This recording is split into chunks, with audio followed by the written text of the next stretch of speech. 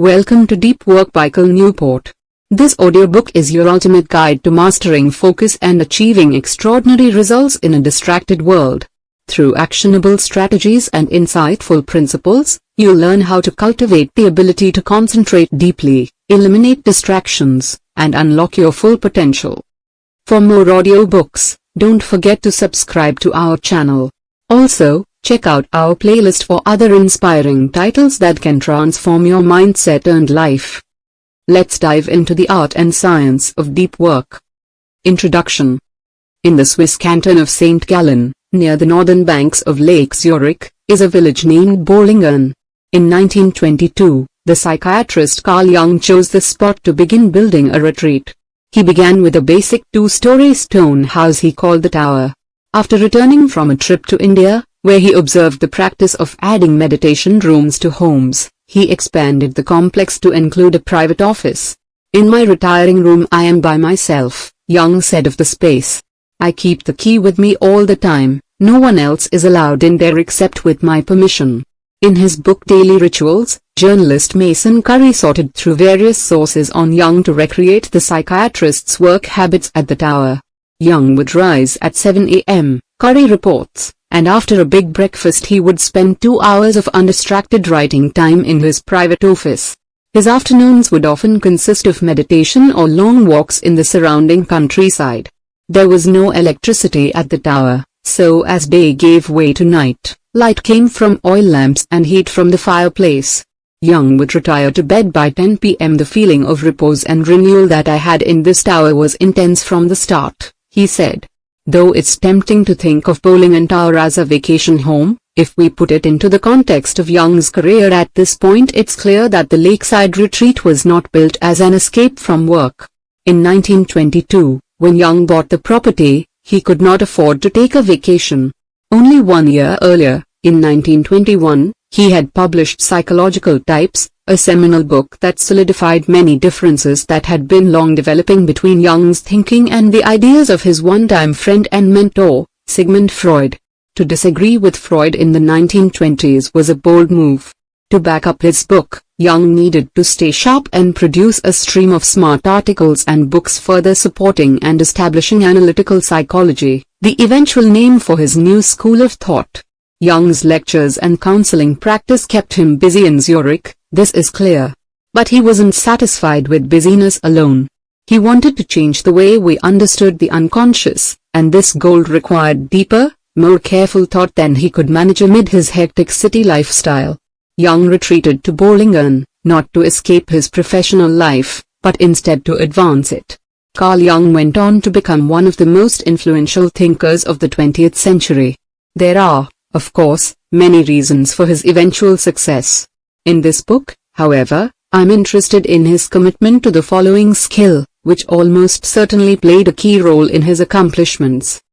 Deep work, professional activities performed in a state of distraction-free concentration that push your cognitive capabilities to their limit. These efforts create new value, improve your skill, and are hard to replicate. Deep work is necessary to wring every last drop of value out of your current intellectual capacity. We now know from decades of research in both psychology and neuroscience that the state of mental strain that accompanies deep work is also necessary to improve your abilities. Deep work, in other words, was exactly the type of effort needed to stand out in a cognitively demanding field like academic psychiatry in the early 20th century. The term deep work is my own and is not something Carl Jung would have used, but his actions during this period were those of someone who understood the underlying concept. Jung built a tower out of stone in the woods to promote deep work in his professional life, a task that required time, energy, and money. It also took him away from more immediate pursuits. As Mason Curry writes, Jung's regular journeys to Bohlingen reduced the time he spent on his clinical work, noting, although he had many patients who relied on him, Jung was not shy about taking time off. Deep work, though a burden to prioritize, was crucial for his goal of changing the world. Indeed, if you study the lives of other influential figures from both distant and recent history, you'll find that a commitment to deep work is a common theme. The 16th century essayist Michel de Montaigne, for example, prefigured Jung by working in a private library he built in the southern tower guarding the stone walls of his French chateau, while Mark Twain wrote much of the adventures of Tom Sawyer in a shed on the property of the Quarry Farm in New York, where he was spending the summer. Twain's study was so isolated from the main house that his family took to blowing a horn to attract his attention for meals. Moving forward in history, consider the screenwriter and director Woody Allen. In the 44-year period between 1969 and 2013, Woody Allen wrote and directed 44 films that received 23 Academy Award nominations, an absurd rate of artistic productivity. Throughout this period, Allen never owned a computer, instead completing all his writing, free from electronic distraction, on a German Olympia SM3 manual typewriter. Allen is joined in his rejection of computers by Peter Higgs, a theoretical physicist who performs his work in such disconnected isolation that journalists couldn't find him after it was announced he had won the Nobel Prize. J.K. Rowling, on the other hand, does use a computer, but was famously absent from social media during the writing of her Harry Potter novels, even though this period coincided with the rise of the technology and its popularity among media figures. Rowling's staff finally started a Twitter account in her name in the fall of 2009, as she was working on the casual vacancy, and for the first year and a half her only tweet read, "This is the real me, but you won't be hearing from me often, I'm afraid, as pen and paper is my priority at the moment." Deep work, of course, is not limited to the historical or technophobic.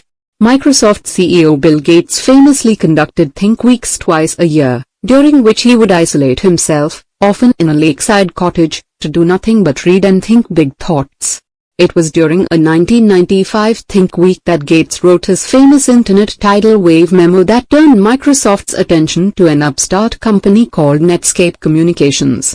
And in an ironic twist, Neil Stephenson, the acclaimed cyberpunk author who helped form our popular conception of the Internet age, is near impossible to reach electronically. His website offers no email address and features an essay about why he is purposefully bad at using social media. Here's how he once explained the omission: "If I organize my life in such a way that I get lots of long, consecutive, uninterrupted time chunks, I can write novels. If I instead get interrupted a lot, what replaces it? Instead of a novel that will be around for a long time, there is a bunch of email messages that I have sent out to individual persons." The ubiquity of deep work among influential individuals is important to emphasize because it stands in sharp contrast to the behavior of most modern knowledge workers, a group that's rapidly forgetting the value of going deep. The reason knowledge workers are losing their familiarity with deep work is well established: network tools. This is a broad category that captures communication services like email and SMS, social media networks like Twitter and Facebook, and the shiny tangle of infotainment sites like BuzzFeed and Reddit. In aggregate, the rise of these tools, combined with ubiquitous access to them through smartphones and networked office computers, has fragmented most knowledge workers' attention into slivers. A 2012 McKinsey study found that the average knowledge worker now spends more than 60% of the work week engaged in electronic communication and internet searching, with close to 30% of a worker's time dedicated to reading and answering email alone. This state of fragmented attention cannot accommodate deep work, which requires long periods of uninterrupted thinking. At the same time, however, modern knowledge workers are not loafing. In fact, they report that they are as busy as ever. What explains the discrepancy? A lot can be explained by another type of effort, which provides a counterpart to the idea of deep work. Shallow work, non-cognitively demanding, logistical-style tasks, often performed while distracted. These efforts tend to not create much new value in the world and are easy to replicate. In an age of network tools, in other words, knowledge workers increasingly replace deep work with the shallow alternative, constantly sending and receiving email messages like human network routers, with frequent breaks for quick hits of distraction. Larger efforts that would be well served by deep thinking, such as forming a new business strategy or writing an important grant application, get fragmented into distracted dashes that produce muted quality. To make matters worse for depth, there's increasing evidence that this shift toward the shallow is not a choice that can be easily reversed. spend enough time in a state of frenetic shallowness and you permanently reduce your capacity to perform deep work. What the net seems to be doing is shipping away my capacity for concentration and contemplation, admitted journalist Nicholas Carr, in an oft-cited 2008 Atlantic article. And I'm not the only one. Carr expanded this argument into a book, The Shallows, which became a finalist for the Pulitzer Prize. To write The Shallows, appropriately enough, Carr had to move to a cabin and forcibly disconnect. The idea that network tools are pushing our work from the deep toward the shallow is not new. The Shallows was just the first in a series of recent books to examine the Internet's effect on our brains and work habits. These subsequent titles include William Powers's Hamlet's Blackberry, John Freeman's The Tyranny of Email, and Alex Sujunkin Pang's The Distraction Addiction, all of which agree, more or less, that network tools are distracting us from work that requires unbroken concentration, while simultaneously degrading our capacity to remain focused. Given this existing body of evidence, I will not spend more time in this book trying to establish this point. We can, I hope, stipulate that network tools negatively impact deep work. I'll also sidestep any grand arguments about the long-term societal consequence of this shift, as such arguments tend to open impassable rifts.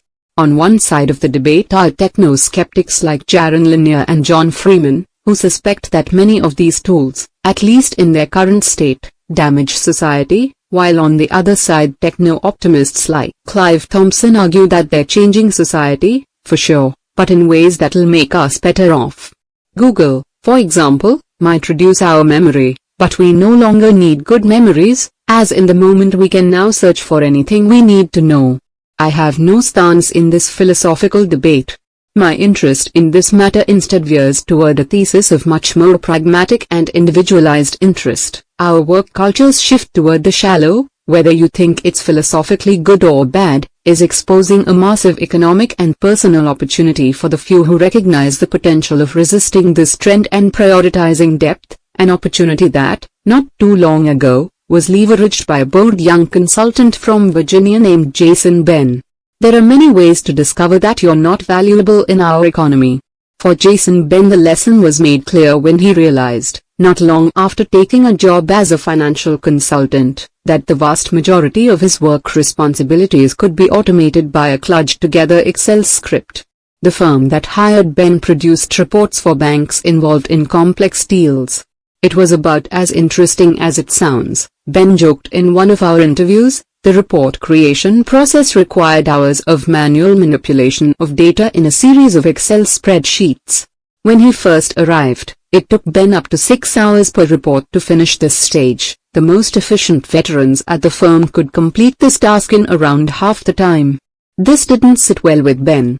The way it was taught to me, the process seemed clunky and manually intensive, Ben recalls. He knew that Excel has a feature called macros that allows users to automate common tasks. Ben read articles on the topic and soon put together a new worksheet, wired up with a series of these macros that could take the 6-hour process of manual data manipulation and replace it, essentially, with a button click. A report writing process that originally took him a full workday could now be reduced to less than an hour. Ben is a smart guy. He graduated from an elite college, the University of Virginia, with a degree in economics, and like many in his situation he had ambitions for his career. It didn't take him long to realize that these ambitions would be thwarted so long as his main professional skills could be captured in an Excel macro. He decided, therefore, he needed to increase his value to the world. After a period of research, Ben reached a conclusion. He declared to his family, quit his job as a human spreadsheet and become a computer programmer. As is often the case with such grand plans, however, there was a hitch. Jason Ben had no idea how to write code. As a computer scientist, I can confirm an obvious point: programming computers is hard. Most new developers dedicate a 4-year college education to learning the ropes before their first job, and even then, competition for the best spots is fierce. Jason Ben didn't have this time. After his Excel epiphany, he quit his job at the financial firm and moved home to prepare for his next step. His parents were happy he had a plan, but they weren't happy about the idea that this return home might be long-term. Ben needed to learn a hard skill, and needed to do so fast. It's here that Ben ran into the same problem that holds back many knowledge workers from navigating into more explosive career trajectories. Learning something complex like computer programming requires intense uninterrupted concentration on cognitively demanding concepts, the type of concentration that drove Carl Jung to the woods surrounding Lake Zurich. This task, in other words, is an act of deep work. Most knowledge workers, however, as I argued earlier in this introduction, have lost their ability to perform deep work. Ben was no exception to this trend. I was always getting on the internet and checking my email. I couldn't stop myself. It was a compulsion, Ben said, describing himself during the period leading up to his quitting his finance job. To emphasize his difficulty with depth, Ben told me about a project that a supervisor at the finance firm once brought to him. They wanted me to write a business plan, he explained. Ben didn't know how to write a business plan, so he decided he would find and read 5 different existing plans, comparing and contrasting them to understand what was needed. This was a good idea, but Ben had a problem. I couldn't stay focused. There were days during this period, he now admits, when he spent almost every minute, 98% of my time, surfing the web. The business plan project, a chance to distinguish himself early in his career, fell to the wayside. By the time he quit, Ben was well aware of his difficulties with deep work, so when he dedicated himself to learning how to code, he knew he had to simultaneously teach his mind how to go deep. His method was drastic but effective. I locked myself in a room with no computer, just textbooks, note cards, and a highlighter. He would highlight the computer programming textbooks, transfer the ideas to note cards, and then practice them out loud. These periods free from electronic distraction were hard at first, but Ben gave himself no other option. He had to learn this material, and he made sure there was nothing in that room to distract him. Over time, however, he got better at concentrating, eventually getting to a point where he was regularly clocking 5 or more disconnected hours per day in the room, focused without distraction on learning this hard new skill. I probably read something like 18 books on the topic by the time I was done, he recalls.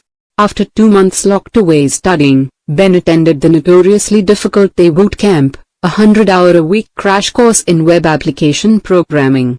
While researching the program, Ben found a student with a PhD from Princeton who had described Day as the hardest thing I've ever done in my life. Given both his preparation and his newly honed ability for deep work, Ben excelled. Some people show up not prepared, he said. They can't focus. They can't learn quickly. Only half the students who started the program with Ben ended up graduating on time. Ben not only graduated, but was also the top student in his class. The deep work paid off. Ben quickly landed a job as a developer at a San Francisco tech startup with $25 million in venture funding and its pick of employees. When Ben quit his job as a financial consultant, only half a year earlier, he was making $40,000 a year. His new job as a computer developer paid $100,000, an amount that can continue to grow, essentially without limit in the Silicon Valley market, along with his skill level. When I last spoke with Ben, he was thriving in his new position. A newfound devotee of deep work, he rented an apartment across the street from his office, allowing him to show up early in the morning before anyone else arrived and work without distraction. On good days, I can get in 4 hours of focus before the first meeting, he told me. Then maybe another 3 to 4 hours in the afternoon. And I do mean focus, no email, no hacker news, a website popular among tech types, just programming. For someone who admitted to sometimes spending up to 98% of his day in his old job surfing the web, Jason Ben's transformation is nothing short of astonishing. Jason Ben's story highlights a crucial lesson. Deep work is not some nostalgic affectation of writers and early 20th century philosophers. It's instead a skill that has great value today. There are 2 reasons for this value. The first has to do with learning. We have an information economy that's dependent on complex systems that change rapidly. Some of the computer languages Ben learned, for example, didn't exist 10 years ago and will likely be outdated 10 years from now. Similarly, Someone coming up in the field of marketing in the 1990s probably had no idea that today they'd need to master digital analytics to remain valuable in our economy. Therefore, you must master the art of quickly learning complicated things. This task requires deep work. If you don't cultivate this ability, you are likely to fall behind as technology advances. The second reason that deep work is valuable is because the impacts of the digital network revolution cut both ways. If you can create something useful, its reachable audience, for example, employers or customers, is essentially limitless, which greatly magnifies your reward. On the other hand, if what you are producing is mediocre, then you're in trouble, as it's too easy for your audience to find a better alternative online. Whether you're a computer programmer, writer, marketer, consultant, or entrepreneur, your situation has become similar to Jung trying to outwit Freud, or Jason Bent trying to hold his own in a hot startup. To succeed, you have to produce the absolute best stuff you're capable of producing, a task that requires depth. The growing necessity of deep work is new. In an industrial economy, there was a small skilled labor and professional class for which deep work was crucial, but most workers could do just fine without ever cultivating an ability to concentrate without distraction. They were paid to crank widgets, and not much about their job would change in the decades they kept it. But as we shift to an information economy, more and more of our population are knowledge workers, and deep work is becoming a key currency, even if most haven't yet recognized this reality. Deep work is not, in other words, an old-fashioned skill falling into irrelevance. It's instead a crucial ability for anyone looking to move ahead in a globally competitive information economy that tends to chew up and spit out those who aren't earning their keep. The real rewards are reserved not for those who are comfortable using Facebook, a shallow task, easily replicated, but instead for those who are comfortable building the innovative distributed systems that run the service, a decidedly deep task, hard to replicate. Deep work is so important that we might consider it, to use the phrasing of business writer Eric Barker, the superpower of the 21st century. We have now seen two strands of thought, one about the increasing scarcity of deep work and the other about its increasing value, which we can combine into the idea that provides the foundation for everything that follows in this book. The deep work hypothesis. The ability to perform deep work is becoming increasingly rare at exactly the same time it is becoming increasingly valuable in our economy. As a consequence, the few who cultivate this skill, and then make it the core of their working life, will thrive. This book has two goals, pursued in two parts. The first, tackled in part 1, is to convince you that the deep work hypothesis is true. The second, tackled in part 2, is to teach you how to take advantage of this reality by training your brain and transforming your work habits to place deep work at the core of your professional life. Before diving into these details, however, I'll take a moment to explain how I became such a devotee of depth. I've spent the past decade cultivating my own ability to concentrate on hard things. To understand the origins of this interest, it helps to know that I'm a theoretical computer scientist who performed my doctoral training in MIT's famed Theory of Computation group, a professional setting where the ability to focus is considered a crucial occupational skill. During these years, I shared a graduate student office down the hall from a MacArthur Genius Grant winner, a professor who was hired at MIT before he was old enough to legally drink. It wasn't uncommon to find this theoretician sitting in the common space, staring at markings on a whiteboard, with a group of visiting scholars arrayed around him, also sitting quietly and staring. This could go on for hours. I'd go to lunch, I'd come back, still staring. This particular professor is hard to reach. He's not on Twitter, and if he doesn't know you, he's unlikely to respond to your email. Last year he published 16 papers.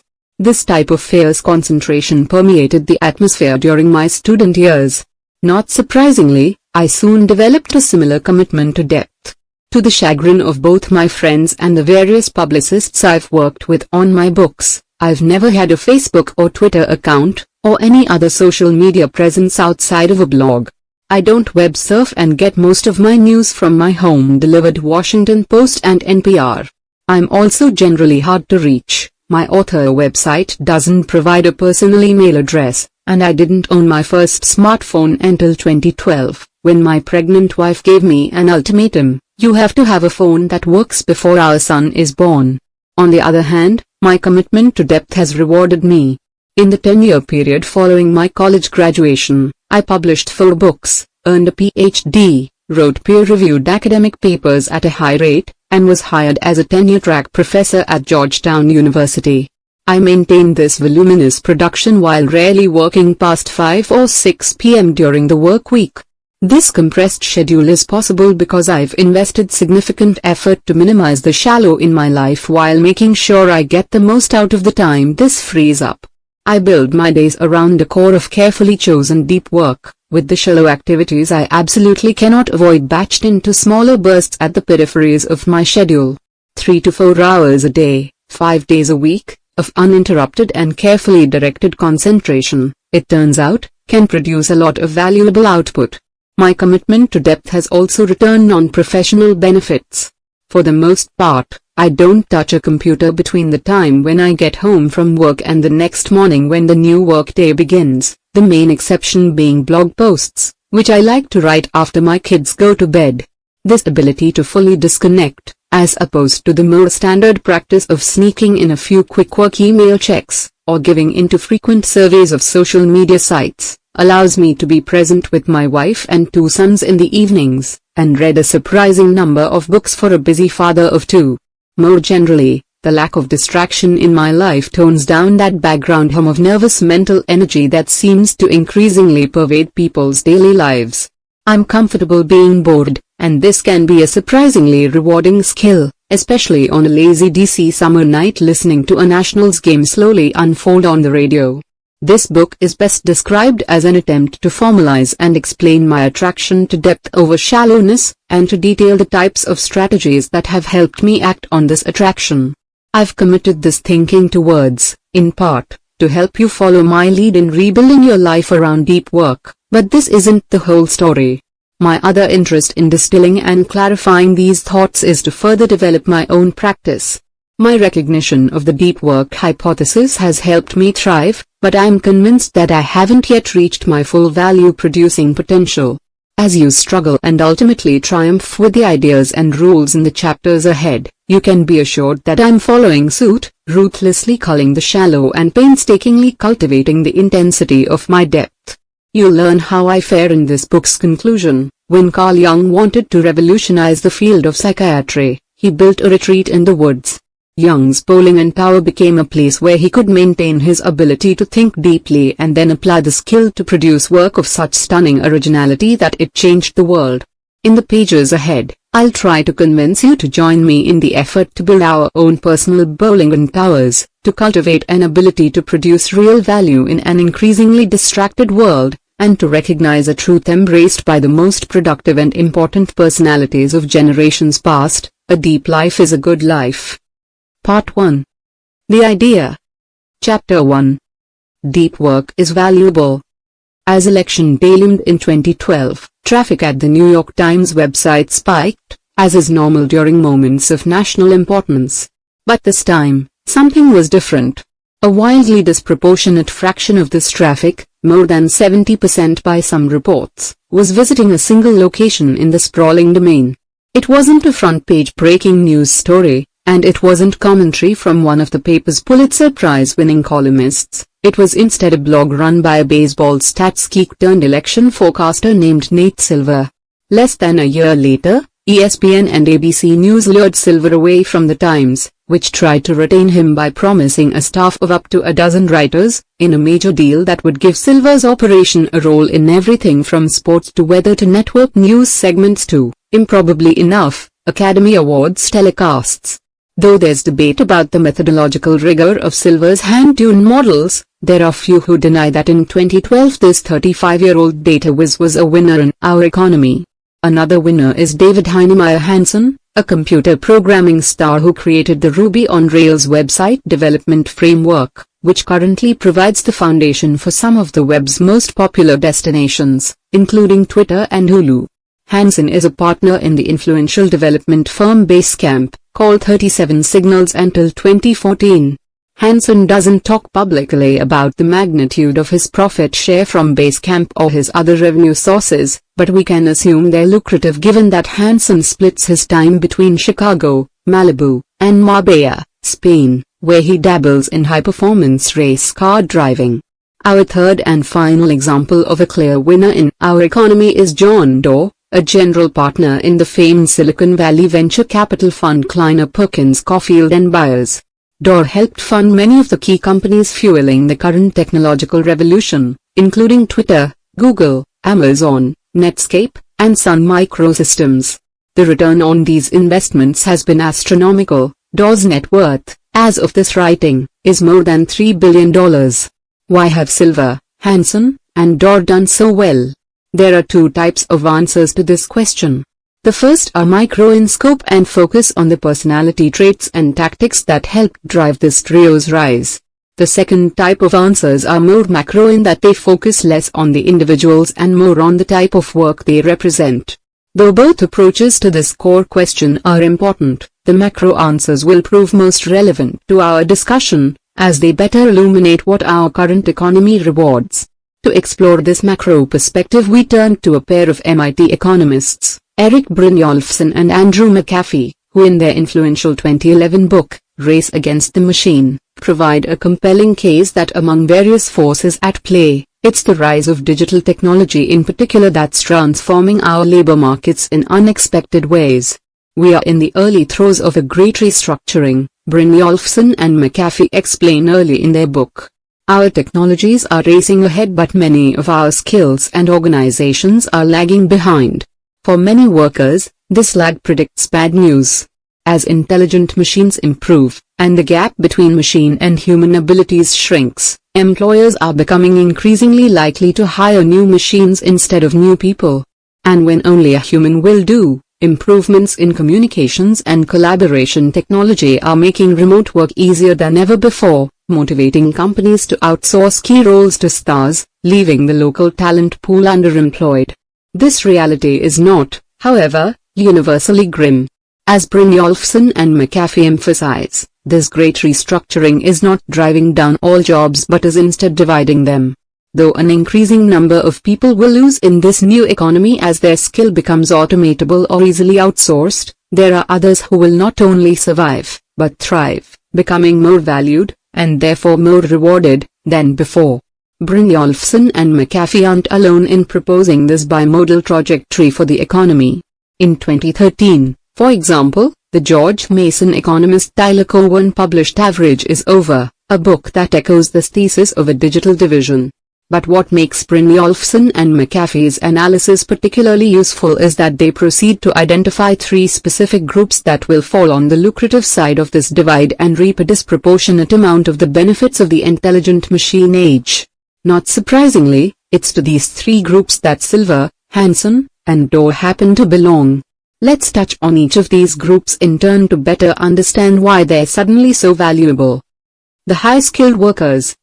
Brynjolfsson and McAfee call the group personified by Nate Silver the high-skilled workers. Advances such as robotics and voice recognition are automating many low-skilled positions, but as these economists emphasize, other technologies like data visualization, analytics, high-speed communications, and rapid prototyping have augmented the contributions of more abstract and data-driven reasoning, increasing the values of these jobs. In other words, those with the oracular ability to work with and tease valuable results out of increasingly complex machines will thrive.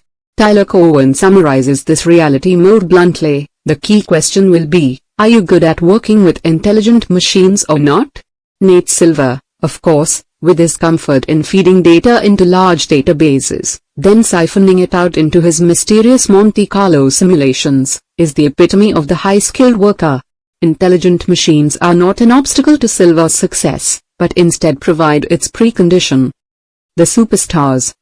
The ACE programmer David Heinemeier Hansen provides an example of the second group that Brynjolfsson and McAfee predict will thrive in our new economy: superstars. High-speed data networks and collaboration tools like email and virtual meeting software have destroyed regionalism in many sectors of knowledge work. It no longer makes sense, for example, to hire a full-time programmer, put aside office space, and pay benefits, when you can instead pay one of the world's best programmers, like Hanson, for just enough time to complete the project at hand. In this scenario, you'll probably get a better result for less money, while Hanson can service many more clients per year, and will therefore also end up better off. The fact that Hanson might be working remotely from Marbella, Spain, while your office is in Des Moines, Iowa, doesn't matter to your company, as advances in communication and collaboration technology make the process near seamless. This reality does matter, however, to the less skilled local programmers living in Des Moines and in need of a steady paycheck. This same trend holds for the growing number of fields where technology makes productive remote work possible: consulting, marketing, writing, design, and so on. Once the talent market is made universally accessible, those at the peak of the market thrive while the rest suffer. In a seminal 1981 paper, the economist Sherwin Rosen worked out the mathematics behind these winner-take-all markets. One of his key insights was to explicitly model talent, labeled, innocuously, with the variable Q in his formulas, as a factor with imperfect substitution, which Rosen explains as follows: hearing a succession of mediocre singers does not add up to a single outstanding performance. In other words, talent is not a commodity you can buy in bulk and combine to reach the needed levels. There's a premium to being the best. Therefore, if you're in a marketplace where the consumer has access to all performers, and everyone's Q value is clear, the consumer will choose the very best. Even if the talent advantage of the best is small compared to the next rung down on the skill ladder, the superstars still win the bulk of the market.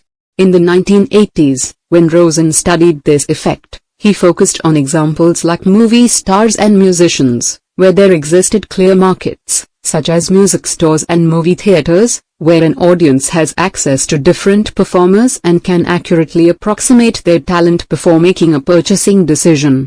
The rapid rise of communication and collaboration technologies has transformed many other formerly local markets into a similarly universal bazaar. The small company looking for a computer programmer or public relations consultant now has access to an international marketplace of talent in the same way that the advent of the record store allowed the small-town music fan to bypass local musicians to buy albums from the world's best bands.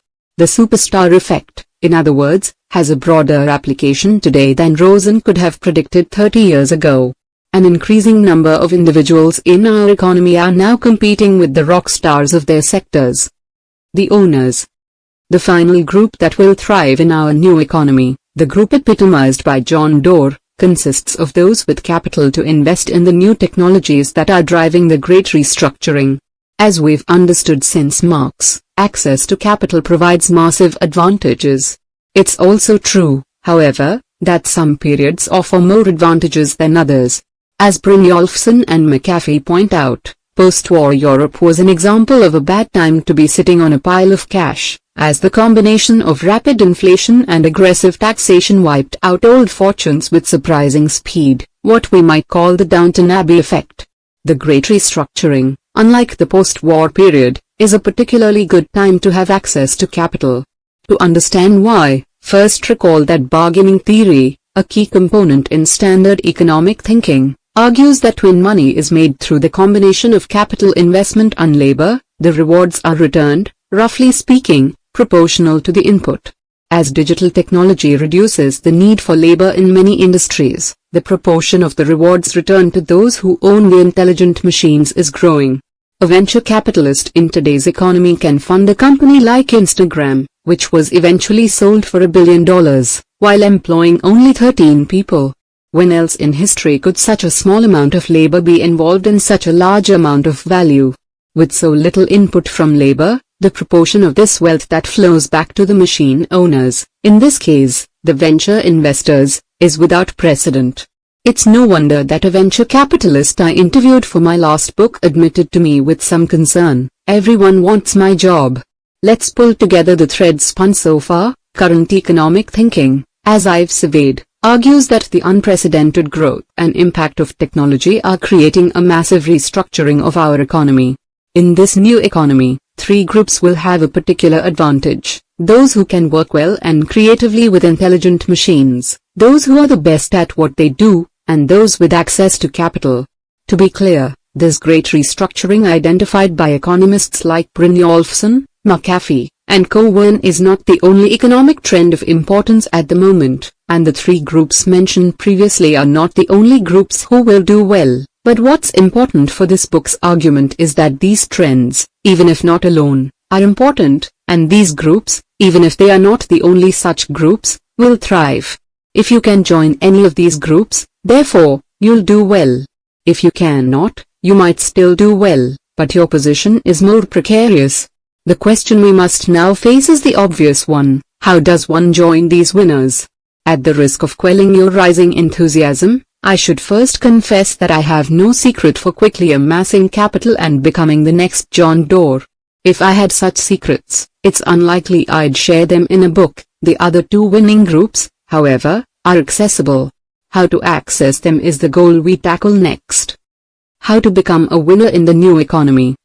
I just identified two groups that are poised to thrive and that I claim are accessible: those who can work creatively with intelligent machines and those who are stars in their field.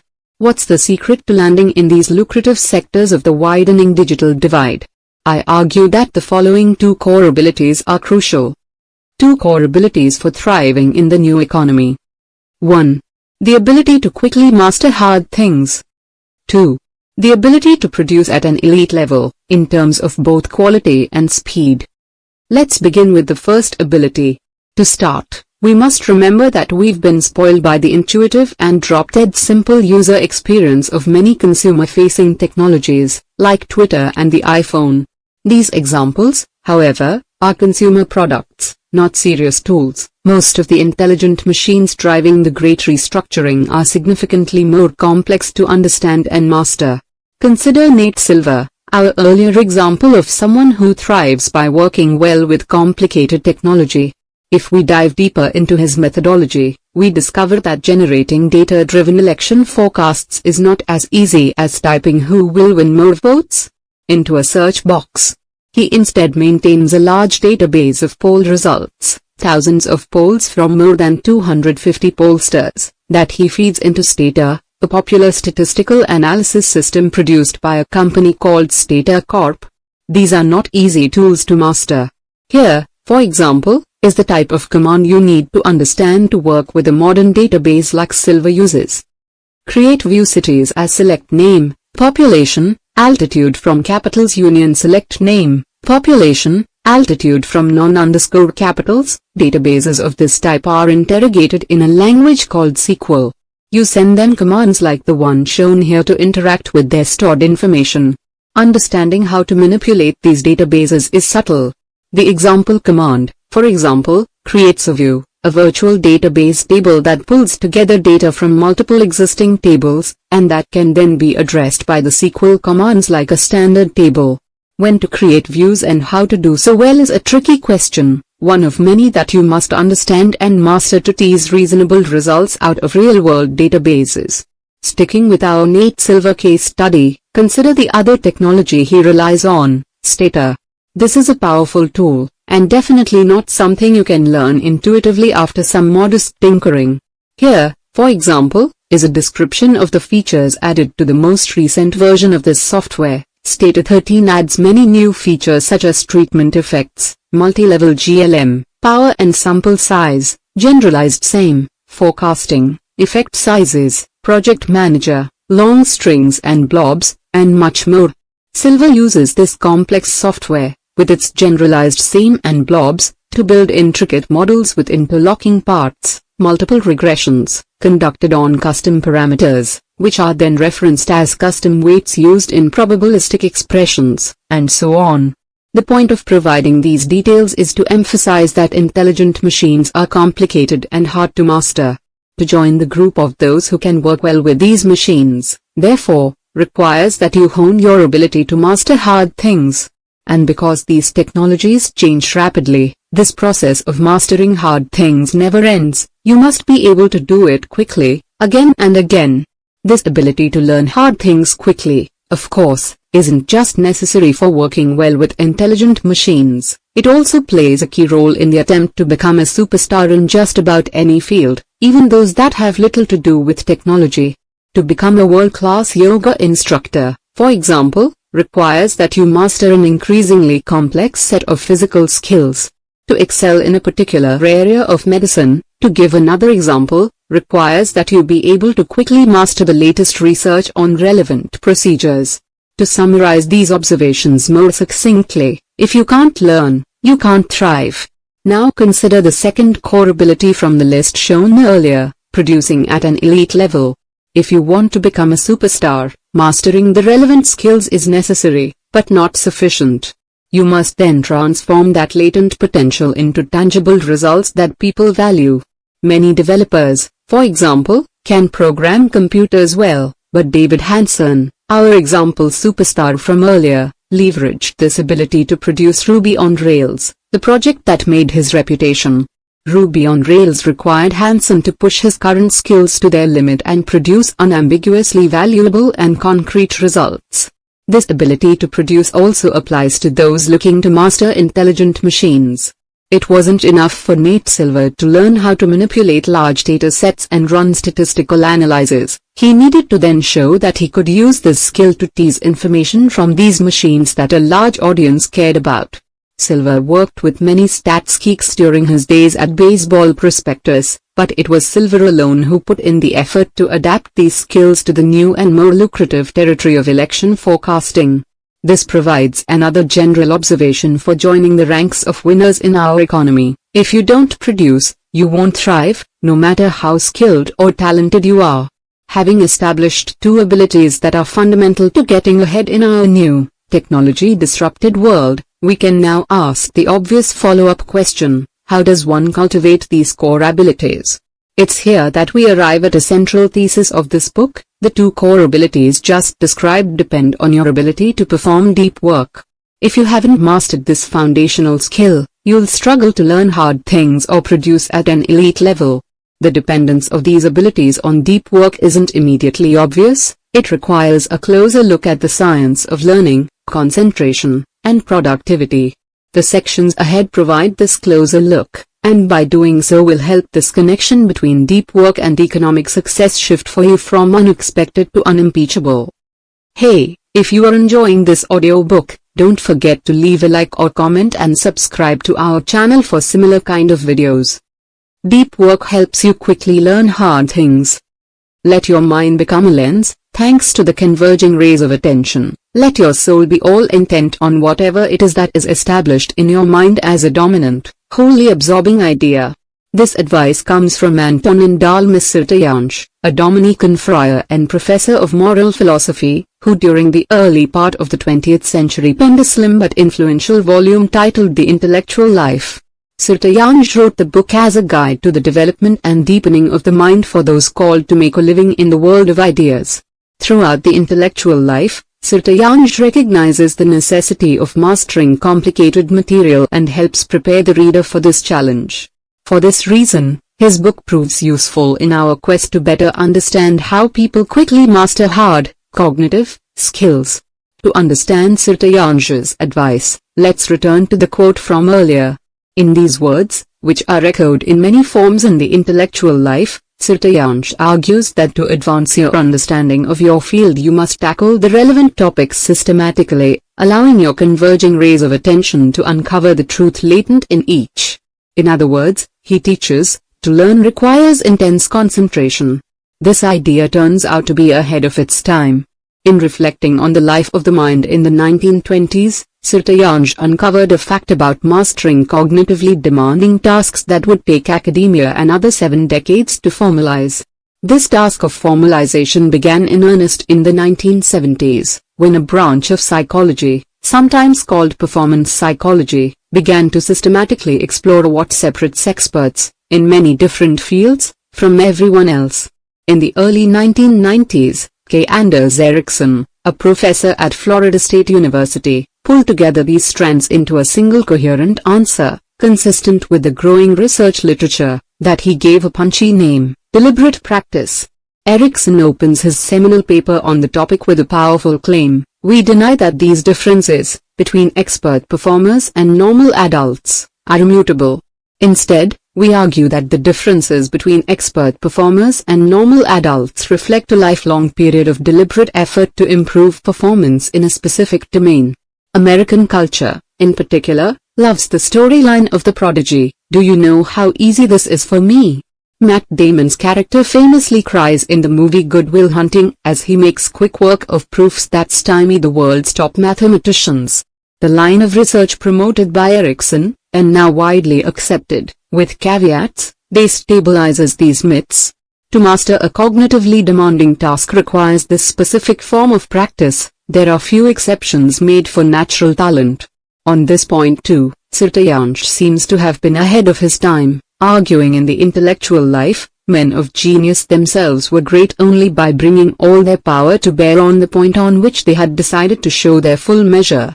Erikson couldn't have said it better. This brings us to the question of what deliberate practice actually requires. Its core components are usually identified as follows. 1. Your attention is focused tightly on a specific skill you're trying to improve or an idea you're trying to master. 2. You receive feedback so you can correct your approach to keep your attention exactly where it's most productive.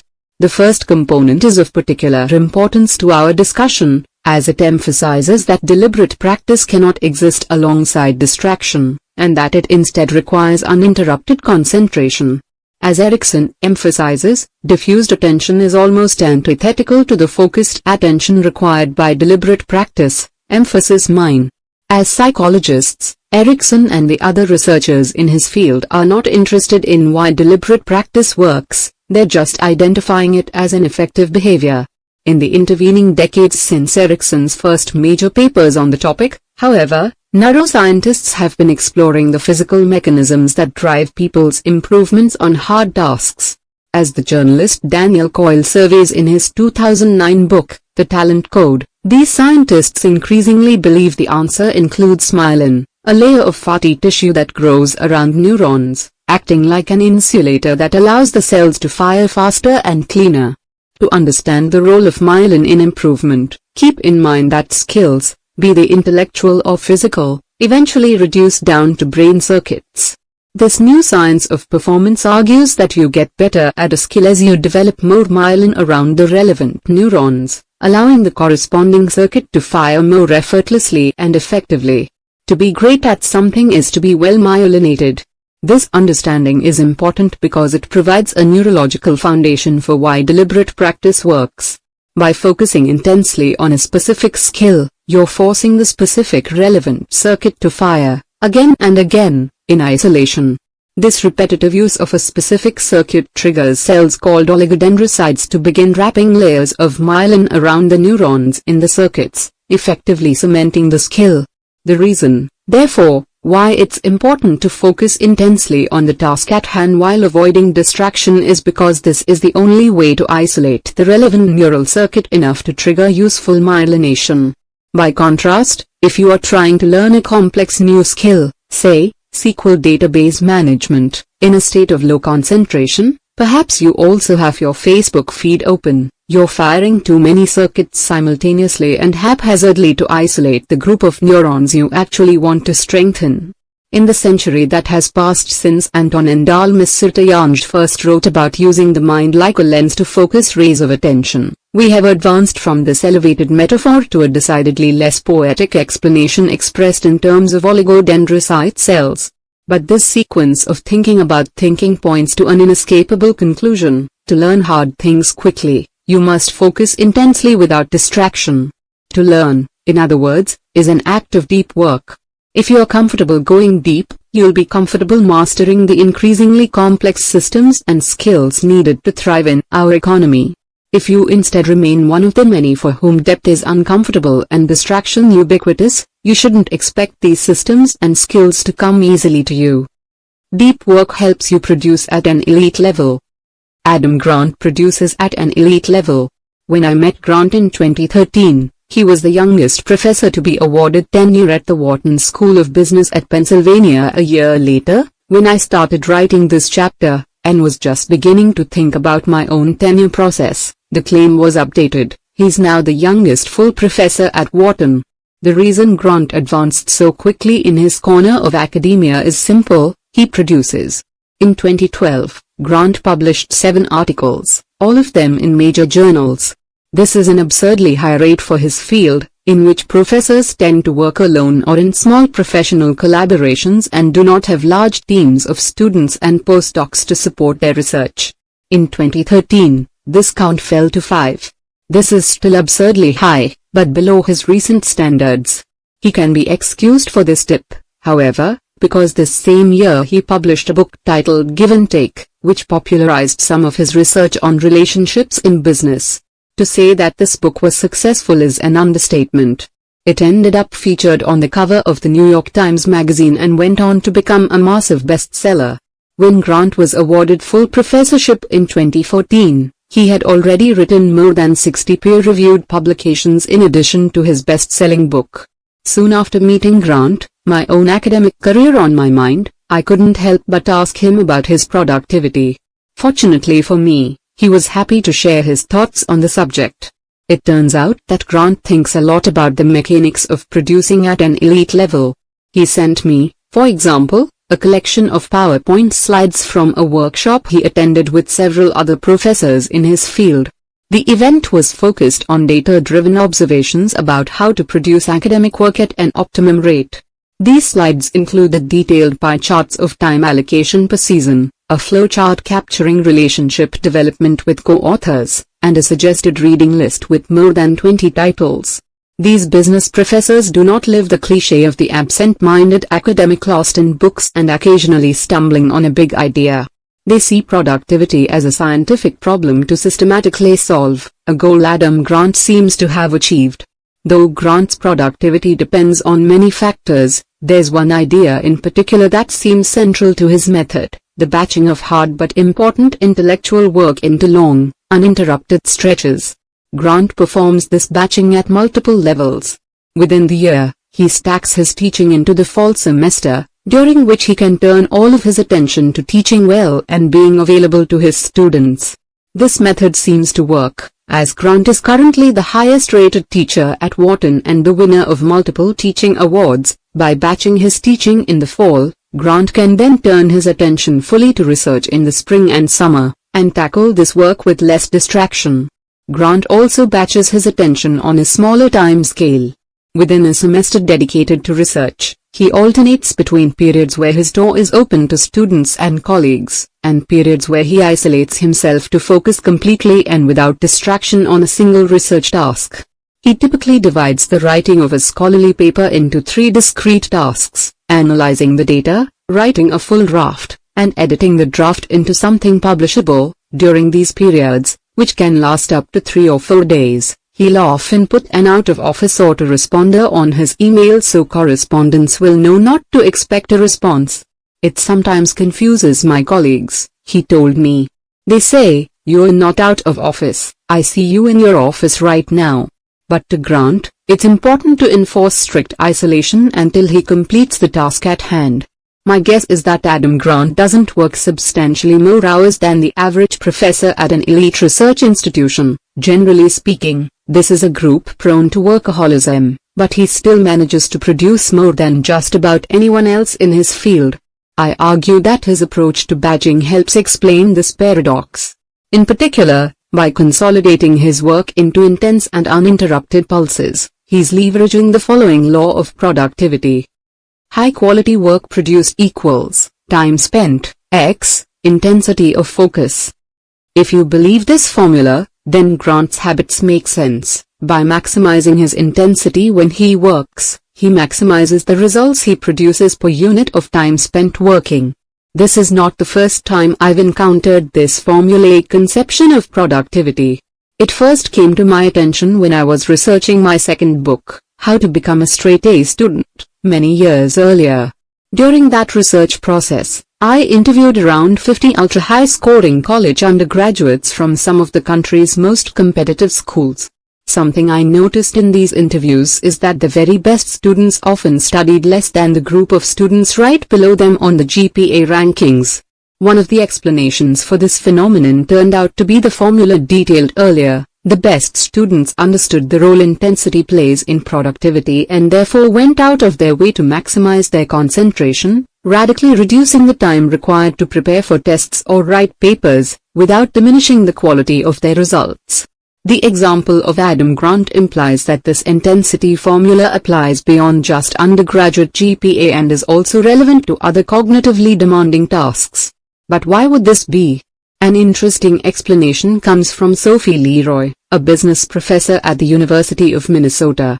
In a 2009 paper, titled, intriguingly, "Why is it so hard to do my work?" Leroy introduced an effect she called attention residue. In the introduction to this paper, she noted that other researchers have studied the effect of multitasking, trying to accomplish multiple tasks simultaneously, on performance, but that in the modern knowledge work office, once you got to a high enough level, it was more common to find people working on multiple projects sequentially, going from one meeting to the next. Starting to work on one project and soon after having to transition to another is just part of life in organizations, Leroy explains.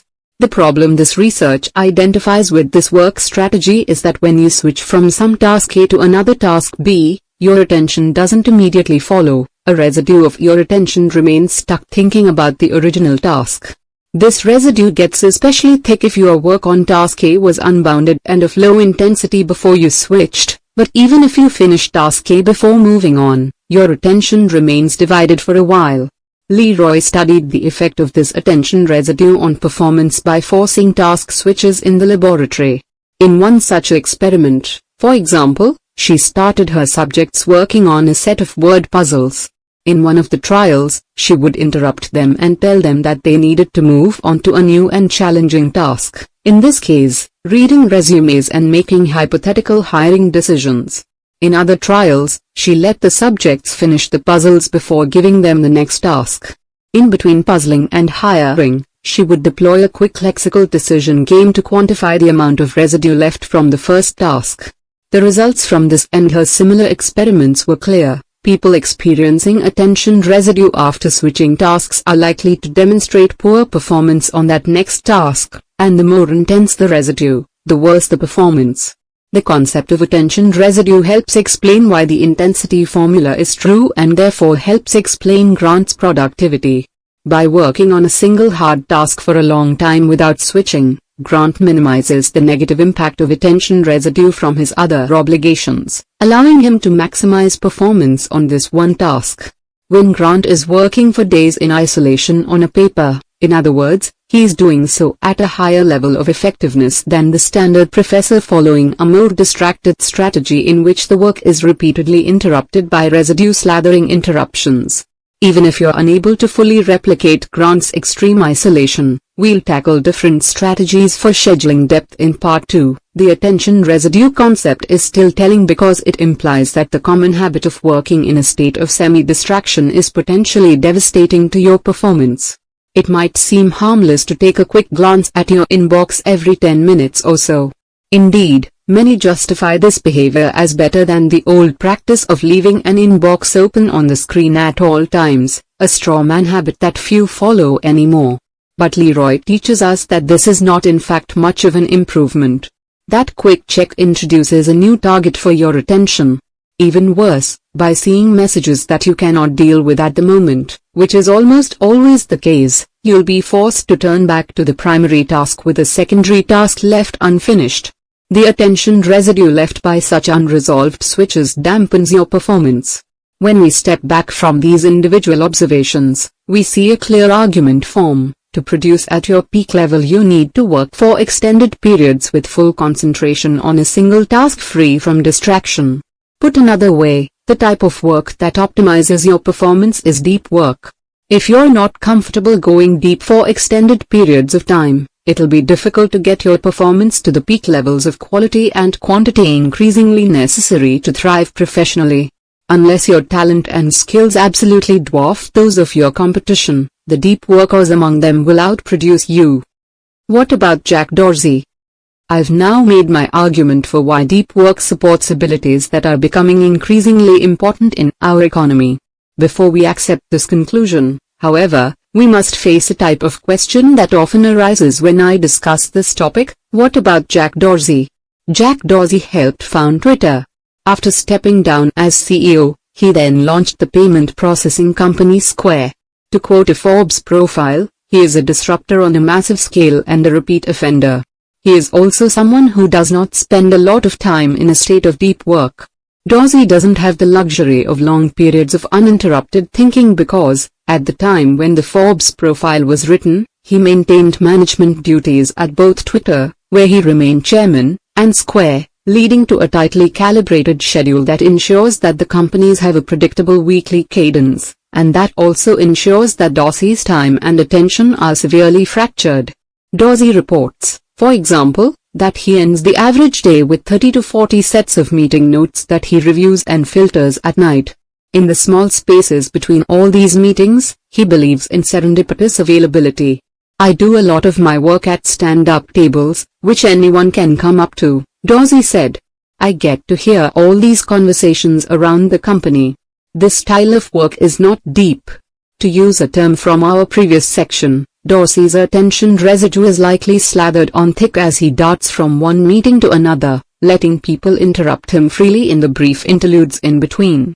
And yet, we cannot say that Dorsey's work is shallow, because shallow work, as defined in the introduction, is low value and easily replicable, while what Jack Dorsey does is incredibly valuable and highly rewarded in our economy. As of this writing, he was among the top 1,000 richest people in the world, with a net worth over $1.1 billion. Jack Dorsey is important to our discussion because he is an exemplar of a group we cannot ignore: individuals who thrive without depth. When I titled the motivating question of this section "What about Jack Dorsey?", I was providing a specific example of a more general query: if deep work is so important, why are there distracted people who do well? To conclude this chapter, I want to address this question so it doesn't nag at your attention as we dive deeper into the topic of depth in the pages ahead. To start, we must first note that Jack Dorsey is a high-level executive of a large company, two companies, in fact.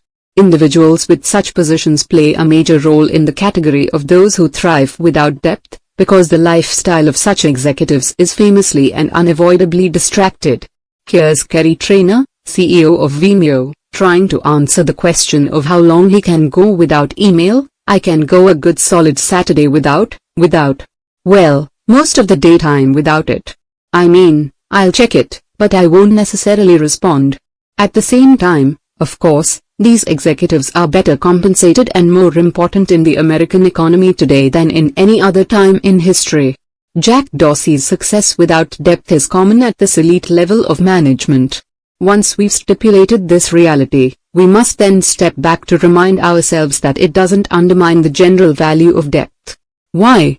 Because the necessity of distraction in these executives' work lives is highly specific to their particular jobs. A good chief executive is essentially a hard-to-automate decision engine, not unlike IBM's Jeopardy! Playing Watson system. They have built up a hard-won repository of experience and have honed and proved an instinct for their market. They are then presented inputs throughout the day, in the form of emails, meetings, site visits, and the like, that they must process and act on. To ask a CEO to spend 4 hours thinking deeply about a single problem is a waste of what makes him or her valuable.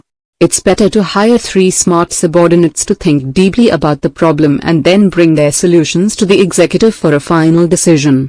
This specificity is important because it tells us that if you're a high-level executive at a major company, you probably don't need the advice in the pages that follow. On the other hand, it also tells us that you cannot extrapolate the approach of these executives to other jobs. The fact that Dorsey encourages interruption or Kerry Trainor checks his email constantly doesn't mean that you'll share their success if you follow suit. Their behaviors are characteristic of their specific roles as corporate officers. This rule of specificity should be applied to similar counterexamples that come to mind while reading the rest of this book. There are, we must continually remember, certain corners of our economy where depth is not valued. In addition to executives, we can also include, for example, certain types of salesmen and lobbyists, for whom constant connection is their most valued currency. There are even those who manage to grind out distracted success in fields where depth would help. But at the same time, don't be too hasty to label your job as necessarily non-deep. Just because your current habits make deep work difficult doesn't mean that this lack of depth is fundamental to doing your job well. In the next chapter, for example, I tell the story of a group of high-powered management consultants who were convinced that constant email connectivity was necessary for them to service their clients. When a Harvard professor forced them to disconnect more regularly, as part of a research study, they found, to their surprise, that this connectivity didn't matter nearly as much as they had assumed.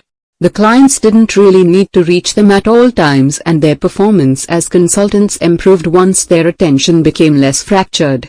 Similarly, several managers I know try to convince me that they're most valuable when they're able to respond quickly to their team's problems, preventing project logjams. They see their role as enabling others' productivity, not necessarily protecting their own. Follow-up discussions, however, soon uncovered that this goal didn't really require attention-fracturing connectivity. Indeed, many software companies now deploy the Scrum project management methodology, which replaces a lot of this ad hoc messaging with regular, highly structured, and ruthlessly efficient status meetings, often held standing up to minimize the urge to bloviate. This approach frees up more managerial time for thinking deeply about the problems their teams are tackling, often improving the overall value of what they produce. Put another way, deep work is not the only skill valuable in our economy, and it's possible to do well without fostering this ability, but the niches where this is advisable are increasingly rare. Unless you have strong evidence that distraction is important for your specific profession, you are best served, for the reasons argued earlier in this chapter, by giving serious consideration to depth. Chapter 2. Deep work is rare. In 2012, Facebook unveiled the plans for a new headquarters designed by Frank Gehry. At the center of this new building is what CEO Mark Zuckerberg called the largest open floor plan in the world. More than 3,000 employees will work on movable furniture spread over a 10-acre expanse. Facebook, of course, is not the only Silicon Valley heavyweight to embrace the open office concept. When Jack Dorsey, whom we met at the end of the last chapter, bought the old San Francisco Chronicle building to house Square, he configured the space so that his developers work in common spaces on long shared desks. We encourage people to stay out in the open because we believe in serendipity, and people walking by each other teaching new things, Dorsey explained. Another big business trend in recent years is the rise of instant messaging. A Times article notes that this technology is no longer the province of chatty teenagers and is now helping companies benefit from new productivity gains and improvements in customer response time. A senior product manager at IBM boasts, "We send 2.5 million IMs within IBM each day." One of the more successful recent entrants into the business IM space is Hall, a Silicon Valley startup that helps employees move beyond just chat and engage in real-time collaboration. A San Francisco-based developer I know described to me what it was like to work in a company that uses Hall. The most efficient employees, he explained, set up their text editor to flash an alert on their screen when a new question or comment is posted to the company's Hall account. They can then, with a sequence of practiced keystrokes, jump over to Hall, type in their thoughts, and then jump back to their coding with barely a pause. My friend seemed impressed when describing their speed. A third trend is the push for content producers of all types to maintain a social media presence. The New York Times, a bastion of old-world media values, now encourages its employees to tweet, a hint taken by the more than 800 writers, editors, and photographers for the paper who now maintain a Twitter account. This is not outlier behavior, it's instead the new normal. When the novelist Jonathan Franzen wrote a piece for The Guardian calling Twitter a coercive development in the literary world, he was widely ridiculed as out of touch.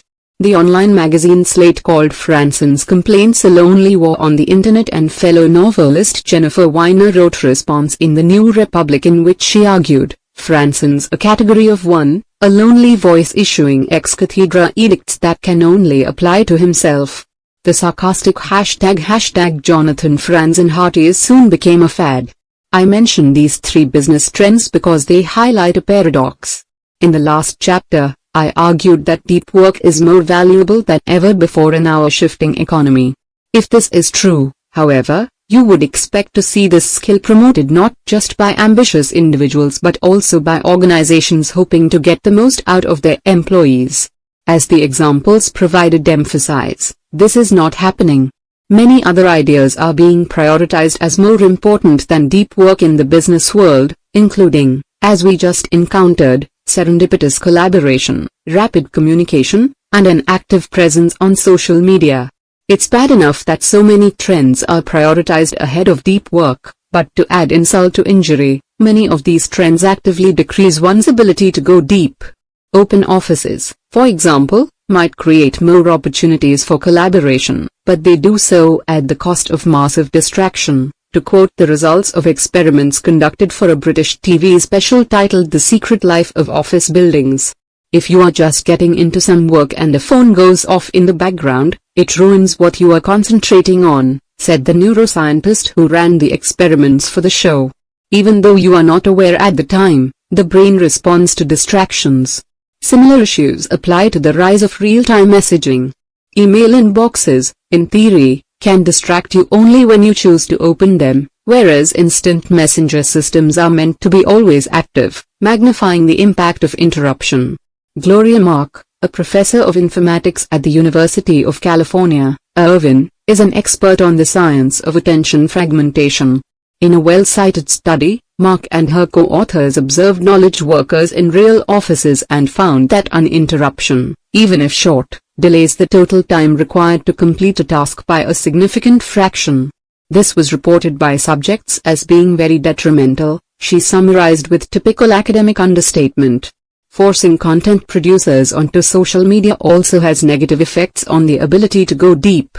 Serious journalists, for example, need to focus on doing serious journalism, diving into complicated sources, pulling out connective threads, crafting persuasive prose. So to ask them to interrupt this deep thinking throughout the day to participate in the frothy back and forth of online tittering seems irrelevant, and somewhat demeaning, at best, and devastatingly distracting at worst. The respected New Yorker staff writer George Packer captured this fear well in an essay about why he does not tweet. Twitter is crack for media addicts. It scares me, not because I'm morally superior to it, but because I don't think I could handle it. I'm afraid I'd end up letting my son go hungry. Tellingly, when he wrote that essay, Packer was busy writing his book The Unwinding, which came out soon after and promptly won the National Book Award, despite, or, perhaps, aided by, his lack of social media use.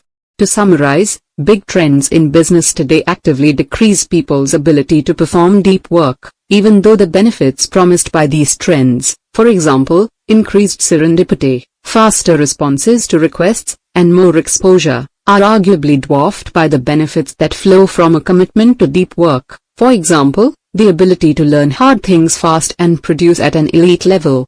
The goal of this chapter is to explain this paradox. The rareness of deep work, I'll argue, is not due to some fundamental weakness of the habit.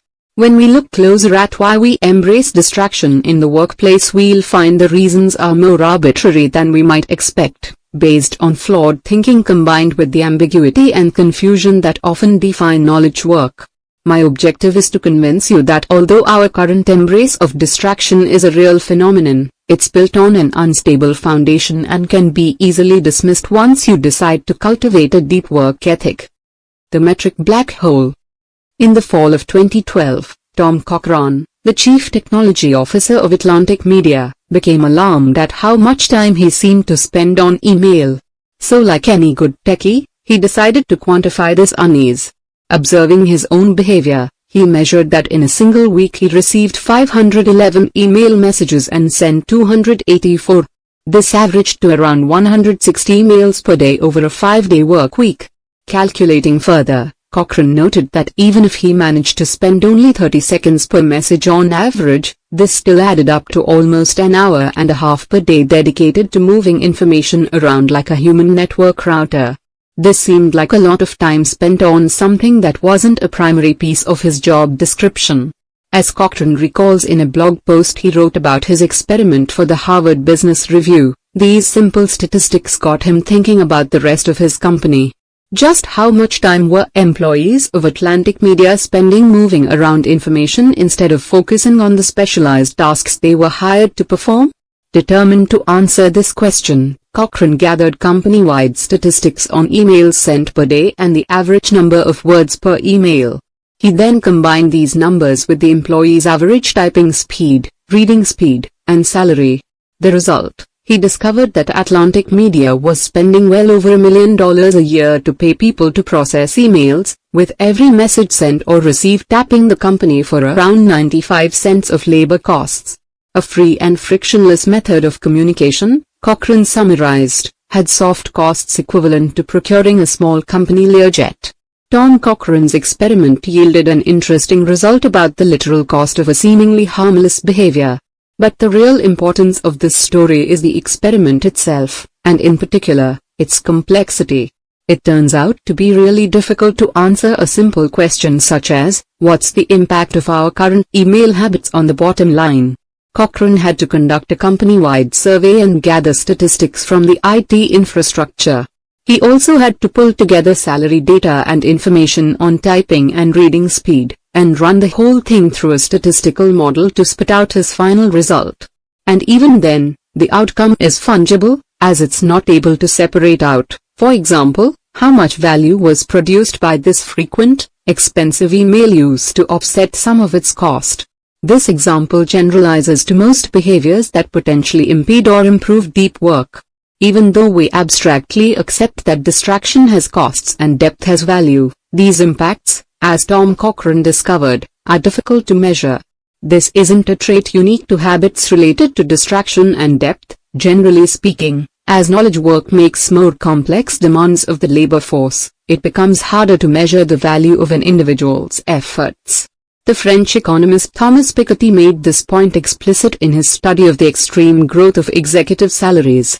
The enabling assumption driving his argument is that it is objectively difficult to measure individual contributions to a firm's output.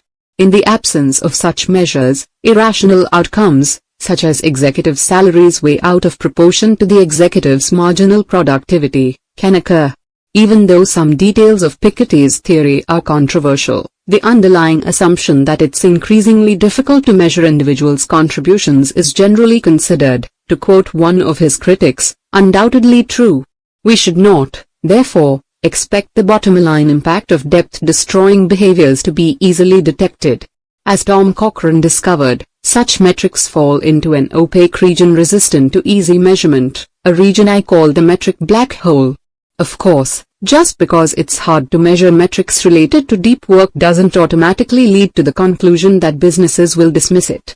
We have many examples of behaviors for which it's hard to measure their bottom-line impact but that nevertheless flourish in our business culture. Think, for example, of the 3 trends that opened this chapter, or the outsize executive salaries that puzzle Thomas Piketty. But without clear metrics to support it, any business behavior is vulnerable to unstable whim and shifting forces, and in this volatile scrum deep work has fared particularly poorly. The reality of this metric black hole is the backdrop for the arguments that follow in this chapter. In these upcoming sections, I'll describe various mindsets and biases that have pushed business away from deep work and toward more distracting alternatives. None of these behaviors would survive long if it was clear that they were hurting the bottom line, but the metric black hole prevents this clarity and allows the shift toward distraction we increasingly encounter in the professional world. The principle of least resistance. When it comes to distracting behaviors embraced in the workplace, we must give a position of dominance to the now ubiquitous culture of connectivity, where one is expected to read and respond to emails and related communication quickly. In researching this topic, Harvard Business School professor Leslie Perlow found that the professionals she surveyed spent around 20 to 25 hours a week outside the office monitoring email, believing it important to answer any email, internal or external, within an hour of its arrival. You might argue, as many do, that this behavior is necessary in many fast-paced businesses. But here's where things get interesting. Perlow tested this claim. In more detail, she convinced executives at the Boston Consulting Group, a high-pressure management consulting firm with an ingrained culture of connectivity, to let her fiddle with the work habits of one of their teams. She wanted to test a simple question: does it really help your work to be constantly connected? To do so, she did something extreme. She forced each member of the team to take one day out of the work week completely off, no connectivity to anyone inside or outside the company. At first, the team resisted the experiment. She recalled about one of the trials. The partner in charge, who had been very supportive of the basic idea, was suddenly nervous about having to tell her client that each member of her team would be off one day a week. The consultants were equally nervous and worried that they were putting their careers in jeopardy.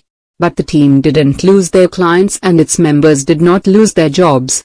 Instead, the consultants found more enjoyment in their work, better communication among themselves, more learning, as we might have predicted, given the connection between depth and skill development highlighted in the last chapter, and perhaps most important, a better product delivered to the client. This motivates an interesting question: why do so many follow the lead of the Boston Consulting Group and foster a culture of connectivity even though it's likely, as Perlow found in her study, that it hurts employees' well-being and productivity, and probably doesn't help the bottom line? I think the answer can be found in the following reality of workplace behavior.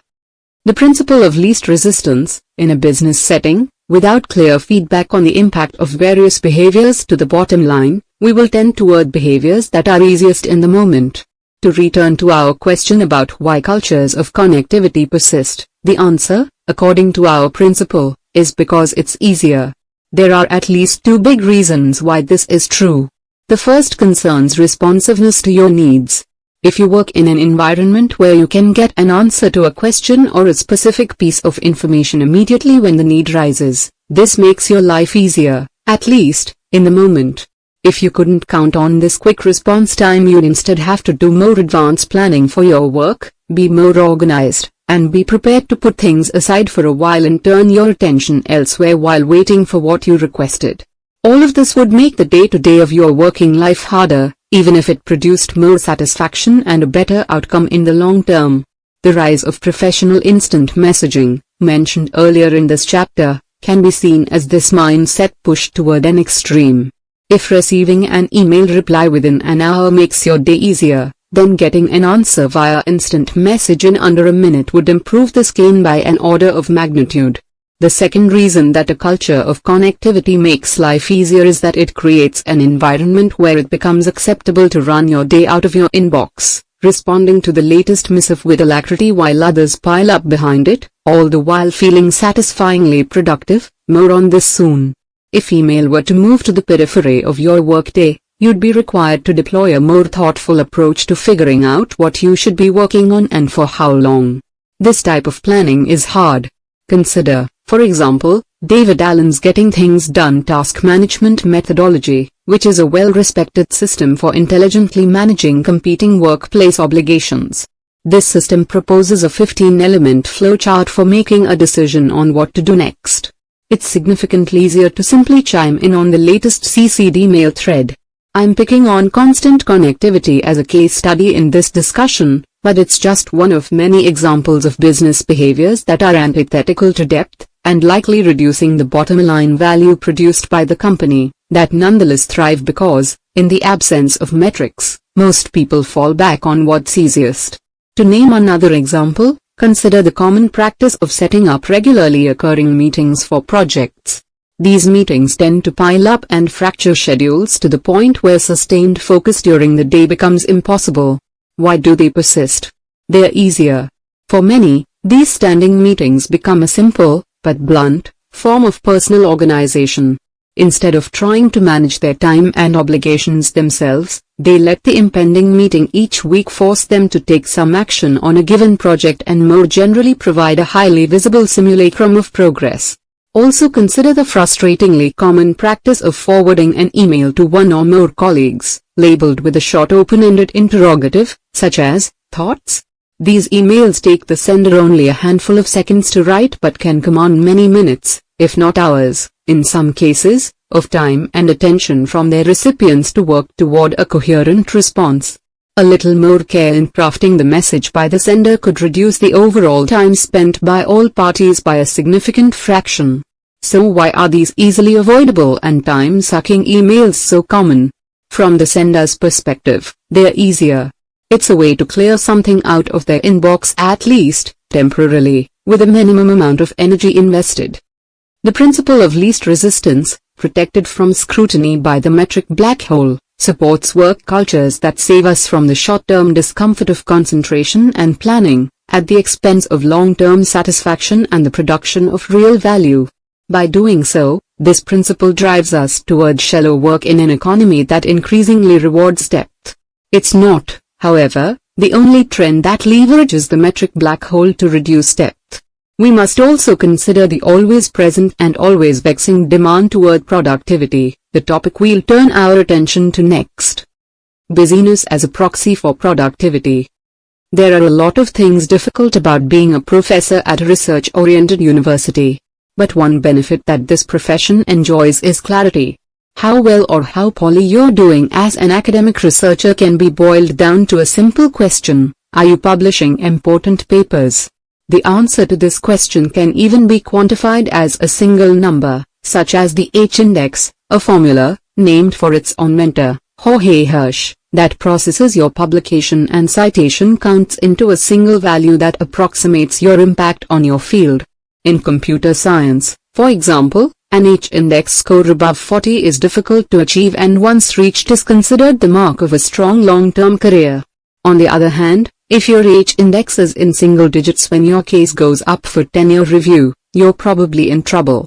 Google Scholar, a tool popular among academics for finding research papers, even calculates your H-index automatically so you can be reminded, multiple times per week, precisely where you stand. In case you're wondering, as of the morning when I'm writing this chapter, I'm a 21. This clarity simplifies decisions about what work habits a professor adopts or abandons. Here, for example, is the late Nobel Prize-winning physicist Richard Feynman explaining in an interview one of his less orthodox productivity strategies. To do real good physics work, you do need absolute solid lengths of time. It needs a lot of concentration. If you have a job administrating anything, you don't have the time. So I have invented another myth for myself, that I'm irresponsible. I'm actively irresponsible. I tell everyone I don't do anything. If anyone asks me to be on a committee for admissions, no, I tell them, I'm irresponsible. Feynman was adamant in avoiding administrative duties because he knew they would only decrease his ability to do the one thing that mattered most in his professional life, to do real good physics work. Feynman, we can assume, was probably bad at responding to emails and would likely switch universities if you had tried to move him into an open office or demand that he tweet. Clarity about what matters provides clarity about what does not.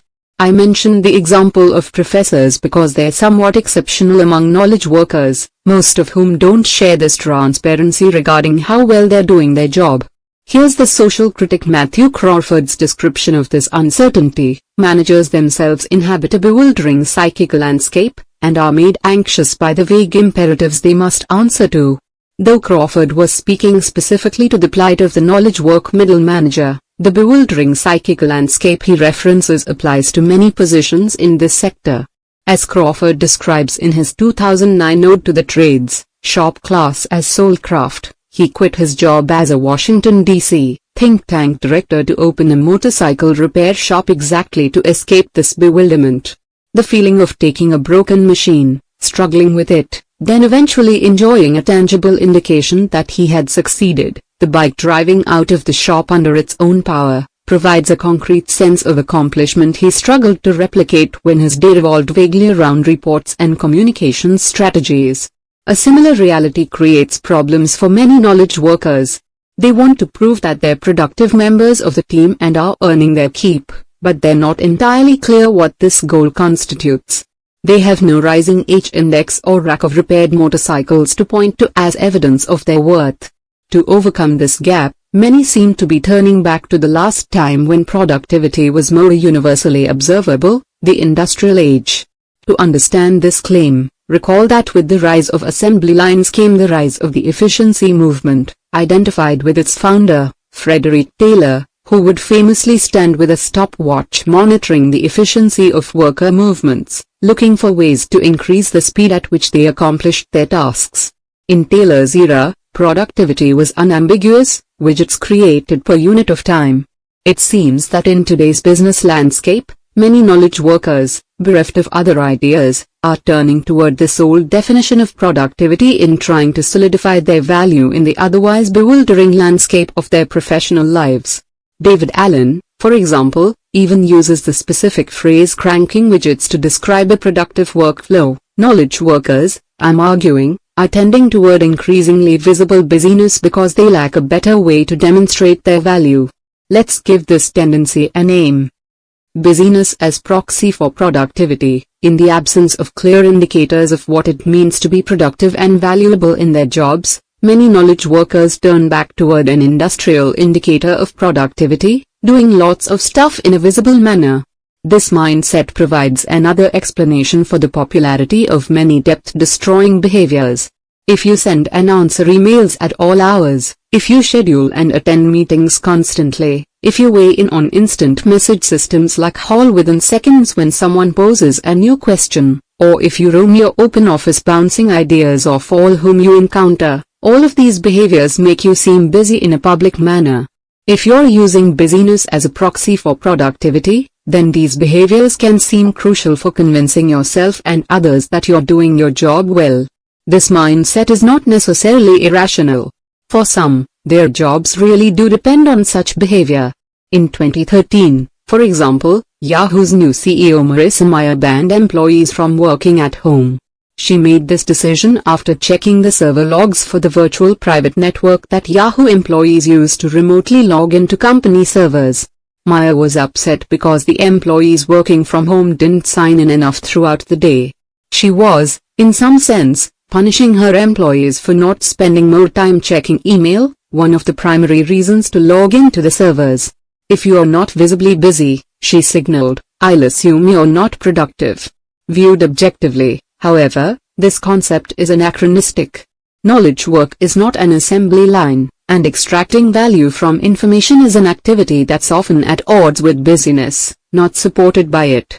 Remember, for example, Adam Grant, the academic from our last chapter who became the youngest full professor at Wharton by repeatedly shutting himself off from the outside world to concentrate on writing. Such behavior is the opposite of being publicly busy. If Grant worked for Yahoo, Marissa Mayer might have fired him.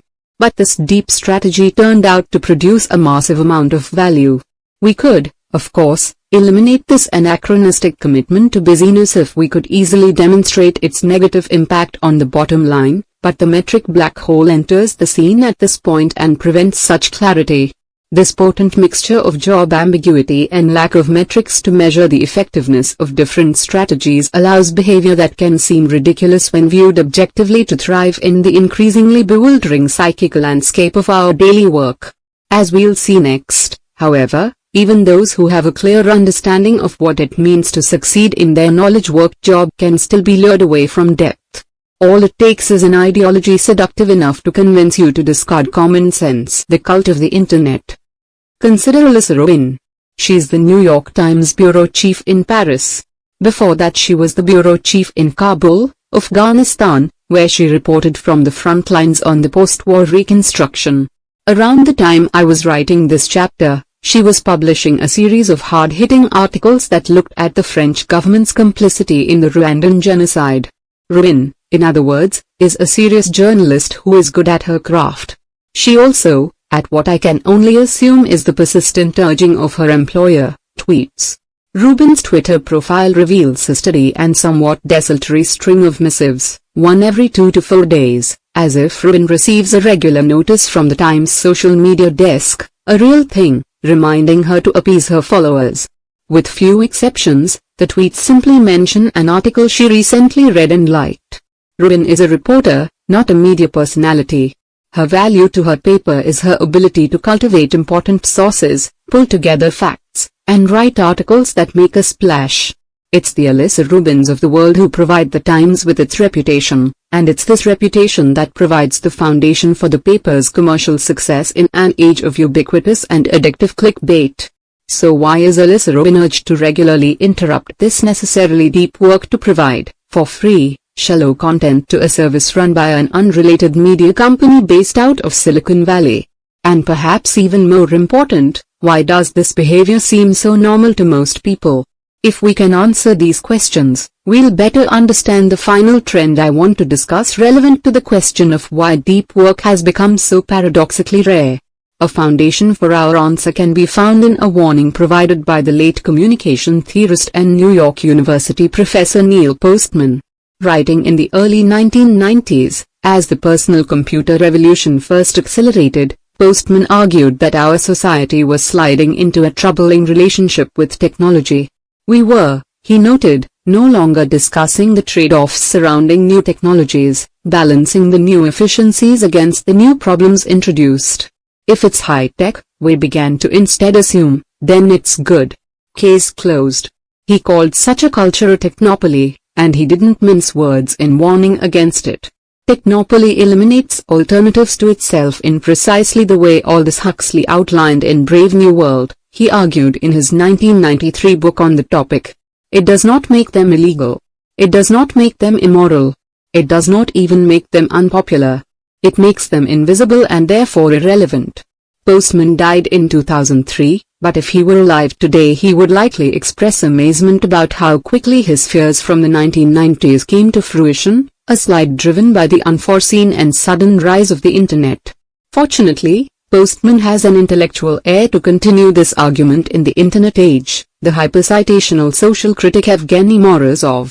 In his 2013 book, To Save Everything, Click Here, Morozov attempts to pull back the curtains on our technopolic obsession with the Internet, a term he purposefully places in scare quotes to emphasize its role as an ideology, saying, "It's this propensity to view the Internet as a source of wisdom and policy advice that transforms it from a fairly uninteresting set of cables and network routers into a seductive and exciting ideology, perhaps today's Uber ideology."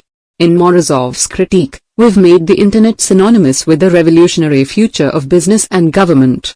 To make your company more like the Internet is to be with the times, and to ignore these trends is to be the proverbial buggy whip maker in an automotive age.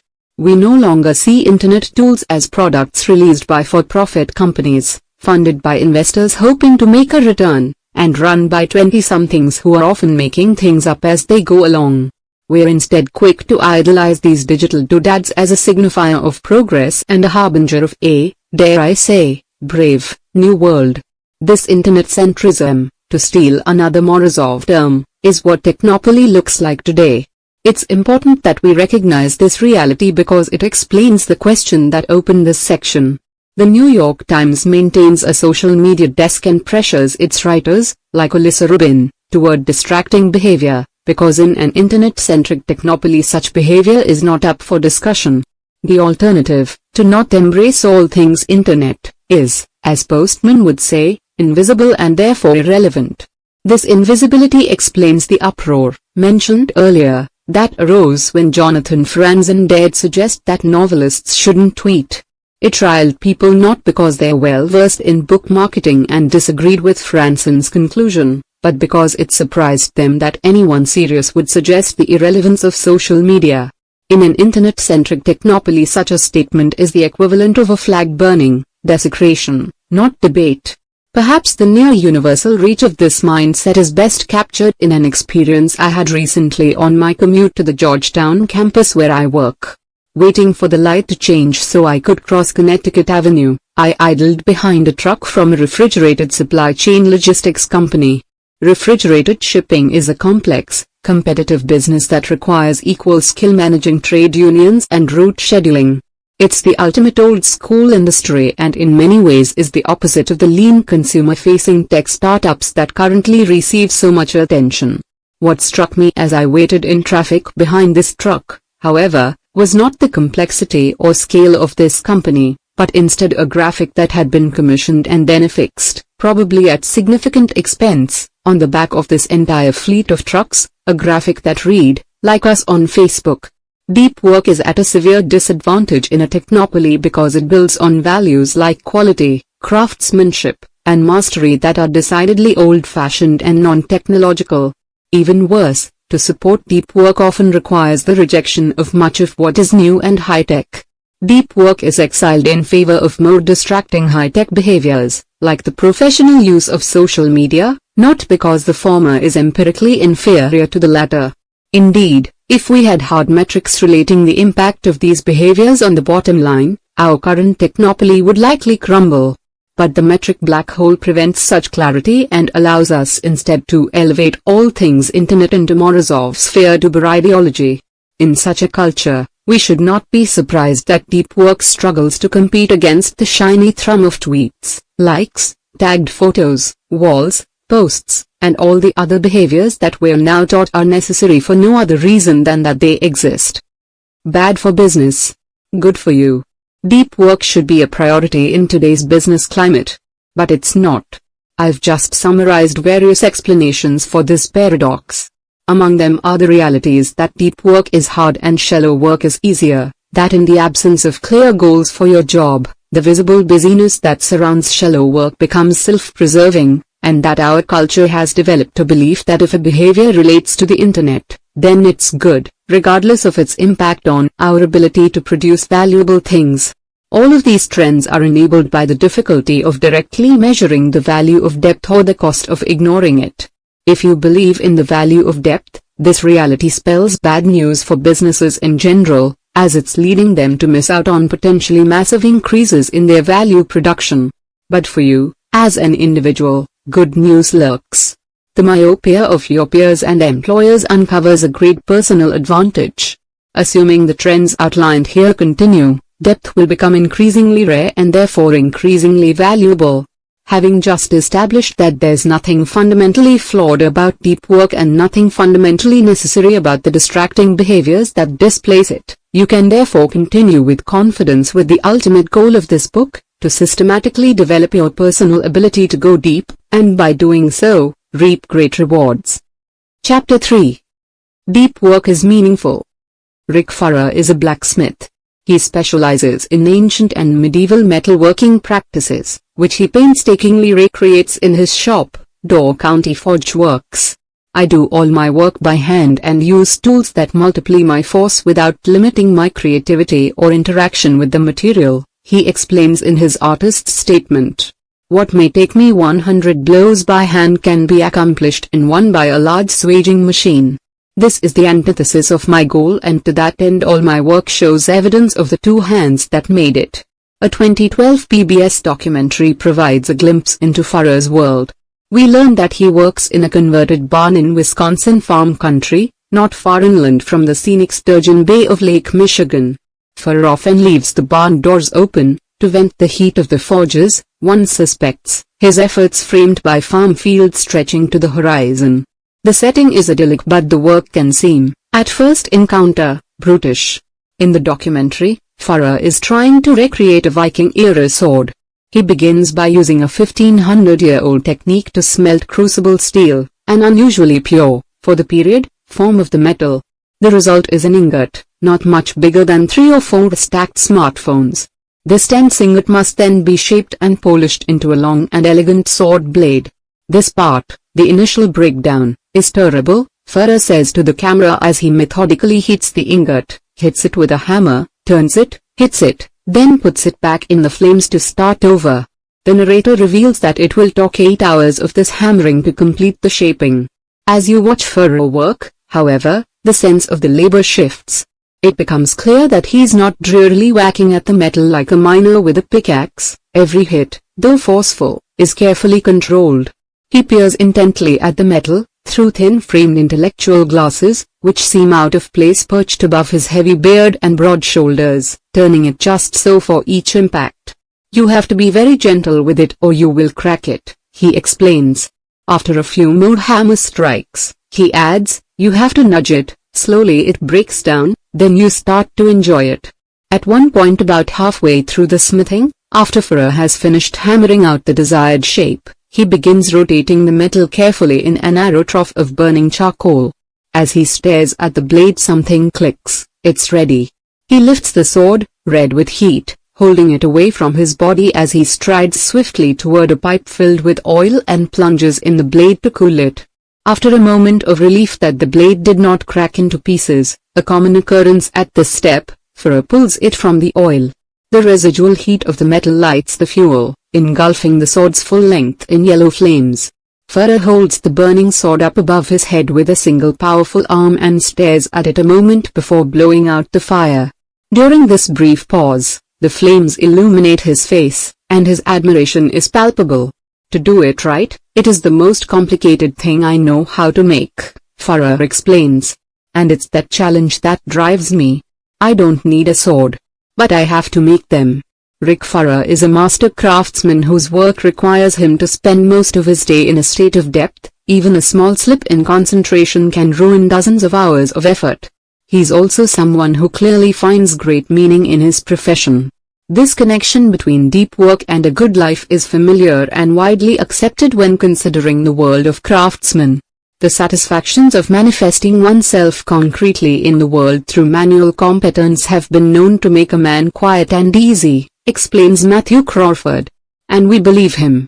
But when we shift our attention to knowledge work, this connection is muddied. Part of the issue is clarity.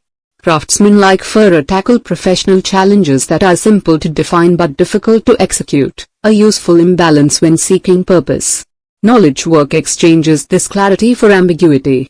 It can be hard to define exactly what a given knowledge worker does and how it differs from another. On our worst days, it can seem that all knowledge work boils down to the same exhausting roil of emails and PowerPoint, with only the charts used in the slides differentiating one career from another. Farah himself identifies this blandness when he writes, "The world of information superhighways and cyberspace has left me rather cold and disenchanted." Another issue muddying the connection between depth and meaning in knowledge work is the cacophony of voices attempting to convince knowledge workers to spend more time engaged in shallow activities. As elaborated in the last chapter, we live in an era where anything internet-related is understood by default to be innovative and necessary. Depth-destroying behaviors such as immediate email responses and an active social media presence are lauded, while avoidance of these trends generates suspicion. No one would fault Rick Farah for not using Facebook, but if a knowledge worker makes this same decision, then he's labeled an eccentric, as I've learned from personal experience. Just because this connection between depth and meaning is less clear in knowledge work, however, doesn't mean that it's non-existent. The goal of this chapter is to convince you that deep work can generate as much satisfaction in an information economy as it so clearly does in a craft economy. In the sections ahead, I'll make 3 arguments to support this claim. These arguments roughly follow a trajectory from the conceptually narrow to broad, starting with a neurological perspective, moving to the psychological, and ending with the philosophical. I'll show that regardless of the angle from which you attack the issue of depth and knowledge work, it's clear that by embracing depth over shallowness you can tap the same veins of meaning that drive craftsmen like Rick Farah. The thesis of this final chapter in part 1, therefore, is that a deep life is not just economically lucrative, but also a life well lived. A neurological argument for depth.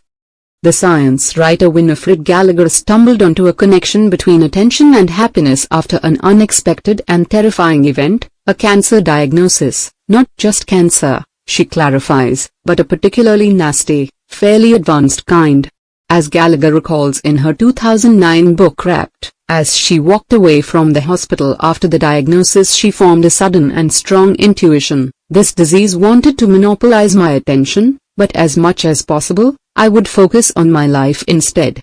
The cancer treatment that followed was exhausting and terrible, but Gallagher couldn't help noticing, in that corner of her brain honed by a career in non-fiction writing, that her commitment to focus on what was good in her life, movies, walks, and a 6:30 martini worked surprisingly well. Her life during this period should have been mired in fear and pity, but it was instead, she noted, often quite pleasant. Her curiosity piqued. Gallagher set out to better understand the role that attention, that is, what we choose to focus on and what we choose to ignore, plays in defining the quality of our life.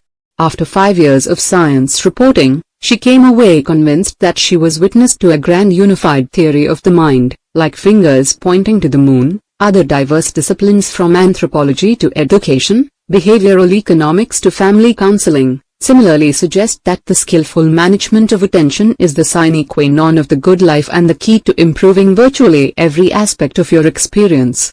This concept upends the way most people think about their subjective experience of life. We tend to place a lot of emphasis on our circumstances, assuming that what happens to us, or fails to happen, determines how we feel. From this perspective, the small-scale details of how you spend your day aren't that important, because what matters are the large-scale outcomes, such as whether or not you get a promotion or move to that nicer apartment. According to Gallagher, decades of research contradict this understanding. Our brains instead construct our worldview based on what we pay attention to. If you focus on a cancer diagnosis, you and your life become unhappy and dark, but if you focus instead on an evening martini, you and your life become more pleasant, even though the circumstances in both scenarios are the same. As Gallagher summarizes, who you are, what you think, feel, and do, what you love, is the sum of what you focus on. In Wrapped, Gallagher surveys the research supporting this understanding of the mind. She cites, for example, the University of North Carolina psychologist Barbara Fredrickson, a researcher who specializes in the cognitive appraisal of emotions. After a bad or disrupting occurrence in your life, Fredrickson's research shows, what you choose to focus on exerts significant leverage on your attitude going forward. These simple choices can provide a reset button to your emotions. She provides the example of a couple fighting over an equitable splitting of household chores. Rather than continuing to focus on your partner's selfishness and sloth, she suggests, you might focus on the fact that at least a festering conflict has been aired, which is the first step toward a solution to the problem, and to your improved mood. This seems like a simple exhortation to look on the bright side, but Fredrickson found that skillful use of these emotional leverage points can generate a significantly more positive outcome after negative events. Scientists can watch this effect in action all the way down to the neurological level. Stanford psychologist Laura Carstensen, to name one such example, used an fMRI scanner to study the brain behavior of subjects presented with both positive and negative imagery. She found that for young people, their amygdala, a center of emotion, fired with activity at both types of imagery. When she instead scanned the elderly, the amygdala fired only for the positive images. Carstensen hypothesizes that the elderly subjects had trained the prefrontal cortex to inhibit the amygdala in the presence of negative stimuli. These elderly subjects were not happier because their life circumstances were better than those of the young subjects. They were instead happier because they had rewired their brains to ignore the negative and savor the positive. By skillfully managing their attention, they improved their world without changing anything concrete about it. We can now step back and use Gallagher's grand theory to better understand the role of deep work in cultivating a good life. This theory tells us that your world is the outcome of what you pay attention to, so consider for a moment the type of mental world constructed when you dedicate significant time to deep endeavors. There's a gravity and sense of importance inherent in deep work, whether you're Rick Ferrer smithing a sword or a computer programmer optimizing an algorithm. Gallagher's theory, therefore, predicts that if you spend enough time in this state, your mind will understand your world as rich in meaning and importance. There is, however, a hidden but equally important benefit to cultivating rapt attention in your workday. Such concentration hijacks your attention apparatus, preventing you from noticing the many smaller and less pleasant things that unavoidably and persistently populate our lives. The psychologist Mihai Csikszentmihalyi, whom we'll learn more about in the next section, explicitly identifies this advantage when he emphasizes the advantage of cultivating concentration so intense that there is no attention left over to think about anything irrelevant, or to worry about problems. This danger is especially pronounced in knowledge work, which due to its dependence on ubiquitous connectivity generates a devastatingly appealing buffet of distraction, most of which will, if given enough attention, leach meaning and importance from the world constructed by your mind. To help make this claim more concrete, I'll use myself as a test case. Consider, for example, the last 5 emails I sent before I began writing the first draft of this chapter. Following are the subject lines of these messages along with summaries of their contents. Reply: Urgent Cal Newport brand registration confirmation. This message was in response to a standard scam in which a company tries to trick website owners into registering their domain in China. I was annoyed that they kept spamming me, so I lost my cool and responded, futilely, of course, by telling them their scam would be more convincing if they spelled website correctly in their emails.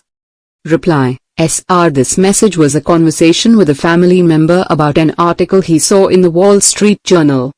Reply: Important advice. This email was part of a conversation about optimal retirement investment strategies. Reply: Forward, study hacks.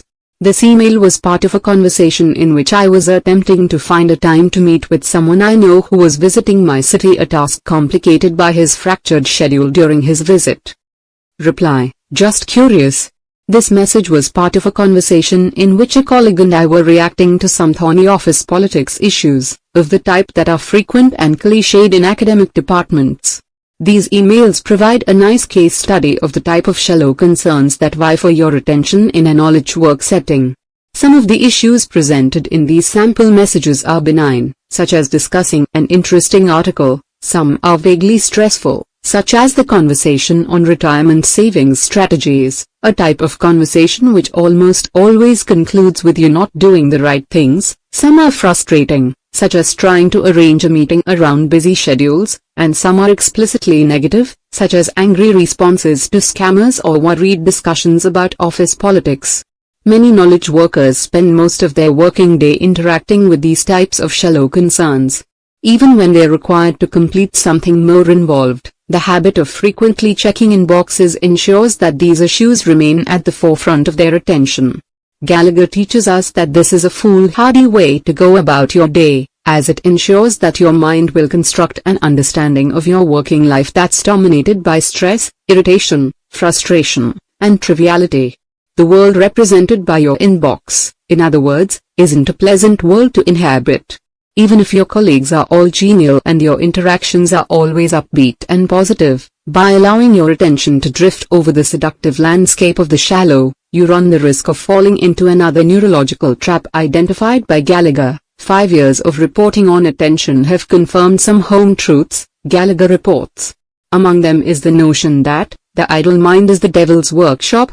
When you lose focus, your mind tends to fix on what could be wrong with your life instead of what's right. A workday driven by the shallow, from a neurological perspective, is likely to be a draining and upsetting day, even if most of the shallow things that capture your attention seem harmless or fun. The implication of these findings is clear. In work, and especially knowledge work, to increase the time you spend in a state of depth is to leverage the complex machinery of the human brain in a way that for several different neurological reasons maximizes the meaning and satisfaction you'll associate with your working life. After running my tough experiment with cancer, I have a plan for living the rest of my life, Gallagher concludes in her book. I'll choose my targets with care, then give them my rapt attention. In short, I'll live the focused life, because it's the best kind there is. We'd be wise to follow her lead. A psychological argument for depth. Our second argument for why depth generates meaning comes from the work of one of the world's best known, and most misspelled, psychologists, Mihai Csikszentmihalyi. In the early 1980s, Csikszentmihalyi, working with Reed Larson, a young colleague at the University of Chicago, invented a new technique for understanding the psychological impact of everyday behaviors. At the time, it was difficult to accurately measure the psychological impact of different activities. If you brought someone into a laboratory and asked her to remember how she felt at a specific point many hours ago, she was unlikely to recall. If you instead gave her a diary and asked her to record how she felt throughout the day, she wouldn't be likely to keep up the entries with diligence. It's simply too much work. Csikszentmihalyi and Larson's breakthrough was to leverage new technology, for the time, to bring the question to the subject right when it mattered. In more detail, they outfitted experimental subjects with pagers. These pagers would beep at randomly selected intervals. In modern incarnations of this method, smartphone apps play the same role. When the beeper went off, the subjects would record what they were doing at the exact moment and how they felt. In some cases, They would be provided with a journal in which to record this information, while in others they would be given a phone number to call to answer questions posed by a field worker. Because the beeps were only occasional but hard to ignore, the subjects were likely to follow through with the experimental procedure. And because the subjects were recording responses about an activity at the very moment they were engaged in it, the responses were more accurate. Csikszentmihalyi and Larson called the approach the experience sampling method, ESM, and it provided unprecedented insight into how we actually feel about the beats of our daily lives. Among many breakthroughs, Csikszentmihalyi's work with ESM helped validate a theory he had been developing over the preceding decade. The best moments usually occur when a person's body or mind is stretched to its limits in a voluntary effort to accomplish something difficult and worthwhile. Csikszentmihalyi calls this mental state flow, a term he popularized with a 1990 book of the same title. At the time, this finding pushed back against conventional wisdom. Most people assumed, and still do, that relaxation makes them happy. We want to work less and spend more time in the hammock. But the results from Csikszentmihalyi's ESM studies reveal that most people have this wrong. Ironically, jobs are actually easier to enjoy than free time, because like flow activities they have built-in goals, feedback rules, and challenges, all of which encourage one to become involved in one's work, to concentrate and lose oneself in it. Free time, on the other hand, is unstructured, and requires much greater effort to be shaped into something that can be enjoyed. When measured empirically, people were happier at work and less happy relaxing than they suspected. And as the ESM studies confirmed, the more such flow experiences that occur in a given week, the higher the subject's life satisfaction. Human beings, it seems, are at their best when immersed deeply in something challenging. There is, of course, overlap between the theory of flow and the ideas of Winifred Gallagher highlighted in the last section. Both point toward the importance of depth over shallowness, but they focus on two different explanations for this importance. Gallagher's writing emphasizes that the content of what we focus on matters.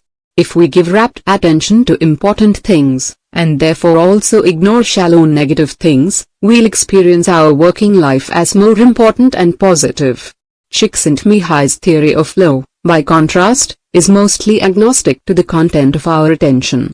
Though he would likely agree with the research cited by Gallagher, his theory notes that the feeling of going deep is in itself very rewarding. Our minds like this challenge, regardless of the subject. The connection between deep work and flow should be clear. Deep work is an activity well suited to generate a flow state. The phrases used by Csikszentmihalyi to describe what generates flow include notions of stretching your mind to its limits, concentrating, and losing yourself in an activity, all of which also describe deep work. And as we just learned, flow generates happiness. Combining these two ideas we get a powerful argument from psychology in favor of depth. Decades of research stemming from Csikszentmihalyi's original ESM experiments validate that the act of going deep orders the consciousness in a way that makes life worthwhile. Csikszentmihalyi even goes so far as to argue that modern companies should embrace this reality, suggesting that jobs should be redesigned so that they resemble as closely as possible flow activities. Noting, however, that such a redesign would be difficult and disruptive. See, for example, my arguments from the previous chapter. Csikszentmihalyi then explains that it's even more important that the individual learn how to seek out opportunities for flow. This, ultimately, is the lesson to come away with from our brief foray into the world of experimental psychology. To build your working life around the experience of flow produced by deep work is a proven path to deep satisfaction. A philosophical argument for depth.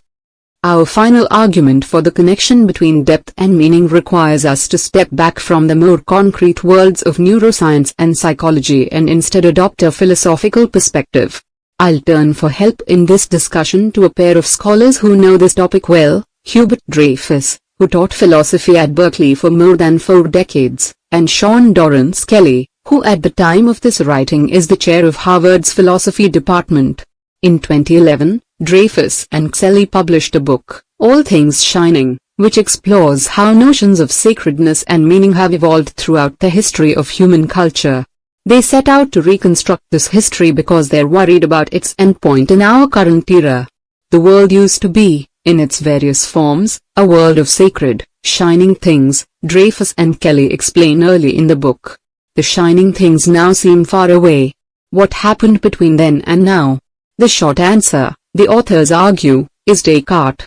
From Descartes' skepticism came the radical belief that the individual seeking certainty trumped a god or king bestowing truth. The resulting enlightenment, of course, led to the concept of human rights and freed many from oppression.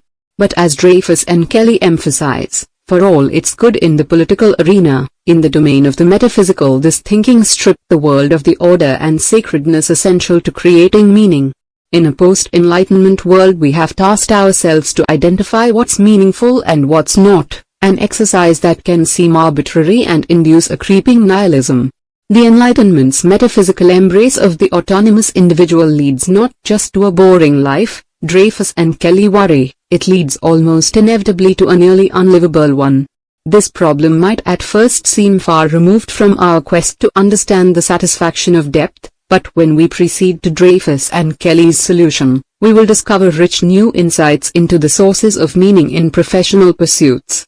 This connection should seem less surprising when it's revealed that Dreyfus and Kelly's response to modern nihilism builds on the very subject that opened this chapter, the craftsman. Craftsmanship, Dreyfus and Kelly argue in their book's conclusion, provides a key to reopening a sense of sacredness in a responsible manner. To illustrate this claim, they use as an organizing example an account of a master wheelwright, the now lost profession of shaping wooden wagon wheels. Because each piece of wood is distinct, it has its own personality, they write after a passage describing the details of the wheelwright's craft. The woodworker has an intimate relationship with the wood he works. Its subtle virtues call out to be cultivated and cared for. In this appreciation for the subtle virtues of his medium, they note, the craftsman has stumbled onto something crucial in a post-enlightenment world, a source of meaning sighted outside the individual. The wheelwright doesn't decide arbitrarily which virtues of the wood he works are valuable and which are not. This value is inherent in the wood and the task it's meant to perform. As Dreyfus and Kelly explain, such sacredness is common to craftsmanship. The task of a craftsman, they conclude, is not to generate meaning, but rather to cultivate in himself the skill of discerning the meanings that are already there. This frees the craftsman of the nihilism of autonomous individualism, providing an ordered world of meaning.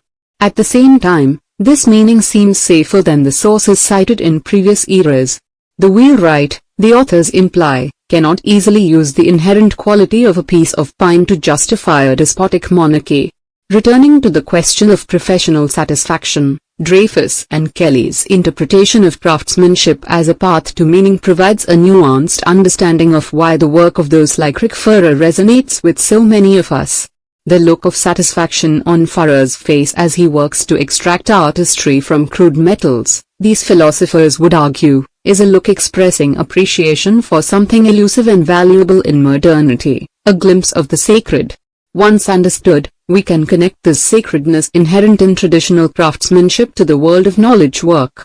To do so, there are two key observations we must first make. The first might be obvious but requires emphasis. There's nothing intrinsic about the manual trades when it comes to generating this particular source of meaning. Any pursuit, be it physical or cognitive, that supports high levels of skill can also generate a sense of sacredness. To elaborate this point, let's jump from the old-fashioned examples of carving wood or smithing metal to the modern example of computer programming. Consider this quote from the coding prodigy Santiago Gonzalez describing his work to an interviewer, "Beautiful code is short and concise, so if you were to give that code to another programmer they would say, oh, that's well-written code. It's much like as if you were writing a poem." Gonzalez discusses computer programming similarly to the way woodworkers discuss their craft in the passages quoted by Dreyfus and Kelly. The Pragmatic Programmer, a well-regarded book in the computer programming field, makes this connection between code and old-style craftsmanship more directly by quoting the medieval quarry worker's creed in its preface, "We who cut mere stones must always be envisioning cathedrals." The book then elaborates that computer programmers must see their work in the same way. Within the overall structure of a project there is always room for individuality and craftsmanship. 100 years from now, Our engineering may seem as archaic as the techniques used by medieval cathedral builders seem to today's civil engineers, while our craftsmanship will still be honored. You don't, in other words, need to be toiling in an open-air barn for your efforts to be considered the type of craftsmanship that can generate Dreyfus and Kelly's meaning. A similar potential for craftsmanship can be found in most skill jobs in the information economy. Whether you're a writer, marketer, consultant, or lawyer, your work is craft, and if you hone your ability and apply it with respect and care, then like the skilled wheelwright you can generate meaning in the daily efforts of your professional life. It's here that some might respond that their knowledge work job cannot possibly become such a source of meaning because their job subject is much too mundane. But this is flawed thinking that our consideration of traditional craftsmanship can help correct. In our current culture, we place a lot of emphasis on job description. Our obsession with the advice to follow your passion, the subject of my last book, for example, is motivated by the flawed idea that what matters most for your career satisfaction is the specifics of the job you choose. In this way of thinking, there are some rarefied jobs that can be a source of satisfaction, perhaps working in a non-profit or starting a software company, while all others are soulless and bland. The philosophy of Dreyfus and Kelly frees us from such traps. The craftsmen they cite don't have rarefied jobs. Throughout most of human history, to be a blacksmith or a wheelwright wasn't glamorous. But this doesn't matter, as the specifics of the work are irrelevant. The meaning uncovered by such efforts is due to the skill and appreciation inherent in craftsmanship, not the outcomes of their work. Put another way, a wooden wheel is not noble, but its shaping can be. The same applies to knowledge work. You don't need a rarefied job, you need instead a rarefied approach to your work. The second key observation about this line of argument is that cultivating craftsmanship is necessarily a deep task and therefore requires a commitment to deep work. Recall that I argued in Chapter 1 that deep work is necessary to hone skills and to then apply them at an elite level. The core activities in craft, deep work, therefore, is key to extracting meaning from your profession in the manner described by Dreyfus and Kelly. It follows that to embrace deep work in your own career, and to direct it toward cultivating your skill, is an effort that can transform a knowledge work job from a distracted, draining obligation into something satisfying, a portal to a world full of shining, wondrous things. Homo sapiens deepensis. The first two chapters of Part 1 were pragmatic. They argued that deep work is becoming increasingly valuable in our economy at the same time that it also is becoming increasingly rare, for somewhat arbitrary reasons. This represents a classic market mismatch. If you cultivate this skill, you'll thrive professionally.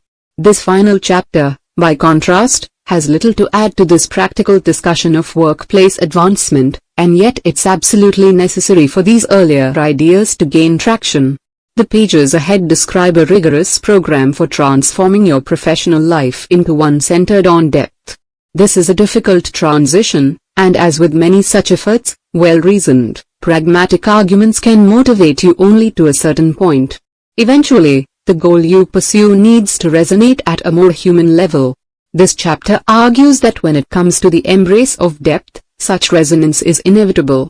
Whether you approach the activity of going deep from the perspective of neuroscience, psychology, or lofty philosophy, these paths all seem to lead back to a connection between depth and meaning. It's as if our species has evolved into one that flourishes in depth and wallows in shallowness, becoming what we might call Homo sapiens deepensis. I earlier quoted Winifred Gallagher, the converted disciple of depth, saying, "I'll live the focused life, because it's the best kind there is." This is perhaps the best way to sum up the argument of this chapter and of Part 1 more broadly. A deep life is a good life, any way you look at it. Part 2. The rules. Rule number 1. Work deeply. Soon after I met David Diwane for a drink at a DuPont Circle bar, he brought up the eudaimonia machine. Diwane is an architecture professor, and therefore likes to explore the intersection between the conceptual and the concrete. The eudaimonia machine is a good example of this intersection.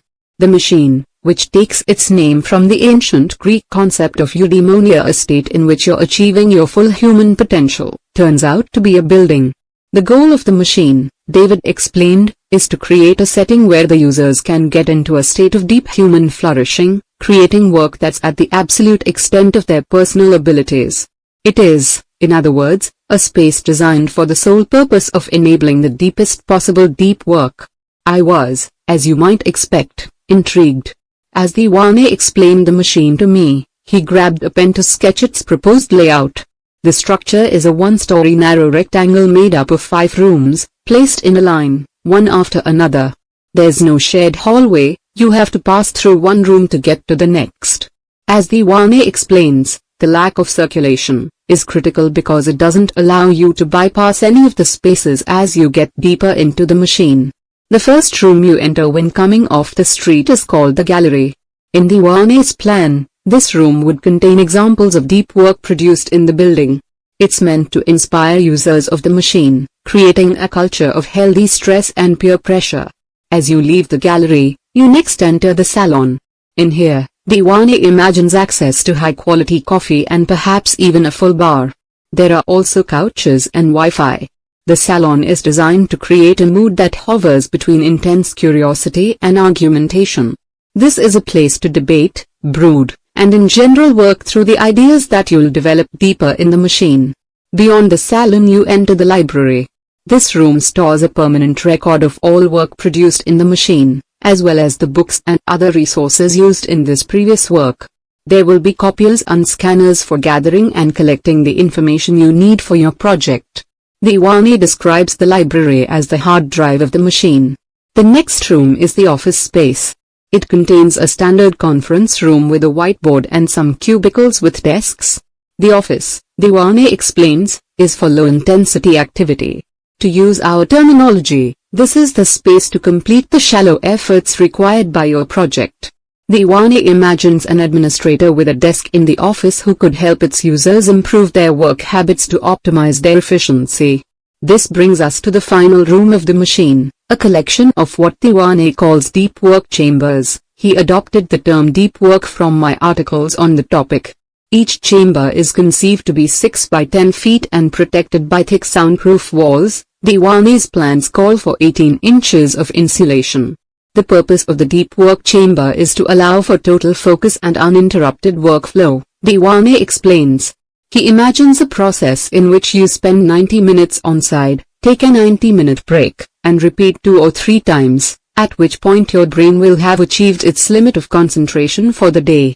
For now, the Eudaimonia machine exists only as a collection of architectural drawings, but even as a plan, its potential to support impactful work excites the Wane. This design remains, in my mind, the most interesting piece of architecture I've ever produced, he told me. In an ideal world, one in which the true value of deep work is accepted and celebrated, we'd all have access to something like the Eudaimonia machine. Perhaps not David the Wane's exact design, but, more generally speaking, a work environment and culture designed to help us extract as much value as possible from our brains. Unfortunately, this vision is far from our current reality. We instead find ourselves in distracting open offices where inboxes cannot be neglected and meetings are incessant, a setting where colleagues would rather you respond quickly to their latest email than produce the best possible results. As a reader of this book, in other words, you're a disciple of depth in a shallow world. This rule, the first of 4 such rules in part 2 of this book, is designed to reduce this conflict. You might not have access to your own Eudaimonia machine, but the strategies that follow will help you simulate its effects in your otherwise distracted professional life. They'll show you how to transform deep work from an aspiration into a regular and significant part of your daily schedule. Rules number 2 through number 4 will then help you get the most out of this deep work habit by presenting, among other things, strategies for training your concentration ability and fighting back encroaching distractions. Before proceeding to these strategies, however, I want to first address a question that might be nagging you. Why do we need such involved interventions? Put another way, once you accept that deep work is valuable, isn't it enough to just start doing more of it? Do we really need something as complicated as the Eudaimonia machine, or its equivalent, for something as simple as remembering to concentrate more often? Unfortunately, When it comes to replacing distraction with focus, matters are not so simple. To understand why this is true, let's take a closer look at one of the main obstacles to going deep, the urge to turn your attention towards something more superficial. Most people recognize that this urge can complicate efforts to concentrate on hard things, but most underestimate its regularity and strength. Consider a 2012 study, led by psychologists Wilhelm Hoffman and Roy Baumeister, that outfitted 205 adults with beepers that activated at randomly selected times. This is the experience sampling method discussed in Part 1. When the beeper sounded, the subject was asked to pause for a moment to reflect on desires that he or she was currently feeling or had felt in the last 30 minutes, and then answer a set of questions about these desires. After a week, the researchers had gathered more than 7,500 samples. Here's the short version of what they found. People fight desires all day long. As Baumeister summarized in his subsequent book, Willpower, co-authored with the science writer John Tierney, desire turned out to be the norm, not the exception. The 5 most common desires these subjects fought include, not surprisingly, eating, sleeping, and sex. But the top 5 list also included desires for taking a break from hard work, checking email and social networking sites, surfing the web, listening to music, or watching television. The lure of the internet and television proved especially strong. The subjects succeeded in resisting these particularly addictive distractions only around half the time. These results are bad news for this rule's goal of helping you cultivate a deep work habit. They tell us that you can expect to be bombarded with the desire to do anything but work deeply throughout the day, and if you're like the German subjects from the Hoffman and Baumeister study, these competing desires will often win out. You might respond at this point that you will succeed where these subjects failed because you understand the importance of depth and will therefore be more rigorous in your will to remain concentrated. This is a noble sentiment, but the decades of research that preceded this study underscore its futility. A now voluminous line of inquiry, initiated in a series of pioneering papers also written by Roy Baumeister, has established the following important, and at the time, unexpected, truth about willpower. You have a finite amount of willpower that becomes depleted as you use it. Your will, in other words, is not a manifestation of your character that you can deploy without limit, it's instead like a muscle that tires. This is why the subjects in the Hoffman and Baumeister study had such a hard time fighting desires. Over time these distractions drained their finite pool of willpower until they could no longer resist. The same will happen to you, regardless of your intentions, unless, that is, you're smart about your habits. This brings me to the motivating idea behind the strategies that follow. The key to developing a deep work habit is to move beyond good intentions and add routines and rituals to your working life designed to minimize the amount of your limited willpower necessary to transition into and maintain a state of unbroken concentration. If you suddenly decide, for example, in the middle of a distracted afternoon spent web browsing, to switch your attention to a cognitively demanding task, you'll draw heavily from your finite willpower to wrest your attention away from the online shininess. Such attempts will therefore frequently fail. On the other hand, if you deployed smart routines and rituals, perhaps a set time and quiet location used for your deep tasks each afternoon, you'd require much less willpower to start and keep going. In the long run, you'd therefore succeed with these deep efforts far more often.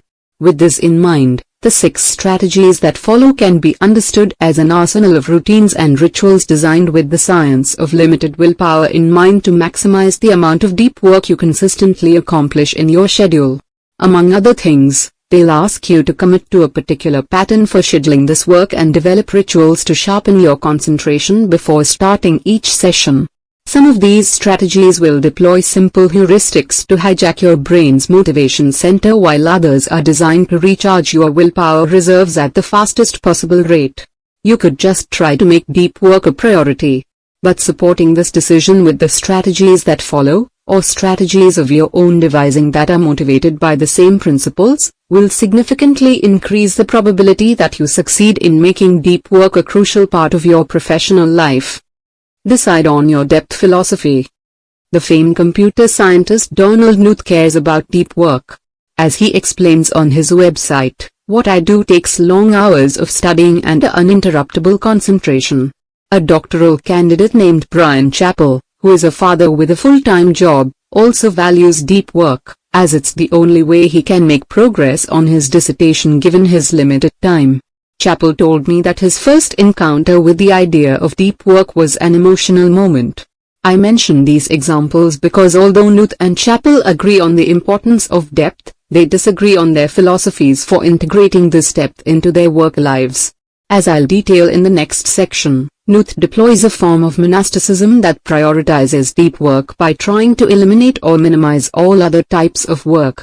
Chappell, by contrast, deploys a rhythmic strategy in which he works for the same hours, 5 to 7:30 a.m., every weekday morning, without exception, before beginning a workday punctuated by standard distractions. Both approaches work, but not universally. Knuth's approach might make sense for someone whose primary professional obligation is to think big thoughts, but if Chappell adopted a similar rejection of all things shallow, he'd likely lose his job. You need your own philosophy for integrating deep work into your professional life.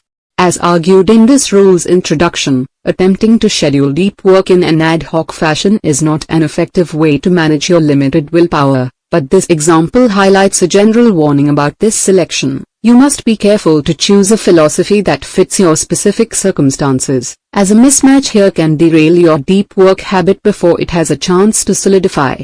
This strategy will help you avoid this fate by presenting 4 different depth philosophies that I've seen work exceptionally well in practice. The goal is to convince you that there are many different ways to integrate deep work into your schedule, and it's therefore worth taking the time to find an approach that makes sense for you. The monastic philosophy of deep work scheduling. Let's return to Donald Knuth. He's famous for many innovations in computer science, including, notably, the development of a rigorous approach to analyzing algorithm performance. Among his peers, however, Knuth also maintains an aura of infamy for his approach to electronic communication. If you visit Knuth's website at Stanford with the intention of finding his email address, you'll instead discover the following note. I have been a happy man ever since January 1, 1990, when I no longer had an email address. I'd used email since about 1975. And it seems to me that 15 years of email is plenty for one lifetime. Email is a wonderful thing for people whose role in life is to be on top of things. But not for me. My role is to be on the bottom of things. What I do takes long hours of studying and uninterruptible concentration. Knuth goes on to acknowledge that he doesn't intend to cut himself off completely from the world.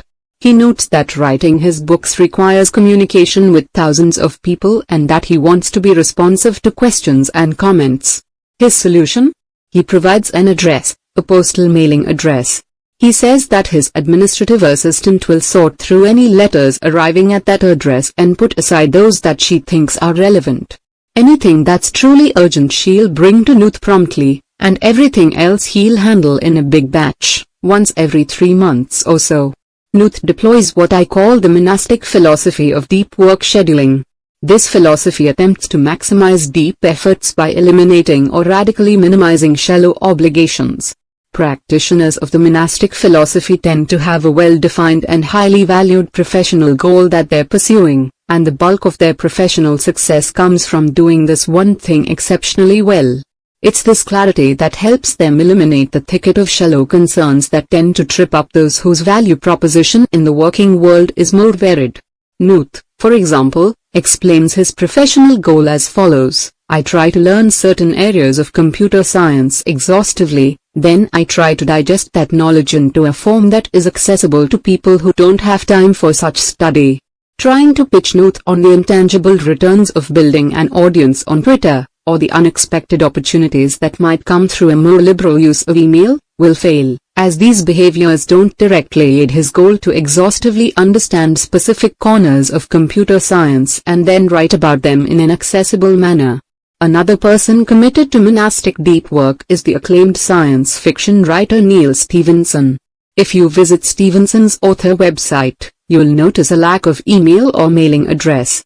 We can gain insight into this omission from a pair of essays that Stephenson posted on his early website, hosted on the back in the early 2000s, and which have been preserved by the Internet Archive.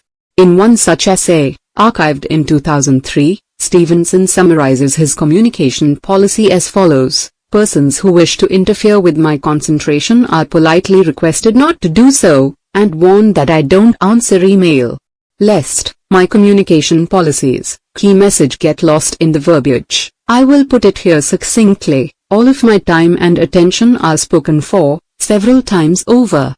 Please do not ask for them. To further justify this policy, Stevenson wrote an essay titled Why I Am a Bad Correspondent. At the core of his explanation for his inaccessibility is the following decision: the productivity equation is a nonlinear one. In other words, this accounts for why I am a bad correspondent and why I very rarely accept speaking engagements. If I organize my life in such a way that I get lots of long, consecutive, uninterrupted time chunks, I can write novels. But as those chunks get separated and fragmented, my productivity as a novelist drops spectacularly. Stevenson sees two mutually exclusive options: he can write good novels at a regular rate, or he can answer a lot of individual emails and attend conferences, and as a result produce lower quality novels at a slower rate. He chose the former option, and this choice requires him to avoid as much as possible any source of shallow work in his professional life. This issue is so important to Stevenson that he went on to explore its implications, positive and negative, in his 2008 science fiction epic, Anathema, which considers a world where an intellectual elite live in monastic orders, isolated from the distracted masses and technology, thinking deep thoughts. In my experience, the monastic philosophy makes many knowledge workers defensive. The clarity with which its adherents identify their value to the world, I suspect, touches a raw nerve for those whose contribution to the information economy is more complex. Notice, of course, that more complex does not mean lesser. A high-level manager, for example, might play a vital role in the functioning of a billion-dollar company, even if she cannot point to something discrete, like a completed novel, and say, "This is what I produced this year." Therefore, the pool of individuals to whom the monastic philosophy applies is limited, and that's okay. If you're outside this pool, its radical simplicity shouldn't evince too much envy. On the other hand, if you're inside this pool, someone whose contribution to the world is discrete, clear, and individualized, then you should give this philosophy serious consideration, as it might be the deciding factor between an average career and one that will be remembered. The Bimodal Philosophy of Deep Work Scheduling. This book opened with a story about the revolutionary psychologist and thinker Carl Jung. In the 1920s, at the same time that Jung was attempting to break away from the strictures of his mentor, Sigmund Freud, he began regular retreats to a rustic stone house he built in the woods outside the small town of Bollingen. When there, Jung would lock himself every morning into a minimally appointed room to write without interruption. He would then meditate and walk in the woods to clarify his thinking in preparation for the next day's writing. These efforts, I argued, were aimed at increasing the intensity of Jung's deep work to a level that would allow him to succeed in intellectual combat with Freud and his many supporters. In recalling this story, I want to emphasize something important: Jung did not deploy a monastic approach to deep work. Donald Knuth and Neil Stephenson, our examples from earlier, attempted to completely eliminate distraction and shallowness from their professional lives. Jung, by contrast, sought this elimination only during the periods he spent at his retreat. The rest of Jung's time was spent in Zurich, where his life was anything but monastic. He ran a busy clinical practice that often had him seeing patients until late at night. He was an active participant in the Zurich coffee house culture, and he gave and attended many lectures in the city's respected universities. Einstein received his doctorate from one university in Zurich and later taught at another. He also, interestingly enough, knew Jung, and the two shared several dinners to discuss the key ideas of Einstein's special relativity. Jung's life in Zurich, in other words, is similar in many ways to the modern archetype of the hyper-connected digital age knowledge worker. Replace Zurich with San Francisco and later with Tweed and we could be discussing some hotshot tech CEO. Jung's approach is what I call the bimodal philosophy of deep work. This philosophy asks that you divide your time, dedicating some clearly defined stretches to deep pursuits and leaving the rest open to everything else. During the deep time, the bimodal worker will act monastically, seeking intense and uninterrupted concentration. During the shallow time, such focus is not prioritized. This division of time between deep and open can happen on multiple scales. For example, on the scale of a week, you might dedicate a 4-day weekend to depth and the rest to open time. Similarly, on the scale of a year, you might dedicate one season to contain most of your deep stretches, as many academics do over the summer or while on sabbatical. The bimodal philosophy believes that deep work can produce extreme productivity, but only if the subject dedicates enough time to such endeavors to reach maximum cognitive intensity, the state in which real breakthroughs occur. This is why the minimum unit of time for deep work in this philosophy tends to be at least one full day. To put aside a few hours in the morning, for example, is too short to count as a deep work stretch for an adherent of this approach. At the same time, the bimodal philosophy is typically deployed by people who cannot succeed in the absence of substantial commitments to non-deep pursuits. Jung, for example, needed his clinical practice to pay the bills, and the Zurich coffee house seemed to stimulate his thinking. The approach of shifting between two modes provides a way to serve both needs well. To provide a more modern example of the bimodal philosophy in action, we can once again consider Adam Grant, the Wharton Business School professor whose thoughtfulness about work habits was first introduced in Part 1. As you might recall, Grant's schedule during his rapid rise through the professorship ranks at Wharton provides a nice bimodality case study. On the scale of the academic year, he stacked his courses into one semester, so that he could focus the other on deep work. During these deep semesters he then applied the bimodal approach on the weekly scale. He would, perhaps once or twice a month, take a period of 2 to 4 days to become completely monastic. He would shut his door, put an out-of-office autoresponder on his email, and work on his research without interruption. Outside of these deep sessions, Grant remained famously open and accessible. In some sense, he had to be. His 2013 bestseller, Give and Take, promotes the practice of giving of your time and attention, without expectation of something in return, as a key strategy in professional advancement. Those who deploy the bimodal philosophy of deep work admire the productivity of the monastics but also respect the value they receive from the shallow behaviors in their working lives.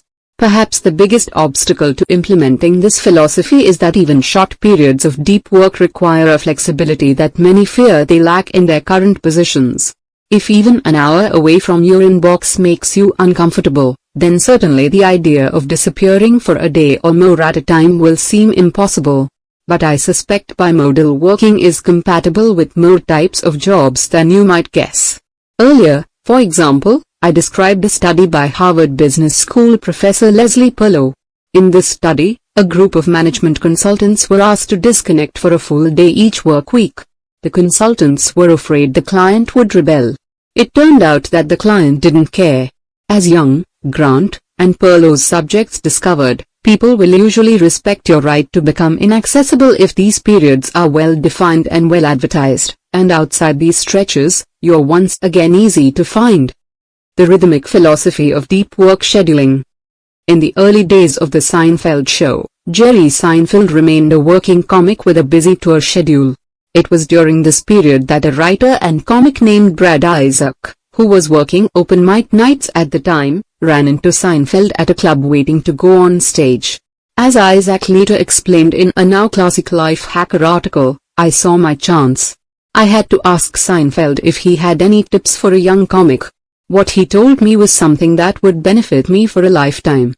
Seinfeld began his advice to Isaac with some common sense, noting the way to be a better comic was to create better jokes, and then explaining that the way to create better jokes was to write every day. Seinfeld continued by describing a specific technique he used to help maintain this discipline. He keeps a calendar on his wall. Every day that he writes jokes he crosses out the date on the calendar with a big red X. After a few days you'll have a chain, Seinfeld said. Just keep at it and the chain will grow longer every day. You'll like seeing that chain, especially when you get a few weeks under your belt. Your only job next is to not break the chain. This chain method, as some now call it, soon became a hit among writers and fitness enthusiasts, communities that thrive on the ability to do hard things consistently. For our purposes, it provides a specific example of a general approach to integrating depth into your life, the rhythmic philosophy.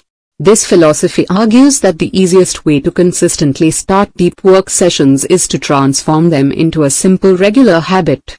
The goal, in other words, is to generate a rhythm for this work that removes the need for you to invest energy in deciding if and when you're going to go deep. The chain method is a good example of the rhythmic philosophy of deep work scheduling because it combines a simple scheduling heuristic, do the work every day, with an easy way to remind yourself to do the work, the big red X's on the calendar. Another common way to implement the rhythmic philosophy is to replace the visual aid of the chain method with a set starting time that you use every day for deep work. In much the same way that maintaining visual indicators of your work progress can reduce the barrier to entry for going deep, eliminating even the simplest scheduling decisions, such as when during the day to do the work, also reduces this barrier. Consider the example of Brian Chappell, the busy doctoral candidate I introduced in the opening to this strategy. Chappell adopted the rhythmic philosophy of deep work scheduling out of necessity. Around the time that he was ramping up his dissertation writing, he was offered a full-time job at a center on the campus where he was a student. Professionally, this was a good opportunity and Chappell was happy to accept it. But academically, a full-time job, especially when coupled with the recent arrival of Chappell's first child, made it difficult to find the depth needed to write thesis chapters. Chappell began by attempting a vague commitment to deep work. He made a rule that deep work needed to happen in 90-minute chunks, recognizing correctly that it takes time to ease into a state of concentration, and he decided he would try to schedule these chunks in an ad hoc manner whenever appropriate openings in his schedule arose. Not surprisingly, this strategy didn't yield much productivity. In a dissertation boot camp Chappell had attended the year before, he'd managed to produce a full thesis chapter in a single week of rigorous deep work. After he accepted his full-time job, he managed to produce only a single additional chapter in the entire first year he was working. It was the glacial writing progress during this year that drove Chappell to embrace the rhythmic method. He made a rule that he would wake up and start working by 5:30 every morning. He would then work until 7:30, make breakfast, and go to work already done with his dissertation obligations for the day. Pleased by early progress, he soon pushed his wake-up time to 4:45 to squeeze out even more morning depth. When I interviewed Chappell for this book, he described his rhythmic approach to deep work scheduling as both astronomically productive and guilt-free. His routine was producing 4 to 5 pages of academic prose per day and was capable of generating drafts of thesis chapters at a rate of 1 chapter every 2 or 3 weeks, a phenomenal output for someone who also worked a 9-to-5 job. "Who's to say that I can't be that prolific?" he concluded. "Why not me?" The rhythmic philosophy provides an interesting contrast to the bimodal philosophy. It perhaps fails to achieve the most intense levels of deep thinking sought in the day-long concentration sessions favored by the bimodalist. The trade-off, however, is that this approach works better with the reality of human nature. By supporting deep work with rock-solid routines that make sure a little bit gets done on a regular basis, the rhythmic scheduler will often log a larger total number of deep hours per year. The decision between rhythmic and bimodal can come down to your self-control in such scheduling matters. If you are Carl Jung and are engaged in an intellectual dogfight with Sigmund Freud's supporters, you will likely have no trouble recognizing the importance of finding time to focus on your ideas. On the other hand, if you're writing a dissertation with no one pressuring you to get it done, the habitual nature of the rhythmic philosophy might be necessary to maintain progress. For many, however, it's not just self-control issues that bias them toward the rhythmic philosophy, but also the reality that some jobs don't allow you to disappear for days at a time when the need to go deep arises. For a lot of bosses, the standard is that you're free to focus as hard as you want. So long as the boss's emails are still answered promptly, this is likely the biggest reason why the rhythmic philosophy is one of the most common among deep workers in standard office jobs. The journalistic philosophy of deep work scheduling.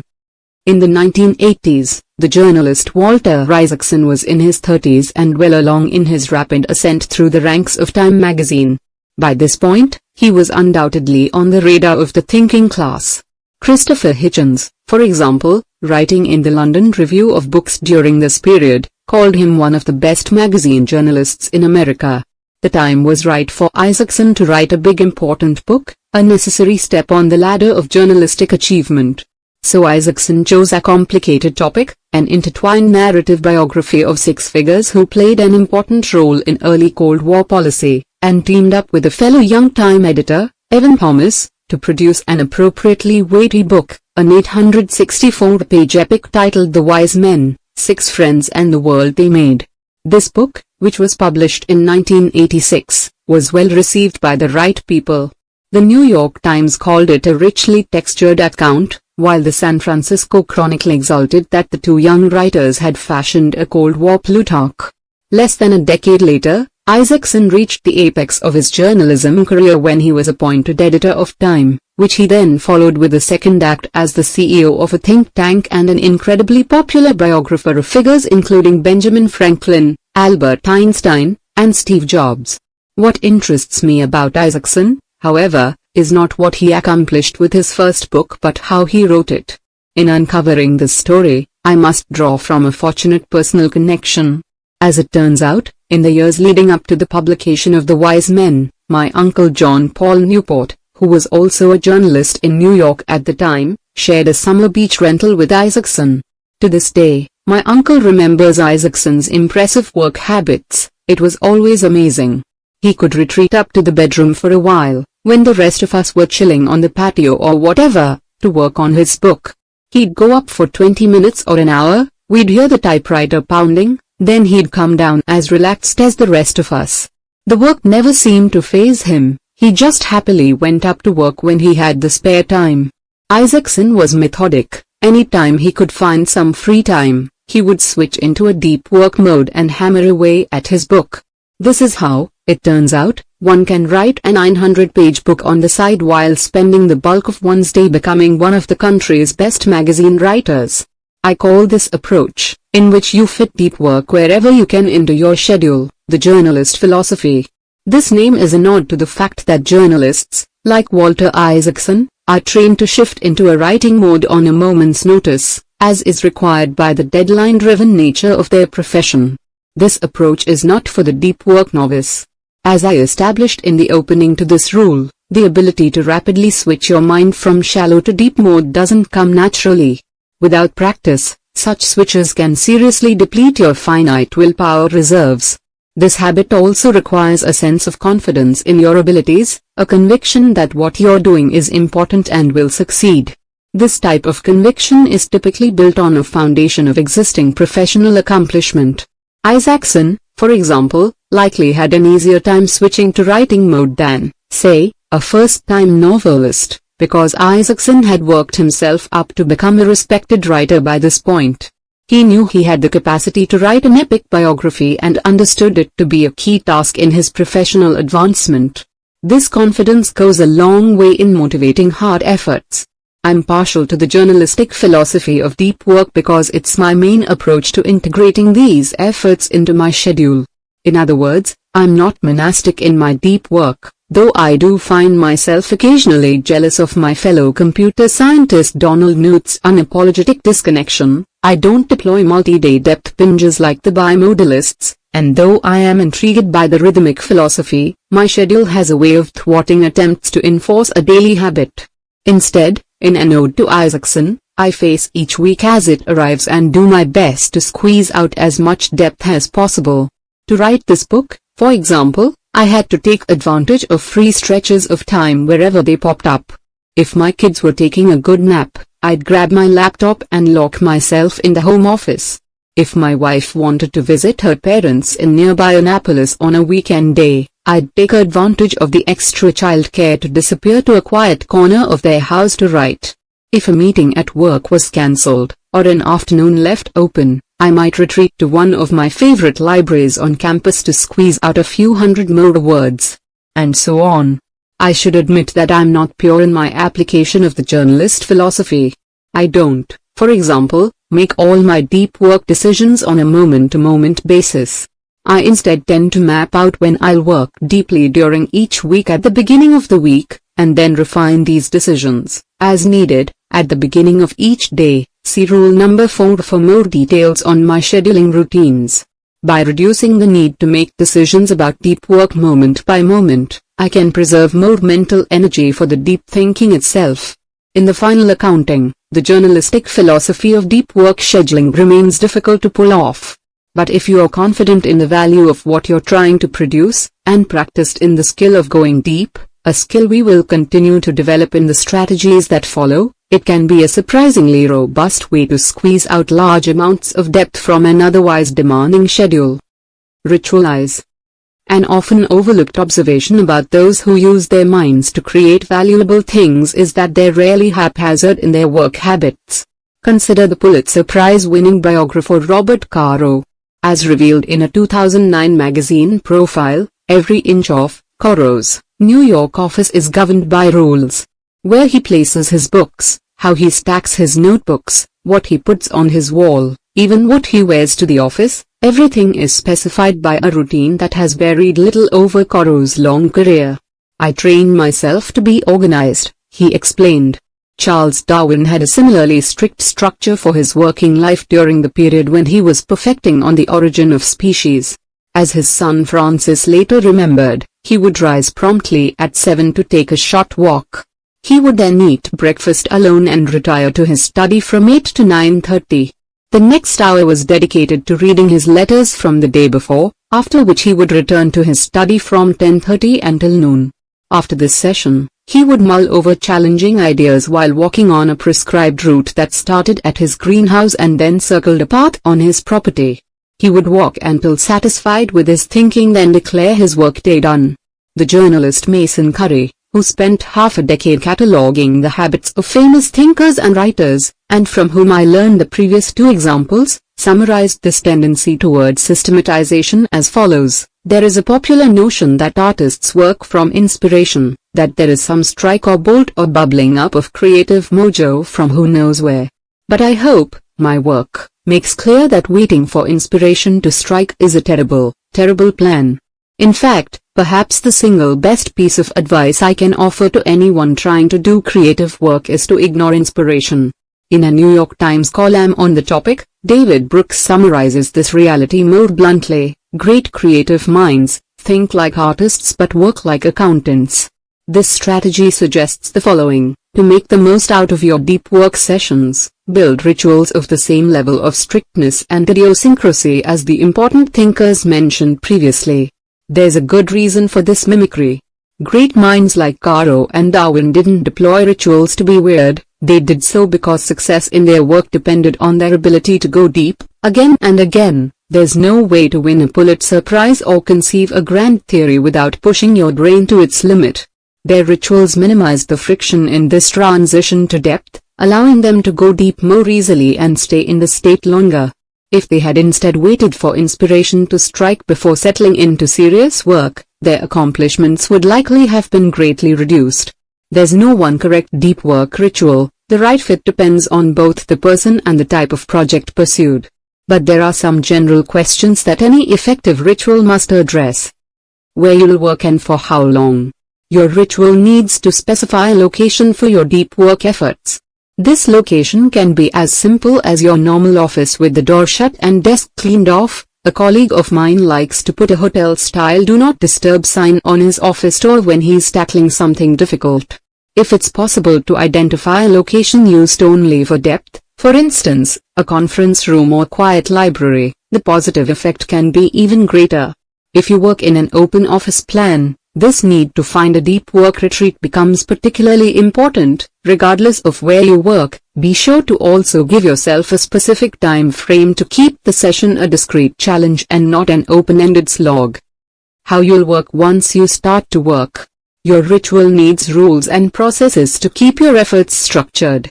For example, you might institute a ban on any internet use, or maintain a metric such as words produced per 20-minute interval to keep your concentration honed.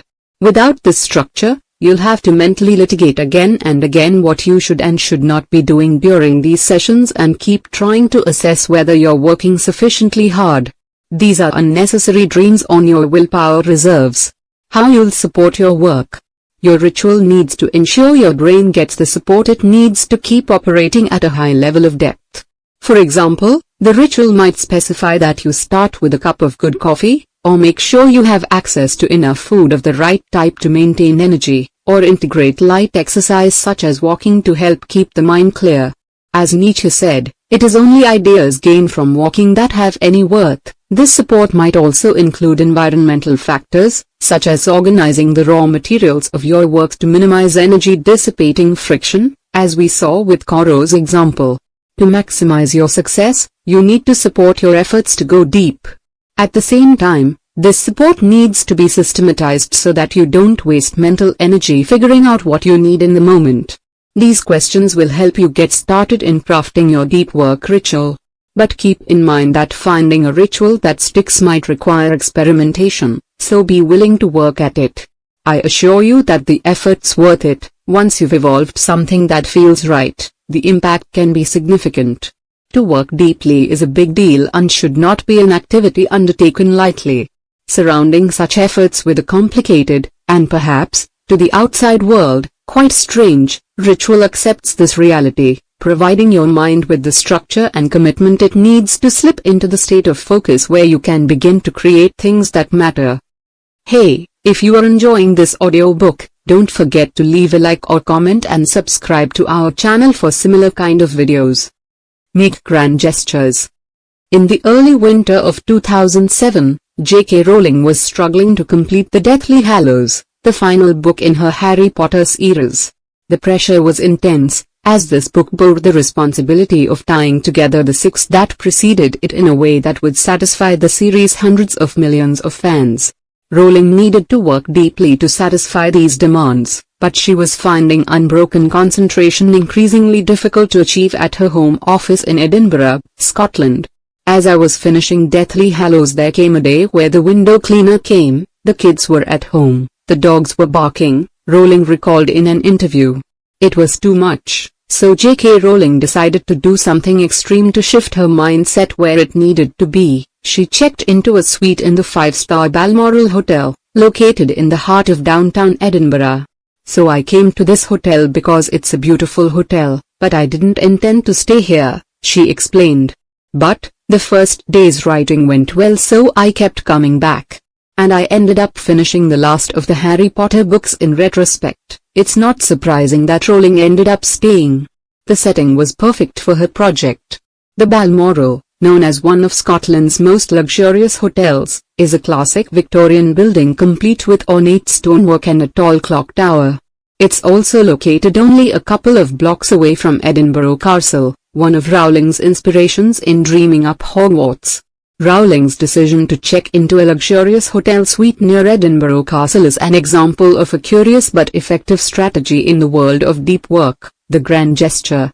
The concept is simple: by leveraging a radical change to your normal environment, coupled perhaps with a significant investment of effort or money, all dedicated towards supporting a deep work task, you increase the perceived importance of the task. This boost in importance reduces your mind's instinct to procrastinate and delivers an injection of motivation and energy. Writing a chapter of a Harry Potter novel, for example, is hard work and will require a lot of mental energy, regardless of where you do it. But when paying more than $1,000 a day to write the chapter in a suite of an old hotel down the street from a Hogwarts-style castle, mustering the energy to begin and sustain this work is easier than if you were instead in a distracting home office. When you study the habits of other well-known deep workers, the grand gesture strategy comes up often. Bill Gates, for example, was famous during his time as Microsoft CEO for talking think weeks during which he would leave behind his normal work and family obligations to retreat to a cabin with a stack of papers and books. His goal was to think deeply, without distraction, about the big issues relevant to his company. It was during one of these weeks, for example, that he famously came to the conclusion that the internet was going to be a major force in the industry. There was nothing physically stopping Gates from thinking deeply in his office in Microsoft's Seattle headquarters, but the novelty of his week-long retreat helped him achieve the desired levels of concentration. The MIT physicist and award-winning novelist Alan Lightman also leverages grand gestures. In his case, he retreats each summer to a tiny island in Maine to think deeply and recharge. At least as of 2000, when he described this gesture in an interview, the island not only lacked internet, but didn't even have phone service. As he then justified, "It's really about 2.5 months that I'll feel like I can recover some silence in my life. Which is so hard to find. Not everyone has the freedom to spend 2 months in Maine, but many writers, including Don Pink and Michael Pollan, simulate the experience year-round by building, often at significant expense and effort, writing cabins on their properties." Pollan, for his part, even wrote a book about his experience building his cabin in the woods behind his former Connecticut home. These outbuildings aren't strictly necessary for these writers, who need only a laptop and a flat surface to put it on to ply their trade. But it's not the amenities of the cabins that generate their value, it's instead the grand gesture represented in the design and building of the cabin for the sole purpose of enabling better writing. Not every grand gesture need be so permanent. After the pathologically competitive Bell Labs physicist William Shockley was scooped in the invention of the transistor, as I detail in the next strategy, 2 members of his team made the breakthrough at a time when Shockley was away working on another project. He locked himself in a hotel room in Chicago, where he had traveled ostensibly to attend a conference. He didn't emerge from the room until he had ironed out the details for a better design that had been rattling around in his mind. When he finally did leave the room, he airmailed his notes back to Murray Hill, New Jersey, so that a colleague could paste them into his lab notebook and sign them to timestamp the innovation. The junction form of the transistor that Shockley worked out in this burst of depth ended up earning him a share of the Nobel Prize subsequently awarded for the invention. An even more extreme example of a one-time grand gesture yielding results is a story involving Peter Shinkerman, an entrepreneur and social media pioneer. As a popular speaker, Shinkerman spends much of his time flying. He eventually realized that 30,000 feet was an ideal environment for him to focus. As he explained in a blog post, "Locked in a seat with nothing in front of me, nothing to distract me, nothing to set off my shiny DNA, I have nothing to do but be at one with my thoughts." It was sometime after this realization that Shinkerman signed a book contract that gave him only 2 weeks to finish the entire manuscript. Meeting this deadline would require incredible concentration. To achieve this state, Shinkerman did something unconventional. He booked a round-trip business class ticket to Tokyo. He wrote during the whole flight to Japan, drank an espresso in the business class lounge once he arrived in Japan, then turned around and flew back, once again writing the whole way, arriving back in the States only 30 hours after he first left with a completed manuscript now in hand. The trip cost $4,000 and was worth every penny, he explained. In all of these examples, it's not just the change of environment or seeking of quiet that enables more depth. The dominant force is the psychology of committing so seriously to the task at hand. To put yourself in an exotic location to focus on a writing project, or to take a week off from work just to think, or to lock yourself in a hotel room until you complete an important invention, these gestures push your deep goal to a level of mental priority that helps unlock the needed mental resources. Sometimes to go deep, you must first go big. Don't work alone. The relationship between deep work and collaboration is tricky. It's worth taking the time to untangle, however, because properly leveraging collaboration can increase the quality of deep work in your professional life. It's helpful to start our discussion of this topic by taking a step back to consider what at first seems to be an unresolvable conflict. In part 1 of this book I criticized Facebook for the design of its new headquarters. In particular, I noted that the company's goal to create the world's largest open office space, a giant room that will reportedly hold 2,800 workers, represents an absurd attack on concentration. Both intuition and a growing body of research underscored the reality that sharing a workspace with a large number of co-workers is incredibly distracting, creating an environment that thwarts attempts to think seriously. In a 2013 article summarizing recent research on this topic, Bloomberg Businessweek went so far as to call for an end to the tyranny of the open plan office. And yet, these open office designs are not embraced haphazardly. As Maria Konnikova reports in The New Yorker, when this concept first emerged, its goal was to facilitate communication and idea flow. This claim resonated with American businesses looking to embrace an aura of startup unconventionality. Josh Tirangel, the editor of Bloomberg Businessweek, for example, explained the lack of offices in Bloomberg's headquarters as follows: "Open plan is pretty spectacular. It ensures that everyone is attuned to the broad mission, and it encourages curiosity between people who work in different disciplines." Jack Dorsey justified the open layout of the Square headquarters by explaining, "We encourage people to stay out in the open because we believe in serendipity, and people walking by each other teaching new things. For the sake of discussion, let's call this principle, that when you allow people to bump into each other, smart collaborations and new ideas emerge, the theory of serendipitous creativity." When Mark Zuckerberg decided to build the world's largest office, we can reasonably conjecture, this theory helped drive his decision, just as it has driven many of the moves toward open workspaces elsewhere in Silicon Valley and beyond. Other less exalted factors, like saving money and increasing supervision, also play a role, but they're not as sexy and are therefore less emphasized. This decision between promoting concentration and promoting serendipity seems to indicate that deep work, an individual endeavor, is incompatible with generating creative insights, a collaborative endeavor. This conclusion, however, is flawed. It's based, I argue, on an incomplete understanding of the theory of serendipitous creativity. To support this claim, let's consider the origins of this particular understanding of what spurs breakthroughs. The theory in question has many sources, but I happen to have a personal connection to one of the more well-known. During my 7 years at MIT, I worked on the site of the institute's famed Building 20. This structure, located at the intersection of Main and Vassar Streets in East Cambridge, and eventually demolished in 1998, was thrown together as a temporary shelter during World War II, meant to house the overflow from the school's bustling radiation laboratory. As noted by a 2012 New Yorker article, the building was initially seen as a failure. Ventilation was poor and hallways were dim. The walls were thin, the roof leaked, and the building was broiling in the summer and freezing in the winter. When the war ended, however, the influx of scientists to Cambridge continued. MIT needed space, so instead of immediately demolishing Building 20 as they had promised local officials, in exchange for lax permitting, they continued using it as overflow space.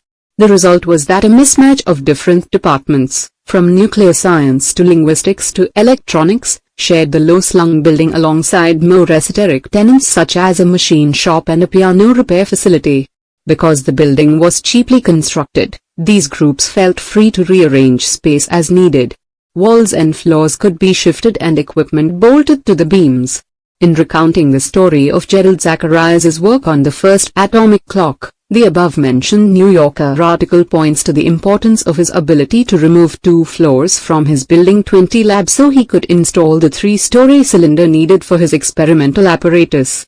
In MIT law, it's generally believed that this haphazard combination of different disciplines, thrown together in a large reconfigurable building, led to chance encounters and a spirit of inventiveness that generated breakthroughs at a fast pace, innovating topics as diverse as Chomsky grammars, LoRaN navigational radars, and video games, all within the same productive post-war decades.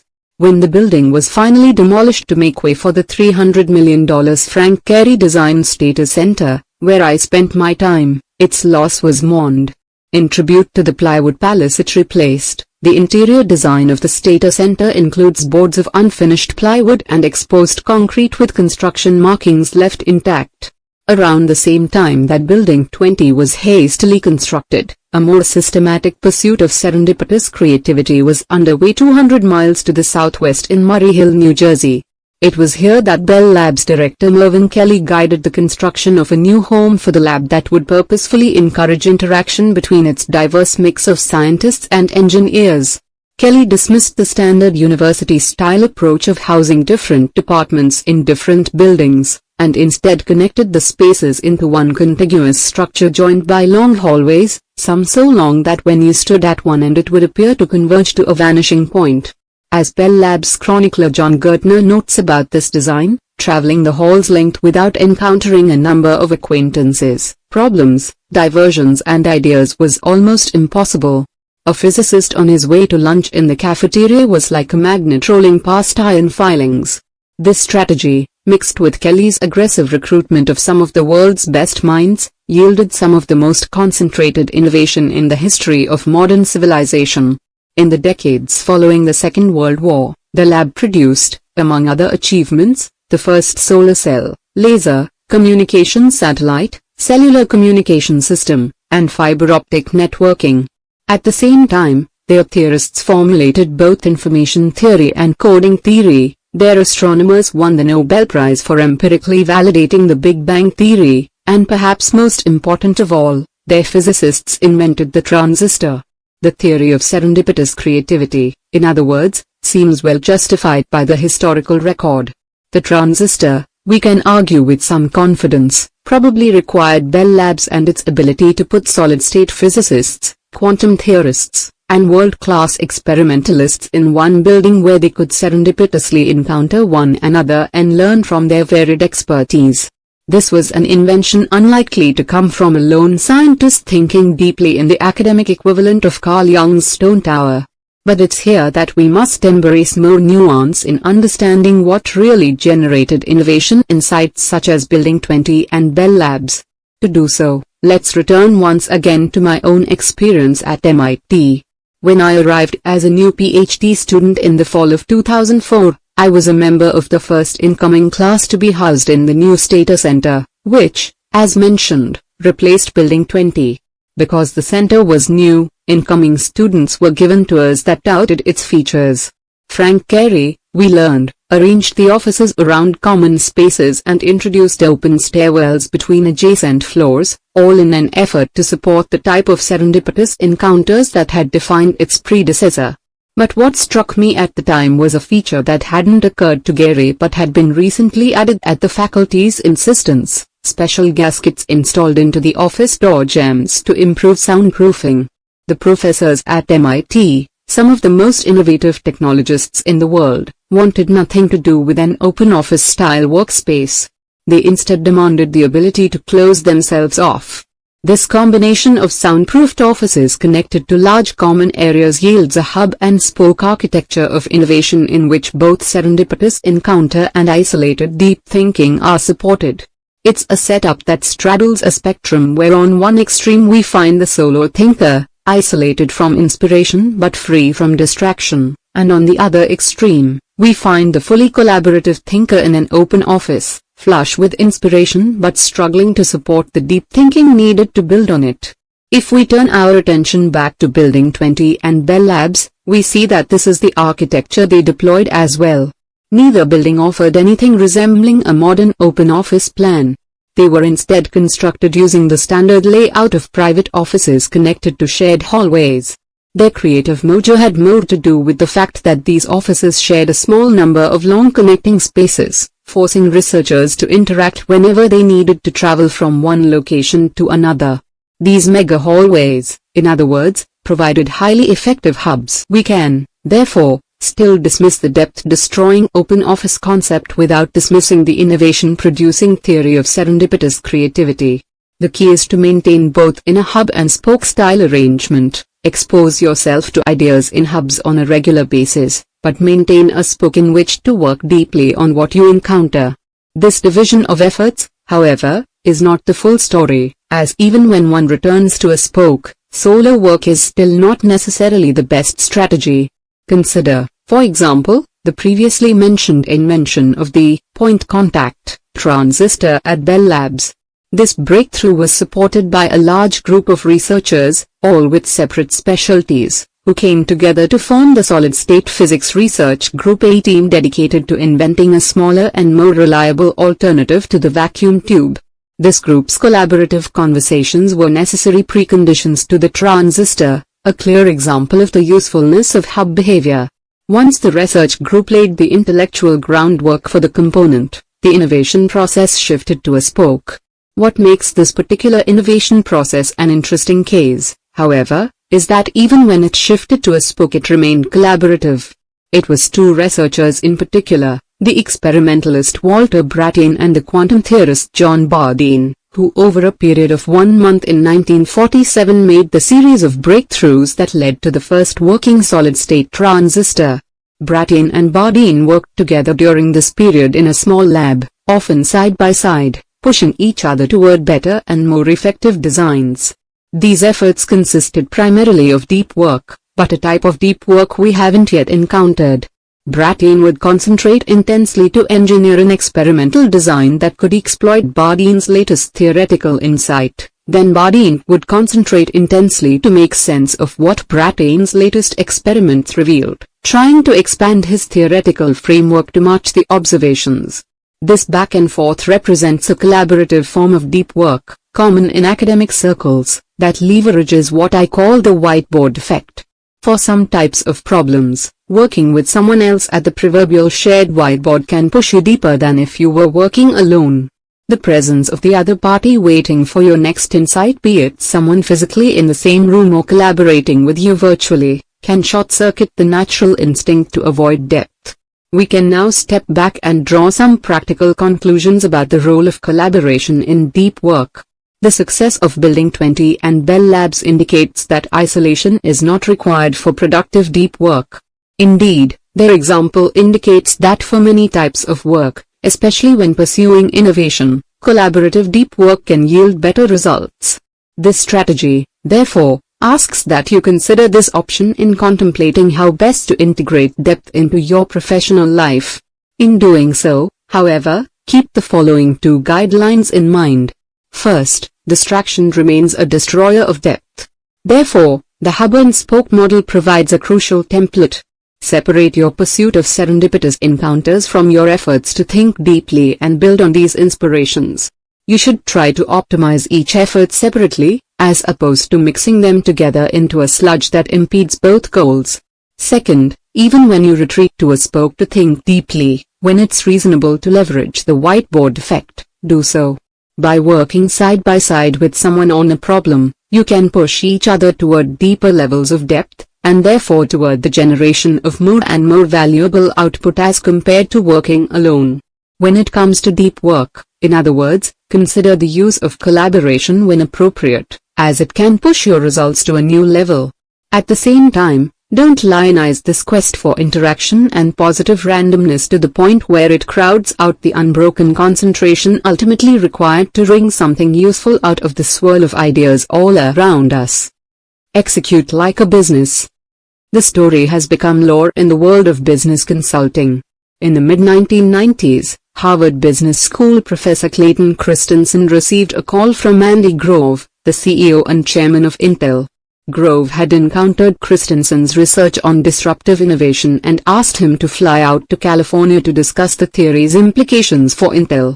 On arrival, Christensen walked through the basics of disruption. Entrenched companies are often unexpectedly dethroned by startups that begin with cheap offerings at the low end of the market, but then, over time, improve their cheap products just enough to begin to steal high-end market share. Grove recognized that Intel faced this threat from low-end processors produced by upstart companies like AMD and Cyrix. Fueled by his newfound understanding of disruption, Grove devised a strategy that led to the Celeron family of processors, a lower performance offering that helped Intel successfully fight off the challenges from below. There is, however, a lesser-known piece to this story. As Christensen recalls, Grove asked him during a break in this meeting, "How do I do this?" Christensen responded with a discussion of business strategy, explaining how Grove could set up a new business unit and so on. Grove cut him off with a gruff reply, "You are such a naive academic. I asked you how to do it, and you told me what I should do. I know what I need to do. I just don't know how to do it." As Christensen later explained, this division between what and how is crucial but is overlooked in the professional world. It's often straightforward to identify a strategy needed to achieve a goal, but what trips up companies is figuring out how to execute the strategy once identified. I came across this story in a foreword Christensen wrote for a book titled The 4 Disciplines of Execution, which built on extensive consulting case studies to describe 4 disciplines, abbreviated 4DX, for helping companies successfully implement high-level strategies. What struck me as I read was that this gap between what and how was relevant to my personal quest to spend more time working deeply. Just as Andy Grove had identified the importance of competing in the low-end processor market, I had identified the importance of prioritizing depth. What I needed was help figuring out how to execute this strategy. Intrigued by these parallels, I set out to adapt the 4DX framework to my personal work habits and ended up surprised by how helpful they proved in driving me toward effective action on my goal of working deeply. These ideas may have been forged for the world of big business, but the underlying concepts seem to apply anywhere that something important needs to get done against the backdrop of many competing obligations and distractions. With this in mind, I've summarized in the following sections the 4 disciplines of the 4DX framework, and for each I describe how I adapted it to the specific concerns of developing a deep work habit. Discipline number 1, focus on the wildly important. As the authors of the 4 disciplines of execution explain, the more you try to do, the less you actually accomplish.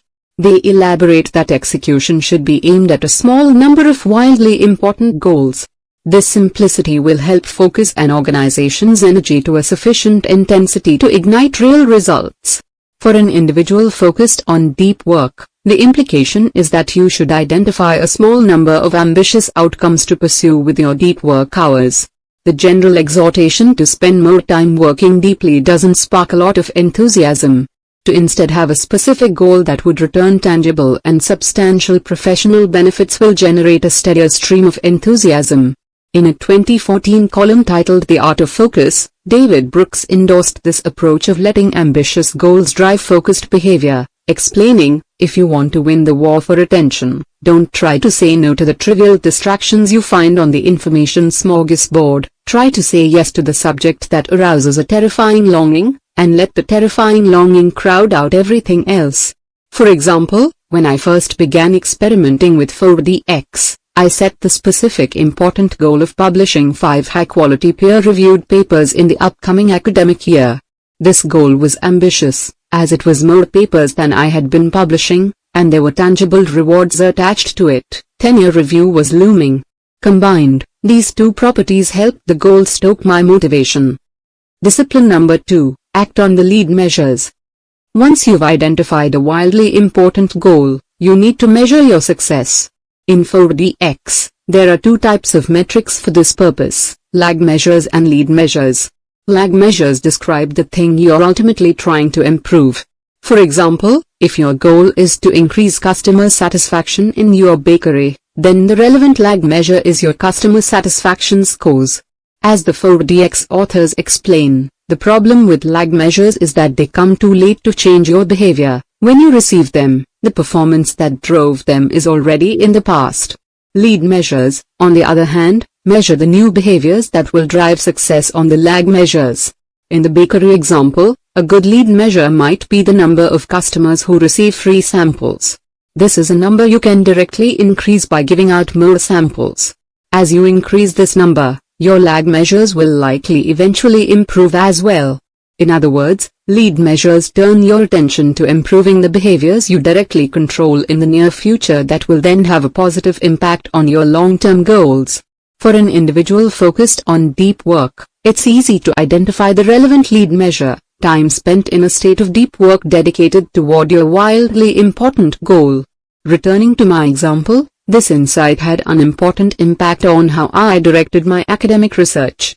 I used to focus on lag measures, such as papers published per year. These measures, however, lacked influence on my day-to-day behavior because there was nothing I could do in the short term that could immediately generate a noticeable change to this long-term metric. When I shifted to tracking deep work hours, suddenly these measures became relevant to my day-to-day. Every hour extra of deep work was immediately reflected in my tally. Discipline number 3, keep a compelling scoreboard. People play differently when they're keeping score, the 4DX authors explain. They then elaborate that when attempting to drive your team's engagement toward your organization's wildly important goal, it's important that they have a public place to record and track their lead measures. This scoreboard creates a sense of competition that drives them to focus on these measures, even when other demands vie for their attention. It also provides a reinforcing source of motivation. Once the team notices their success with the lead measure, they become invested in perpetuating this performance. In the preceding discipline, I argued that for an individual focused on deep work, hours spent working deeply should be the lead measure. It follows, therefore, that the individual's scoreboard should be a physical artifact in the workspace that displays the individual's current deep work hour count. In my early experiments with 4DX, I settled on a simple but effective solution for implementing this scoreboard. I took a piece of cardstock and divided it into rows, one for each week of the current semester. I then labeled each row with the dates of the week and taped it to the wall next to my computer monitor, where it couldn't be ignored. As each week progressed, I kept track of the hours spent in deep work that week with a simple tally of tick marks in that week's row. To maximize the motivation generated by this scoreboard, whenever I reached an important milestone in an academic paper, for example, solving a key proof, I would circle the tally mark corresponding to the hour where I finished the result. This served two purposes. First, it allowed me to connect, at a visceral level, accumulated deep work hours and tangible results. Second, it helped calibrate my expectations for how many hours of deep work were needed per result. This reality, which was larger than I first assumed, helped spur me to squeeze more such hours into each week. Discipline number 4, create a cadence of accountability. The 4DX authors elaborate that the final step to help maintain a focus on lead measures is to put in place a rhythm of regular and frequent meetings of any team that owns a wildly important goal. During these meetings, the team members must confront their scoreboard, commit to specific actions to help improve the score before the next meeting, and describe what happened with the commitments they made at the last meeting. They note that this review can be condensed to only a few minutes, but it must be regular for its effect to be felt. The authors argue that it's this discipline where execution really happens. For an individual focused on his or her own deep work habit, there's likely no team to meet with, but this doesn't exempt you from the need for regular accountability. In multiple places throughout this book I discuss and recommend the habit of a weekly review in which you make a plan for the work week ahead. See rule number 4. During my experiments with 4DX, I used a weekly review to look over my scoreboard to celebrate good weeks, help understand what led to bad weeks, and most important, figure out how to ensure a good score for the days ahead. This led me to adjust my schedule to meet the needs of my lead measure, enabling significantly more deep work than if I had avoided such reviews altogether. The 4DX framework is based on the fundamental premise that execution is more difficult than strategizing. After hundreds and hundreds of case studies, its inventors managed to isolate a few basic disciplines that seem to work particularly well in conquering this difficulty. It's no surprise, therefore, that these same disciplines can have a similar effect on your personal goal of cultivating a deep work habit. To conclude, let's return one last time to my own example. As I noted earlier, when I first embraced 4DX I adopted the goal of publishing 5 peer-reviewed papers in the 2013 to 2014 academic year. This was an ambitious goal given that I had published only 4 papers the previous year, a feat I was proud of. Throughout this 4DX experiment, the clarity of this goal, coupled with the simple but unavoidable feedback of my lead measure scoreboard, pushed me to a level of depth I hadn't before achieved. In retrospect, it was not so much the intensity of my deep work periods that increased, but instead their regularity. Whereas I used to cluster my deep thinking near paper submission deadlines, the 4DX habit kept my mind concentrated throughout the full year. It ended up, I must admit, an exhausting year, especially given that I was writing this book at the same time. But it also turned out to produce a convincing endorsement for the 4DX framework. By the summer of 2014, I had 9 full papers accepted for publication, more than doubling what I had managed to accomplish in any preceding year. Be lazy. In a 2012 article written for a New York Times blog, the essayist and cartoonist Tim Crader provided a memorable self-description: "I am not busy. I am the laziest ambitious person I know." Crader's distaste for frenetic work, however, was put to the test in the months leading up to the writing of his post. Here's his description of the period: "I've insidiously started, because of professional obligations, to become busy. Every morning my inbox was full of emails asking me to do things I did not want to do or presenting me with problems that I now had to solve." His solution? He fled to what he calls an undisclosed location, a place with no TV and no internet. Going online requires a bike ride to the local library, and where he could remain non-responsive to the pinprick onslaught of small obligations that seem harmless in isolation but aggregate to serious injury to his deep work habit. "I've remembered about buttercups, stink bugs and the stars," Crader says about his retreat from activity. "I read. And I'm finally getting some real writing done for the first time in months." It's important for our purposes to recognize that Crader is no Thoreau. He didn't retreat from the world of busyness to underscore a complicated social critique. His move to an undisclosed location was instead motivated by a surprising but practical insight: it made him better at his job. Here's Crader's explanation: "Idleness is not just a vacation, an indulgence or a vice, it is as indispensable to the brain as vitamin D is to the body, and deprived of it we suffer a mental affliction as disfiguring as rickets. It is, paradoxically, necessary to getting any work done." When Crader talks of getting work done, of course, he's not referencing shallow tasks. For the most part, the more time you can spend immersed in shallow work, the more of it that gets accomplished. As a writer and artist, however, Crader is instead concerned with deep work, the serious efforts that produce things the world values. These efforts, he's convinced, need the support of a mind regularly released to leisure.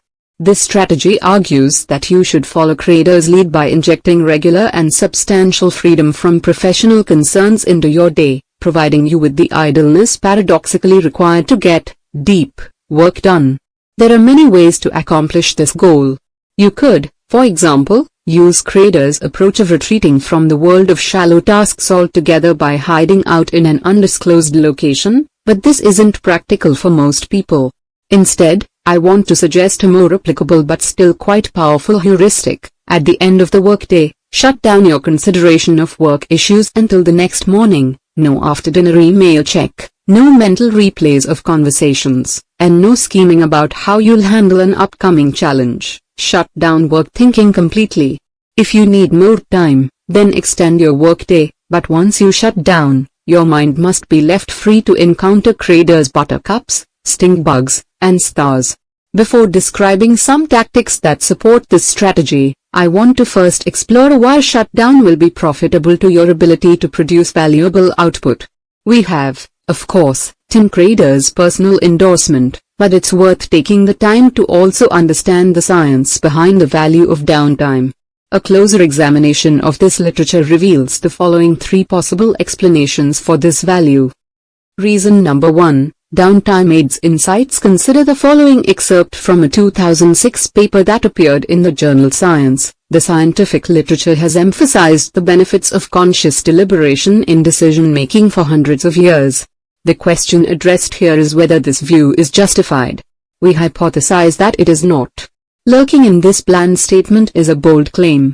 The authors of this study, led by the Dutch psychologist Ab Dijksterhuis, set out to prove that some decisions are better left to your unconscious mind to untangle.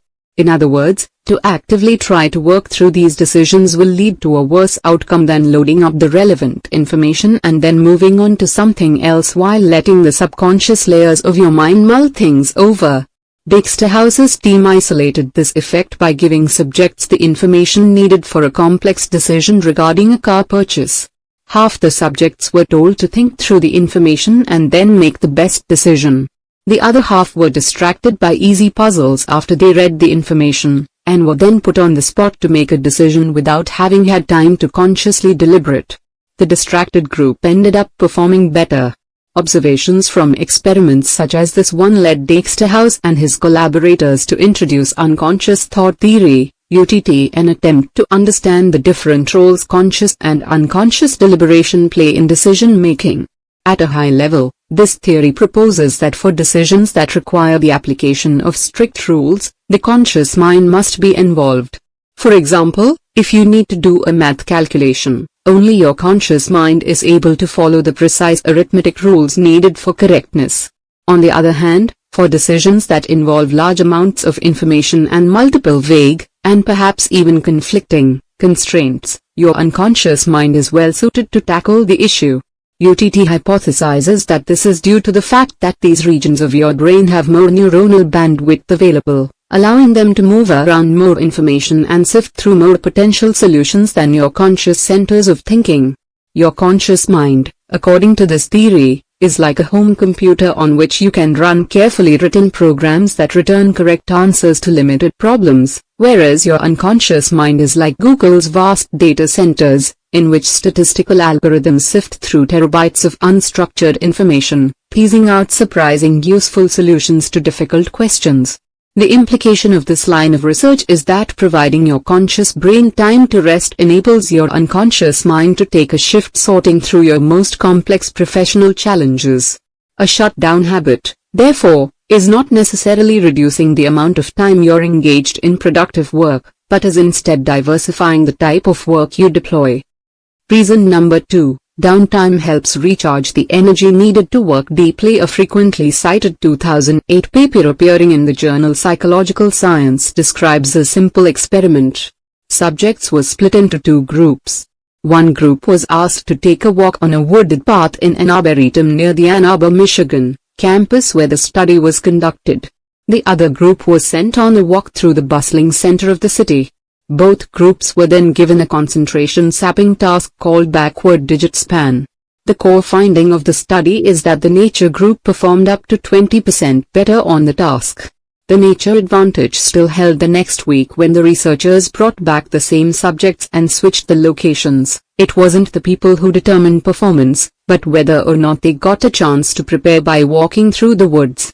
This study, it turns out, is one of many that validate attention restoration theory, ART, which claims that spending time in nature can improve your ability to concentrate.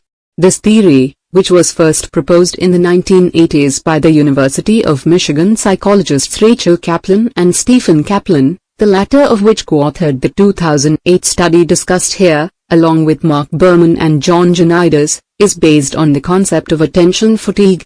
To concentrate requires what Art calls directed attention. This resource is finite. If you exhaust it, you'll struggle to concentrate.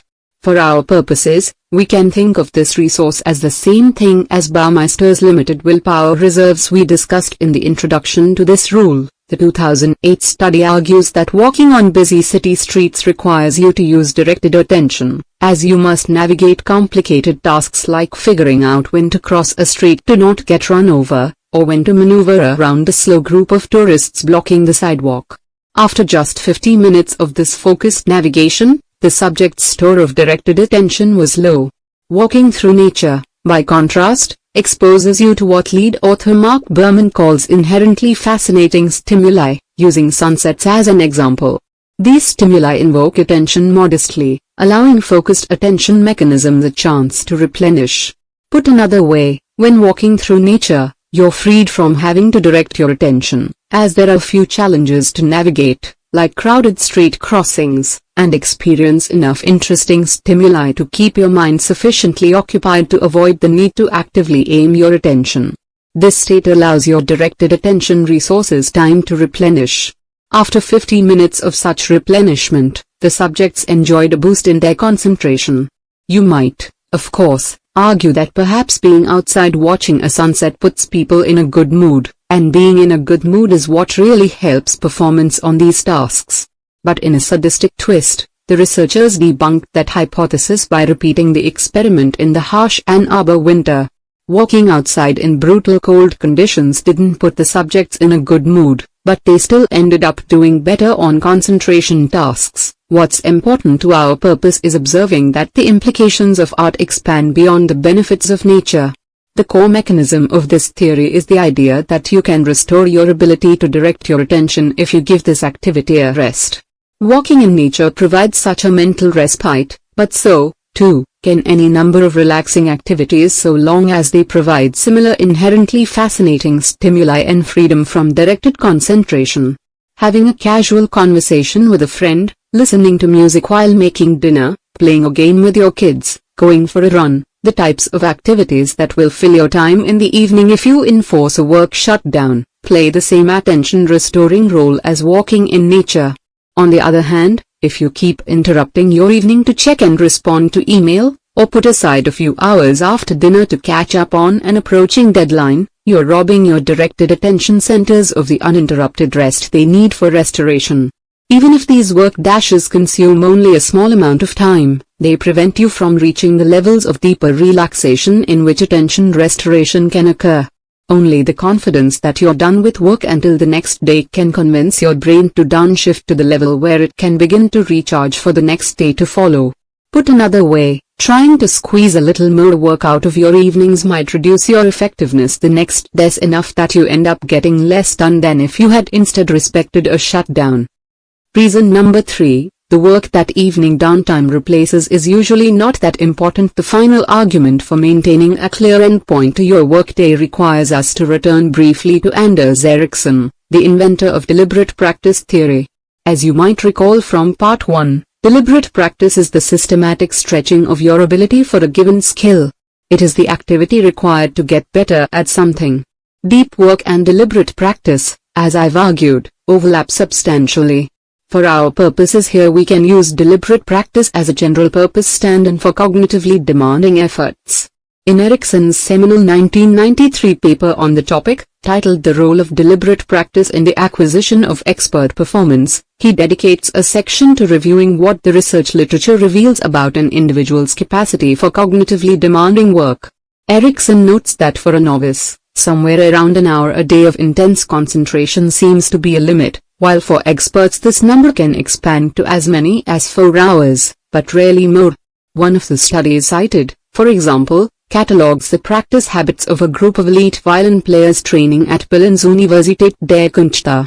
This study found the elite players average around 3.5 hours per day in a state of deliberate practice, usually separated into 2 distinct periods. The less accomplished players spent less time in a state of depth. The implication of these results is that your capacity for deep work in a given day is limited. If you're careful about your schedule, using, for example, the type of productivity strategies described in rule number 4, you should hit your daily deep work capacity during your workday. It follows, therefore, that by evening, you're beyond the point where you can continue to effectively work deeply. Any work you do fit into the night, therefore, won't be the type of high-value activities that really advance your career. Your efforts will instead likely be confined to low-value shallow tasks, executed at a slow, low-energy pace. By deferring evening work, in other words, you're not missing out on much of importance. The 3 reasons just described support the general strategy of maintaining a strict endpoint to your workday. Let's conclude by filling in some details concerning implementation. To succeed with this strategy, you must first accept the commitment that once your workday shuts down, you cannot allow even the smallest incursion of professional concerns into your field of attention. This includes, crucially, checking email, as well as browsing work-related websites. In both cases, even a brief intrusion of work can generate a self-reinforcing stream of distraction that impedes the shutdown advantages described earlier for a long time to follow. Most people are familiar, for example, with the experience of glancing at an alarming email on a Saturday morning and then having its implications haunt your thoughts for the rest of the weekend. Another key commitment for succeeding with this strategy is to support your commitment to shutting down with a strict shutdown ritual that you use at the end of the workday to maximize the probability that you succeed. In more detail, this ritual should ensure that every incomplete task, goal, or project has been reviewed and that for each you have confirmed that either 1. You have a plan you trust for its completion, or 2. It's captured in a place where it will be revisited when the time is right. The process should be an algorithm, a series of steps you always conduct, one after another. When you're done, have a set phrase you say that indicates completion. To end my own ritual, I say, shut down complete. This final step sounds cheesy, but it provides a simple cue to your mind that it's safe to release work-related thoughts for the rest of the day. To make this suggestion more concrete, let me walk through the steps of my own shutdown ritual, which I first developed around the time I was writing my doctoral dissertation, and have deployed, in one form or another, ever since. The first thing I do is take a final look at my email inbox to ensure that there's nothing requiring an urgent response before the day ends. The next thing I do is transfer any new tasks that are on my mind or were scribbled down earlier in the day into my official task lists. I use Google Docs for storing my task lists, as I like the ability to access them from any computer, but the technology here isn't really relevant. Once I have these task lists open, I quickly skim every task in every list, and then look at the next few days on my calendar. These two actions ensure that there's nothing urgent I'm forgetting or any important deadlines or appointments sneaking up on me. I have, at this point, reviewed everything that's on my professional plate. To end the ritual, I use this information to make a rough plan for the next day. Once the plan is created, I say, shutdown complete, and my work thoughts are done for the day. The concept of a shutdown ritual might at first seem extreme, but there's a good reason for it. The Zeigarnik effect. This effect, which is named for the experimental work of the early 20th century psychologist Bloomer Zeigarnik, describes the ability of incomplete tasks to dominate our attention. It tells us that if you simply stop whatever you are doing at 5 p.m. and declare, "I'm done with work until tomorrow," you will likely struggle to keep your mind clear of professional issues, as the many obligations left unresolved in your mind will, as in Bloomer Zeigarnik's experiments, keep battling for your attention throughout the evening, a battle that they'll often win. At first, this challenge might seem unresolvable. As any busy knowledge worker can attest, there are always tasks left incomplete. The idea that you can ever reach a point where all your obligations are handled is a fantasy. Fortunately, we don't need to complete a task to get it off our minds.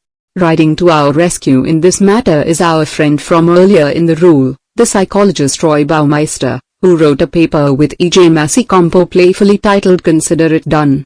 In this study, the two researchers began by replicating the Zeigarnik effect in their subjects. In this case, the researchers assigned a task and then cruelly engineered interruptions, but then found that they could significantly reduce the effect's impact by asking the subjects, soon after the interruption, to make a plan for how they would later complete the incomplete task. To quote the paper, committing to a specific plan for a goal may therefore not only facilitate attainment of the goal but may also free cognitive resources for other pursuits. The shutdown ritual described earlier leverages this tactic to battle the Zeigarnik effect. While it doesn't force you to explicitly identify a plan for every single task in your task list, a burdensome requirement, it does force you to capture every task in a common list, and then review these tasks before making a plan for the next day. This ritual ensures that no task will be forgotten, each will be reviewed daily and tackled when the time is appropriate. Your mind, in other words, is released from its duty to keep track of these obligations at every moment. Your shutdown ritual has taken over that responsibility. Shutdown rituals can become annoying, as they add an extra 10 to 15 minutes to the end of your workday, and sometimes even more, but they're necessary for reaping the rewards of systematic idleness summarized previously. From my experience, it should take a week or two before the shutdown habit sticks, that is, until your mind trusts your ritual enough to actually begin to release work-related thoughts in the evening. But once it does stick, the ritual will become a permanent fixture in your life, to the point that skipping the routine will fill you with a sense of unease. Decades of work from multiple different subfields within psychology all point toward the conclusion that regularly resting your brain improves the quality of your deep work. When you work, work hard. When you're done, be done. Your average email response time might suffer some, but you'll more than make up for this with the sheer volume of truly important work produced during the day by your refreshed ability to dive deeper than your exhausted peers. Rule number 2. Embrace boredom. To better understand how one masters the art of deep work, I suggest visiting the Mrs. Yisrael Synagogue in Spring Valley, New York, at 6 a.m. on a weekday morning. If you do, you will likely find at least 20 cars in the parking lot. Inside, you'll encounter a couple dozen members of the congregation working over texts. Some might be reading silently, mouthing the words of an ancient language, while others are paired together debating. At one end of the room a rabbi will be leading a larger group in a discussion. This early morning gathering in Spring Valley represents just a small fraction of the hundreds of thousands of Orthodox Jews who will wake up early that morning, as they do every weekday morning, to practice a central tenet of their faith, to spend time every day studying the complex written traditions of Rabbinic Judaism.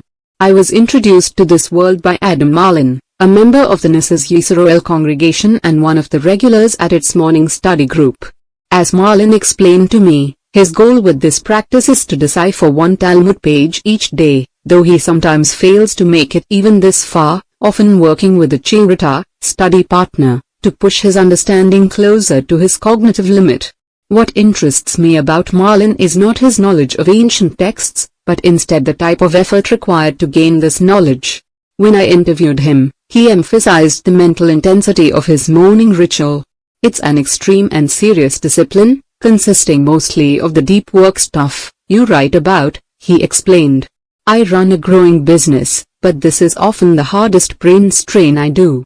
This strain is not unique to Marlin but is instead ingrained in the practice. As his rabbi once explained to him, you cannot consider yourself as fulfilling this daily obligation unless you have stretched to the reaches of your mental capacity. Unlike many Orthodox Jews, Marlin came late to his faith, not starting his rigorous Talmud training until his 20s. This bit of trivia proves useful to our purposes because it allows Marlin a clear before and after comparison concerning the impact of these mental calisthenics, and the result surprised him. Though Marlin was exceptionally well educated when he began the practice, he holds 3 different Ivy League degrees. He soon met fellow adherents who had only ever attended small religious schools but could still dance intellectual circles around him. A number of these people are highly successful, professionally, he explained to me, but it wasn't some fancy school that pushed their intellect higher. It became clear it was instead their daily study that started as early as the 5th grade. After a while, Marlin began to notice positive changes in his own ability to think deeply. I've recently been making more highly creative insights in my business life, he told me. I'm convinced it's related to this daily mental practice. This consistent strain has built my mental muscle over years and years. This was not the goal when I started, but it is the effect. Adam Marlin's experience underscores an important reality about deep work. The ability to concentrate intensely is a skill that must be trained. This idea might sound obvious once it's pointed out, but it represents a departure from how most people understand such matters. In my experience, it's common to treat undistracted concentration as a habit like flossing, something that you know how to do and know is good for you, but that you've been neglecting due to a lack of motivation. This mindset is appealing because it implies you can transform your working life from distracted to focused overnight if you can simply muster enough motivation. But this understanding ignores the difficulty of focus and the hours of practice necessary to strengthen your mental muscle. The creative insights that Adam Marlin now experiences in his professional life, in other words, have little to do with a one-time decision to think deeper, and much to do with a commitment to training this ability early every morning. There is, however, an important corollary to this idea. Efforts to deepen your focus will struggle if you don't simultaneously wean your mind from a dependence on distraction. Much in the same way that athletes must take care of their bodies outside of their training sessions, you'll struggle to achieve the deepest levels of concentration if you spend the rest of your time fleeing the slightest hint of boredom. We can find evidence for this claim in the research of Clifford Nass, the late Stanford communications professor who was well known for his study of behavior in the digital age. Among other insights, Nass's research revealed that constant attention switching online has a lasting negative effect on your brain. Here's Nass summarizing these findings in a 2010 interview with NPR's Ira Flato. So we have scales that allow us to divide up people into people who multitask all the time and people who rarely do, and the differences are remarkable. People who multitask all the time can't filter out irrelevancy. They can't manage a working memory. They're chronically distracted. They initiate much larger parts of their brain that are irrelevant to the task at hand. They're pretty much mental wrecks. At this point Plato asks us whether the chronically distracted recognize this rewiring of their brain. The people we talk with continually said, "Look, when I really have to concentrate, I turn off everything and I am laser focused." And unfortunately, they've developed habits of mind that make it impossible for them to be laser focused. They are suckers for irrelevancy. They just can't keep on task. Emphasis mine. Once your brain has become accustomed to on-demand distraction, Nas discovered, it's hard to shake the addiction even when you want to concentrate. To put this more concretely, if every moment of potential boredom in your life, say, having to wait 5 minutes in line or sit alone in a restaurant until a friend arrives, is relieved with a quick glance at your smartphone, then your brain has likely been rewired to a point where, like the mental wrecks in Nas's research, it's not ready for deep work, even if you regularly schedule time to practice this concentration.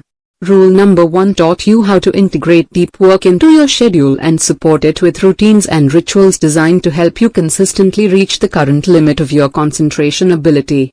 Rule number 2 will help you significantly improve this limit. The strategies that follow are motivated by the key idea that getting the most out of your deep work habit requires training, and as clarified previously, this training must address 2 goals: improving your ability to concentrate intensely and overcoming your desire for distraction. These strategies cover a variety of approaches, from quarantining distraction to mastering a special form of meditation, that combine to provide a practical roadmap for your journey from a mind wrecked by constant distraction and unfamiliar with concentration, to an instrument that truly does deliver laser-like focus. Don't take breaks from distraction. Instead, take breaks from focus. Many assume that they can switch between a state of distraction and one of concentration as needed, but as I just argued, this assumption is optimistic. Once you're wired for distraction, you crave it. Motivated by this reality, this strategy is designed to help you rewire your brain to a configuration better suited to staying on task. Before diving into the details, let's start by considering a popular suggestion for distraction addiction that doesn't quite solve our problem: the Internet Sabbath, sometimes called a digital detox.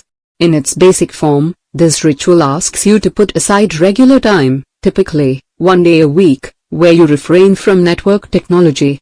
In the same way that the Sabbath in the Hebrew Bible induces a period of quiet and reflection well suited to appreciate God and His works, the Internet Sabbath is meant to remind you of what you miss when you are glued to a screen. It's unclear who first introduced the Internet Sabbath concept, but credit for popularizing the idea often goes to the journalist William Powers, who promoted the practice in his 2010 reflection on technology and human happiness, Hamlet's Blackberry. As Powers later summarizes in an interview, do what Thoreau did, which is learn to have a little disconnectedness within the connected world, don't run away. A lot of advice for the problem of distraction follows this general template of finding occasional time to get away from the clatter.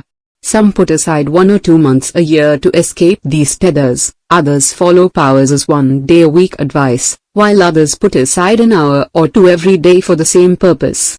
All forms of this advice provide some benefit, but once we see the distraction problem in terms of brain wiring, it becomes clear that an Internet Sabbath cannot by itself cure a distracted brain. If you eat healthy just 1 day a week, you're unlikely to lose weight, as the majority of your time is still spent gorging.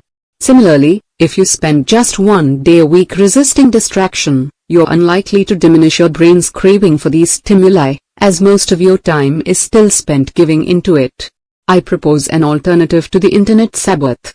Instead of scheduling the occasional break from distraction so you can focus, you should instead schedule the occasional break from focus to give in to distraction. To make this suggestion more concrete, let's make the simplifying assumption that Internet use is synonymous with seeking distracting stimuli. You can, of course, use the Internet in a way that's focused and deep, but for a distraction addict, this is a difficult task. Similarly, let's consider working in the absence of the Internet to be synonymous with more focused work. You can, of course, find ways to be distracted without a network connection, but these tend to be easier to resist. With these rough categorizations established, the strategy works as follows: schedule in advance when you'll use the Internet, and then avoid it altogether outside these times. I suggest that you keep a notepad near your computer at work. On this pad, record the next time you're allowed to use the internet. Until you arrive at that time, absolutely no network connectivity is allowed, no matter how tempting. The idea motivating this strategy is that the use of a distracting service does not, by itself, reduce your brain's ability to focus. It's instead the constant switching from low stimuli/high value activities to high stimuli/low value activities, at the slightest hint of boredom or cognitive challenge, that teaches your mind to never tolerate an absence of novelty. This constant switching can be understood analogously as weakening the mental muscles responsible for organizing the many sources vying for your attention. By segregating internet use, and therefore segregating distractions, you're minimizing the number of times you give in to distraction, and by doing so you let these attention-selecting muscles strengthen. For example, if you've scheduled your next internet block 30 minutes from the current moment, and you're beginning to feel bored and crave distraction, the next 30 minutes of resistance become a session of concentration calisthenics. A full day of scheduled distraction therefore becomes a full day of similar mental training. While the basic idea behind this strategy is straightforward, putting it into practice can be tricky. To help you succeed, here are 3 important points to consider. Point number 1. This strategy works even if your job requires lots of internet use and/or prompt email replies. If you're required to spend hours every day online or answer emails quickly, that's fine. This simply means that your internet blocks will be more numerous than those of someone whose job requires less connectivity. The total number or duration of your internet blocks doesn't matter nearly as much as making sure that the integrity of your offline blocks remains intact. Imagine, for example, that over a 2-hour period between meetings, you must schedule an email check every 15 minutes. Further, imagine that these checks require, on average, 5 minutes. It's sufficient, therefore, to schedule an internet block every 15 minutes through this 2-hour stretch, with the rest of the time dedicated to offline blocks. In this example, you'll end up spending around 90 minutes out of this 2-hour period in a state where you're offline and actively resisting distraction. This works out to be a large amount of concentration training that's achieved without requiring you to sacrifice too much connectivity. Point number 2. Regardless of how you schedule your internet blocks, you must keep the time outside these blocks absolutely free from internet use. This objective is easy to state in principle but quickly becomes tricky in the messy reality of the standard workday. An inevitable issue you'll face when executing this strategy is realizing early on in an offline block that there's some crucial piece of information online that you need to retrieve to continue making progress on your current task. If your next internet block doesn't start for a while, you might end up stuck. The temptation in this situation is to quickly give in, look up the information, then return to your offline block. You must resist this temptation. The internet is seductive. You may think you're just retrieving a single key email from your inbox, but you'll find it hard to not glance at the other urgent messages that have recently arrived. It doesn't take many of these exceptions before your mind begins to treat the barrier between internet and offline blocks as permeable, diminishing the benefits of this strategy. It's crucial in this situation, therefore, that you don't immediately abandon an offline block, even when stuck. If it's possible, switch to another offline activity for the remainder of the current block, or perhaps even fill in this time relaxing. If this is infeasible, perhaps you need to get the current offline activity done promptly, then the correct response is to change your schedule so that your next internet block begins sooner. The key in making this change, however, is to not schedule the next internet block to occur immediately. Instead, enforce at least a 5-minute gap between the current moment and the next time you can go online. This gap is minor, so it won't excessively impede your progress, but from a behavioralist perspective, it's substantial because it separates the sensation of wanting to go online from the reward of actually doing so. Point number 3. Scheduling internet use at home as well as at work can further improve your concentration training. If you find yourself glued to a smartphone or laptop throughout your evenings and weekends, then it's likely that your behavior outside of work is undoing many of your attempts during the workday to rewire your brain, which makes little distinction between the two settings. In this case, I would suggest that you maintain the strategy of scheduling internet use even after the workday is over. To simplify matters, when scheduling internet use after work, you can allow time-sensitive communication into your offline blocks, for example, texting with a friend to agree on where you'll meet for dinner, as well as time-sensitive information retrieval, for example, looking up the location of the restaurant on your phone. Outside of these pragmatic exceptions, however, when in an offline block, put your phone away, ignore texts, and refrain from internet usage. As in the workplace variation of this strategy, if the internet plays a large and important role in your evening entertainment, that's fine. Schedule lots of long internet blocks. The key here isn't to avoid or even to reduce the total amount of time you spend engaging in distracting behavior, but is instead to give yourself plenty of opportunities throughout your evening to resist switching to these distractions at the slightest hint of boredom.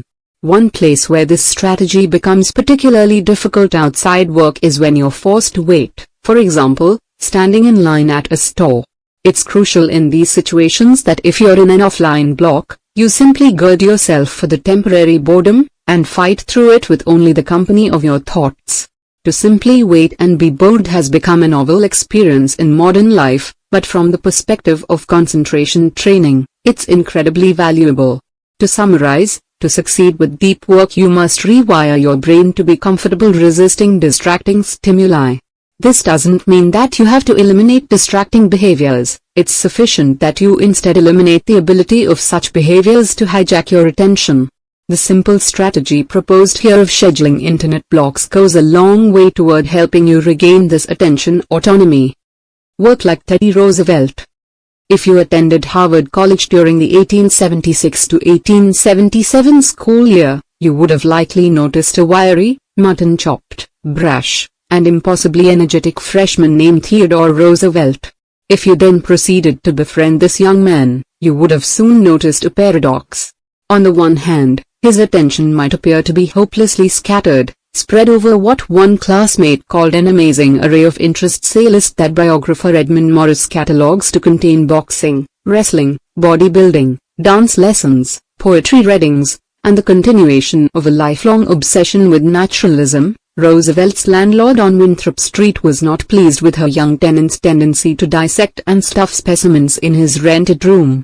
This latter interest developed to the point that Roosevelt published his first book, The Summer Birds of the Adirondacks, in the summer after his freshman year.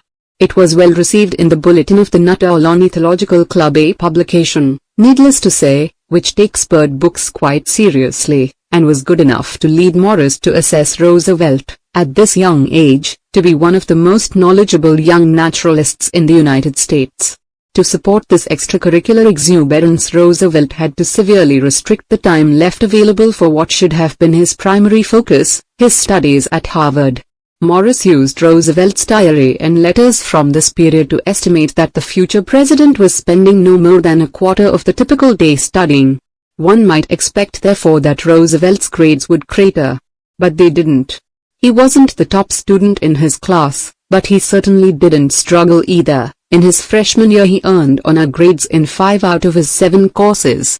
The explanation for this Roosevelt paradox turns out to be his unique approach to tackling this schoolwork. Roosevelt would begin his scheduling by considering the 8 hours from 8:30 a.m. to 4:30 p.m. He would then remove the time spent in recitation and classes, his athletic training, which was once a day, and lunch. The fragments that remained were then considered time dedicated exclusively to studying. As noted, these fragments didn't usually add up to a large number of total hours, but he would get the most out of them by working only on schoolwork during these periods, and doing so with a blistering intensity.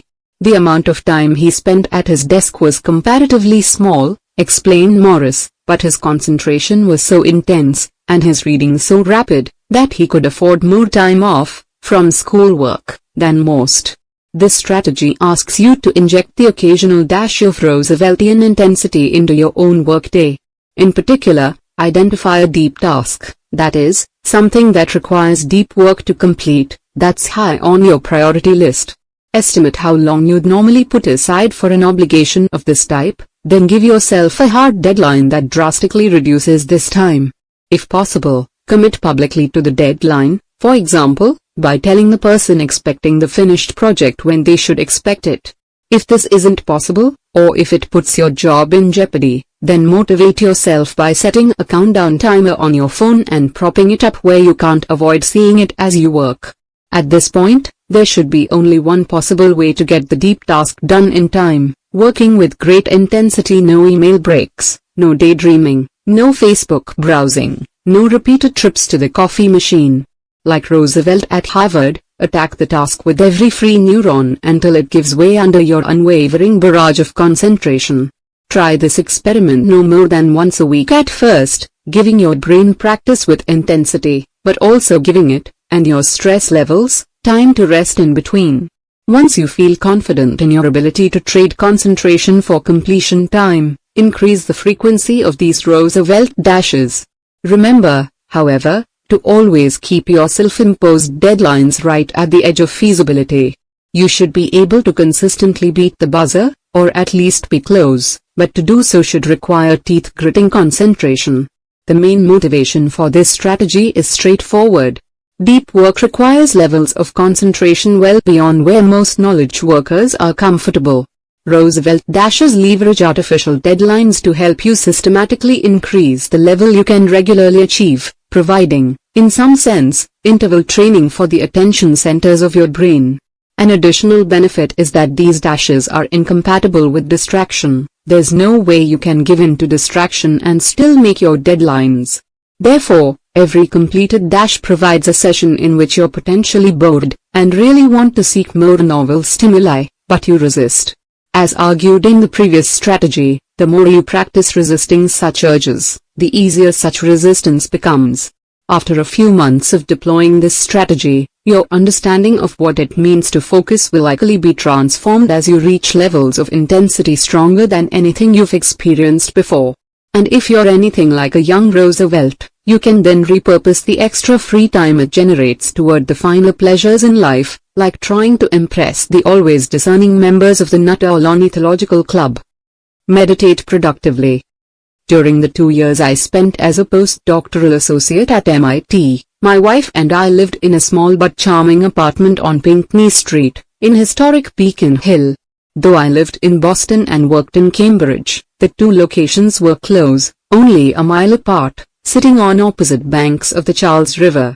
Intent on staying fit, even during the long and dark New England winter, I decided to take advantage of this proximity by traveling between home and work, to the greatest extent possible, on foot. My routine had me walk to campus in the morning, crossing the Longfellow Bridge in all weather. The city, it turns out to my dismay, is often slow to shovel the pedestrian path after snowstorms. Around lunch, I would change into running gear and run back home on a longer path that followed the banks of the Charles, crossing at the Massachusetts Avenue Bridge. After a quick lunch and shower at home, I would typically take the subway across the river on the way back to campus, saving, perhaps, a third of a mile on the trek, and then walk home when the workday was done. In other words, I spent a lot of time on my feet during this period. It was this reality that led me to develop the practice that I'll now suggest you adopt in your own deep work training: productive meditation. The goal of productive meditation is to take a period in which you're occupied physically but not mentally, walking, jogging, driving, showering, and focus your attention on a single well-defined professional problem. Depending on your profession, this problem might be outlining an article, writing a talk, making progress on a proof, or attempting to sharpen a business strategy. As in mindfulness meditation, you must continue to bring your attention back to the problem at hand when it wanders or stalls. I used to practice productive meditation in at least one of my daily cross-river treks while living in Boston, and as I improved, so did my results. I ended up, for example, working out the chapter outlines for a significant portion of my last book while on foot, and made progress on many knotty technical problems in my academic research. I suggest that you adopt a productive meditation practice in your own life. You don't necessarily need a serious session every day, but your goal should be to participate in at least 2 or 3 such sessions in a typical week. Fortunately, finding time for this strategy is easy, as it takes advantage of periods that would otherwise be wasted, such as walking the dog or commuting to work, and if done right, can actually increase your professional productivity instead of taking time away from your work. In fact, you might even consider scheduling a walk during your workday specifically for the purpose of applying productive meditation to your most pressing problem at the moment. I'm not, however, suggesting this practice for its productivity benefits, though they're nice. I'm instead interested in its ability to rapidly improve your ability to think deeply. In my experience, productive meditation builds on both of the key ideas introduced at the beginning of this rule. By forcing you to resist distraction and return your attention repeatedly to a well-defined problem, it helps strengthen your distraction-resisting muscles, and by forcing you to push your focus deeper and deeper on a single problem, it sharpens your concentration. To succeed with productive meditation, it's important to recognize that, like any form of meditation, it requires practice to do well.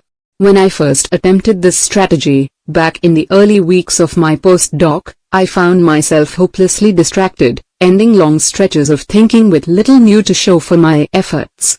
It took me a dozen or so sessions before I began to experience real results. You should expect something similar, so patience will be necessary. To help accelerate this ramp-up process, however, I have 2 specific suggestions to offer. Suggestion number 1. Be wary of distractions and looping as a novice. When you begin a productive meditation session, your mind's first act of rebellion will be to offer unrelated but seemingly more interesting thoughts. My mind, for example, was often successful at derailing my attention by beginning to compose an email that I knew I needed to write. Objectively speaking, this train of thought sounds exceedingly dull, but in the moment it can become impossibly tantalizing. When you notice your attention slipping away from the problem at hand, gently remind yourself that you can return to that thought later, then redirect your attention back. Distraction of this type, in many ways, is the obvious enemy to defeat in developing a productive meditation habit. A subtler, but equally effective adversary, is looping. When faced with a hard problem, your mind, as it was evolved to do, will attempt to avoid excess expenditure of energy when possible. One way it might attempt to sidestep this expenditure is by avoiding diving deeper into the problem by instead looping over and over again on what you already know about it. For example, when working on a proof, my mind has a tendency to rehash simple preliminary results, again and again, to avoid the harder work of building on these results toward the needed solution. You must be on your guard for looping, as it can quickly subvert an entire productive meditation session. When you notice it, remark to yourself that you seem to be in a loop, then redirect your attention toward the next step. Suggestion number 2. Structure your deep thinking. Thinking deeply about a problem seems like a self-evident activity, but in reality it's not. When faced with a distraction-free mental landscape, a hard problem, and time to think, the next steps can become surprisingly non-obvious. In my experience, it helps to have some structure for this deep thinking process. I suggest starting with a careful review of the relevant variables for solving the problem and then storing these values in your working memory. For example, if you are working on the outline for a book chapter, the relevant variables might be the main points you want to make in the chapter. If you're instead trying to solve a mathematics proof, these variables might be actual variables, or assumptions, or lemmas. Once the relevant variables are identified, define the specific next step question you need to answer using these variables. In the book chapter example, this next step question might be, how am I going to effectively open this chapter? And for a proof it might be, what can go wrong if I don't assume this property holds? With the relevant variables stored and the next step question identified, you now have a specific target for your attention. Assuming you're able to solve your next step question, the final step of this structured approach to deep thinking is to consolidate your gains by reviewing clearly the answer you identified. At this point, you can push yourself to the next level of depth by starting the process over. This cycle of reviewing and storing variables, identifying and tackling the next step question, then consolidating your gains is like an intense workout routine for your concentration ability. It will help you get more out of your productive meditation sessions and accelerate the pace at which you improve your ability to go deep. Memorize a deck of cards. Given just 5 minutes, Daniel Kilov can memorize any of the following: a shuffled deck of cards, a string of 100 random digits, or 115 abstract shapes, this last feat establishing an Australian national record. It shouldn't be surprising, therefore, that Kilov recently won back-to-back silver medals in the Australian Memory Championships. What is perhaps surprising, given Kilov's history, is that he ended up a mental athlete at all. "I wasn't born with an exceptional memory," Kilov told me. Indeed, during high school he considered himself forgetful and disorganized. He also struggled academically and was eventually diagnosed with attention deficit disorder. It was after a chance encounter with Tinselali, one of the country's most successful and visible memory champions, that Kilov began to seriously train his memory. By the time he earned his college degree he had won his first national competition medal. This transformation into a world-class mental athlete was rapid, but not unprecedented. In 2006, the American science writer Joshua Foer won the USA Memory Championship after only a year of intense training, a journey he chronicled in his 2011 bestseller, Moonwalking with Einstein. But what's important to us about Kilov's story is what happened to his academic performance during this period of intensive memory development. While training his brain, he went from a struggling student with attention deficit disorder to graduating from a demanding Australian university with first-class honours. He was soon accepted into the PhD program at one of the country's top universities, where he currently studies under a renowned philosopher. One explanation for this transformation comes from research led by Henry Roediger, who runs the Memory Lab at the University of Washington in St. Louis. In 2014, Roediger and his collaborators sent a team, equipped with a battery of cognitive tests, to the Extreme Memory Tournament held in San Diego. They wanted to understand what differentiated these elite memorizers from the population at large. "We found that one of the biggest differences between memory athletes and the rest of us is in a cognitive ability that's not a direct measure of memory at all but of attention," explained Roediger in a New York Times blog post. Emphasis mine. The ability in question is called attentional control, and it measures the subject's ability to maintain their focus on essential information. A side effect of memory training, in other words, is an improvement in your general ability to concentrate. This ability can then be fruitfully applied to any task demanding deep work. Daniel Kilov, we can therefore conjecture, didn't become a star student because of his award-winning memory. It was instead his quest to improve this memory that, incidentally, gave him the deep work edge needed to thrive academically.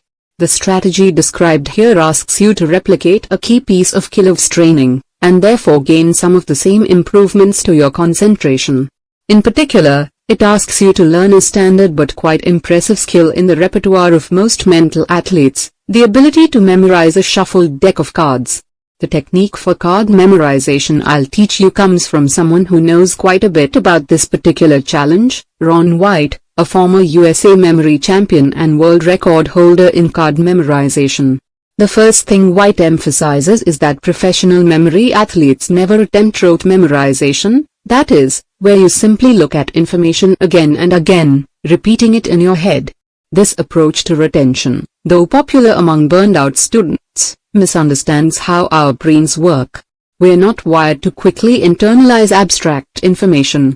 We are, however, really good at remembering scenes. Think back to a recent memorable event in your life, perhaps attending the opening session of a conference or meeting a friend you haven't seen in a while for a drink. Try to picture the scene as clearly as possible. Most people in this scenario can conjure a surprisingly vivid recollection of the event, even though you made no special effort to remember it at the time. If you systematically counted the unique details in this memory, the total number of items would likely be surprisingly numerous. Your mind, in other words, can quickly retain lots of detailed information, if it's stored in the right way. Ron White's card memorization technique builds on this insight. To prepare for this high-volume memorization task, White recommends that you begin by cementing in your mind the mental image of walking through 5 rooms in your home. Perhaps you come in the door, walk through your front hallway, then turn into the downstairs bathroom, walk out the door and enter the guest bedroom, walk into the kitchen, and then head down the stairs into your basement. In each room, conjure a clear image of what you see. Once you can easily recall this mental walkthrough of a well-known location, fix in your mind a collection of 10 items in each of these rooms. White recommends that these items be large, and therefore more memorable, like a desk, not a pencil. Next, establish an order in which you look at each of these items in each room. For example, in the front hallway, you might look at the entry mat, then shoes on the floor by the mat, then the bench above the shoes, and so on. Combined, this is only 50 items, so add 2 more items, perhaps in your backyard, to get to the full 52 items you will later need when connecting these images to all the cards in a standard deck. Practice this mental exercise of walking through the rooms, and looking at items in each room, in a set order. You should find that this type of memorization, because it's based on visual images of familiar places and things, will be much easier than the rote memorizing you might remember from your school days. The second step in preparing to memorize a deck of cards is to associate a memorable person or thing with each of the 52 possible cards. To make this process easier, try to maintain some logical association between the card and the corresponding image. White provides the example of associating Donald Trump with the King of Diamonds, as diamonds signify wealth.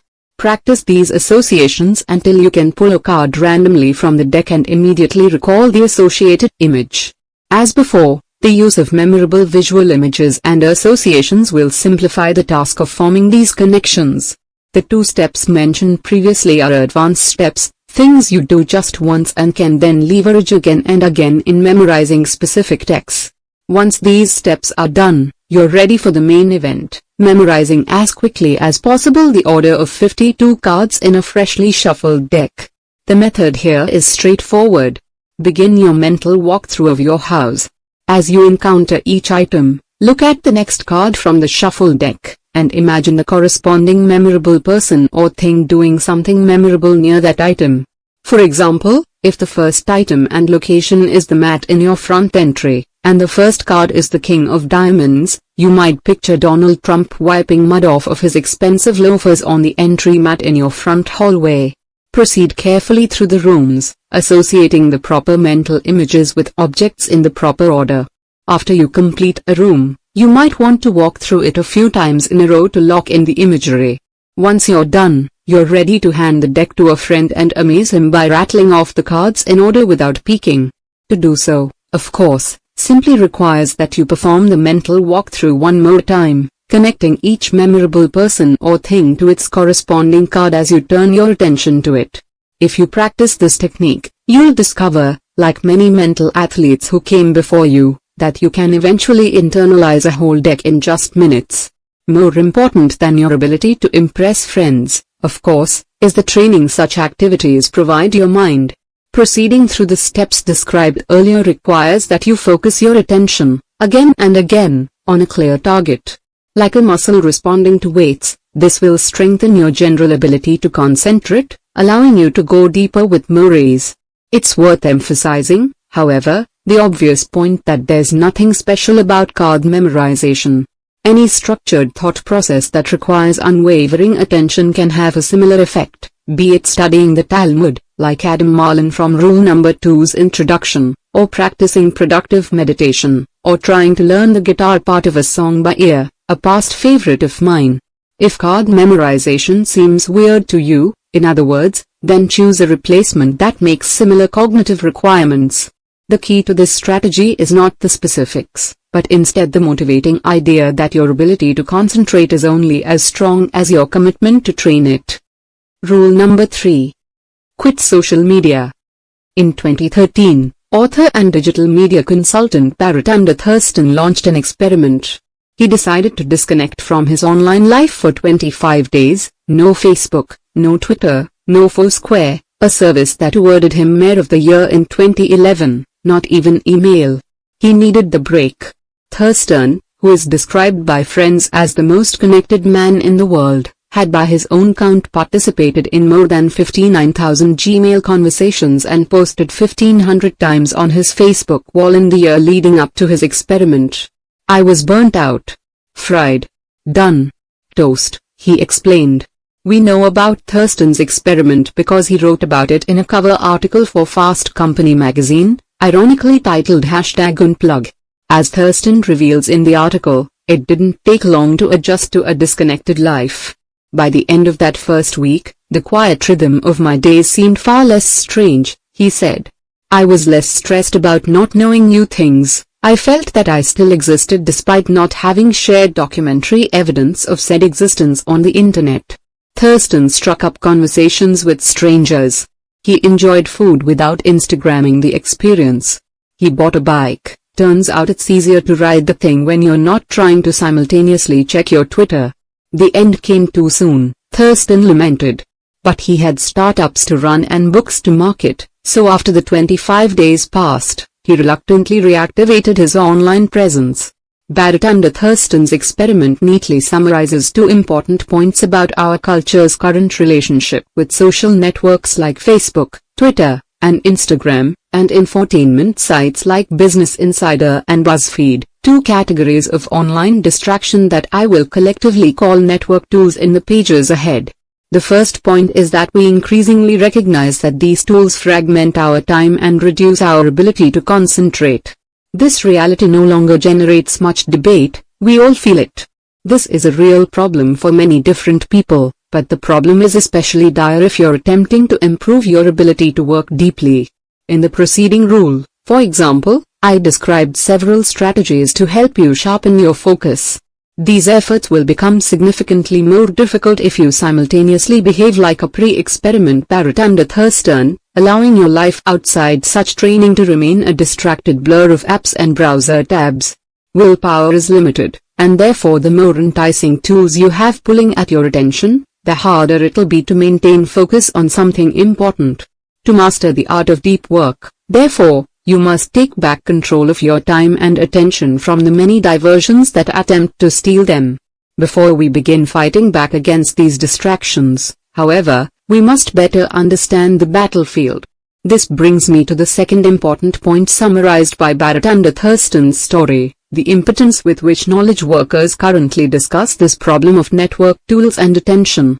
Overwhelmed by these tools' demands on his time, Thurston felt that his only option was to, temporarily, quit the internet altogether.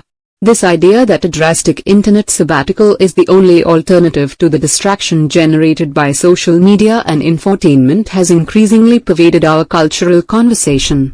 The problem with this binary response to this issue is that these two choices are much too crude to be useful. The notion that you would quit the internet is, of course, an overstuffed strawman, infeasible for most, unless you're a journalist writing a piece about distraction. No one is meant to actually follow Barrett under Thurston's lead, and this reality provides justification for remaining with the only offered alternative, accepting our current distracted state as inevitable. For all the insight and clarity that Thurston gained during his internet sabbatical, for example, it didn't take him long once the experiment ended to slide back into the fragmented state where he began. On the day when I first started writing this chapter, which fell only 6 months after Thurston's article originally appeared in Fast Company, the Reformed Connector had already sent a dozen tweets in the few hours since he woke up.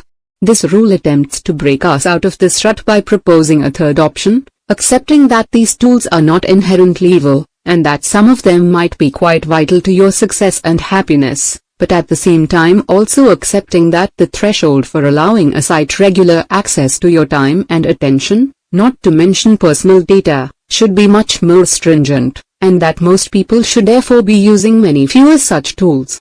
I won't ask you, in other words, to quit the internet altogether like Barrett under Thurston did for 25 days back in 2013. But I will ask you to reject the state of distracted hyperconnectedness that drove him to that drastic experiment in the first place. There is a middle ground, and if you're interested in developing a deep work habit, you must fight to get there. Our first step toward finding this middle ground in network tool selection is to understand the current default decision process deployed by most internet users. In the fall of 2013, I received insight into this process because of an article I wrote explaining why I never joined Facebook. Though the piece was meant to be explanatory and not accusatory, it nonetheless put many readers on the defensive, leading them to reply with justifications for their use of the service. Here are some examples of these justifications. Entertainment was my initial draw to Facebook. I can see what my friends are up to and post funny photos, make quick comments. When I first joined, I didn't know why. By mere curiosity I joined a forum of short fiction stories. Once there I improved my writing and made very good friends. I use Facebook because a lot of people I knew in high school are on there. Here's what strikes me about these responses, which are representative of the large amount of feedback I received on this topic. They're surprisingly minor. I don't doubt, for example, that the first commenter from this list finds some entertainment in using Facebook, but I would also assume that this person wasn't suffering some severe deficit of entertainment options before he or she signed up for the service. I would further wager that this user would succeed in staving off boredom even if the service was suddenly shut down.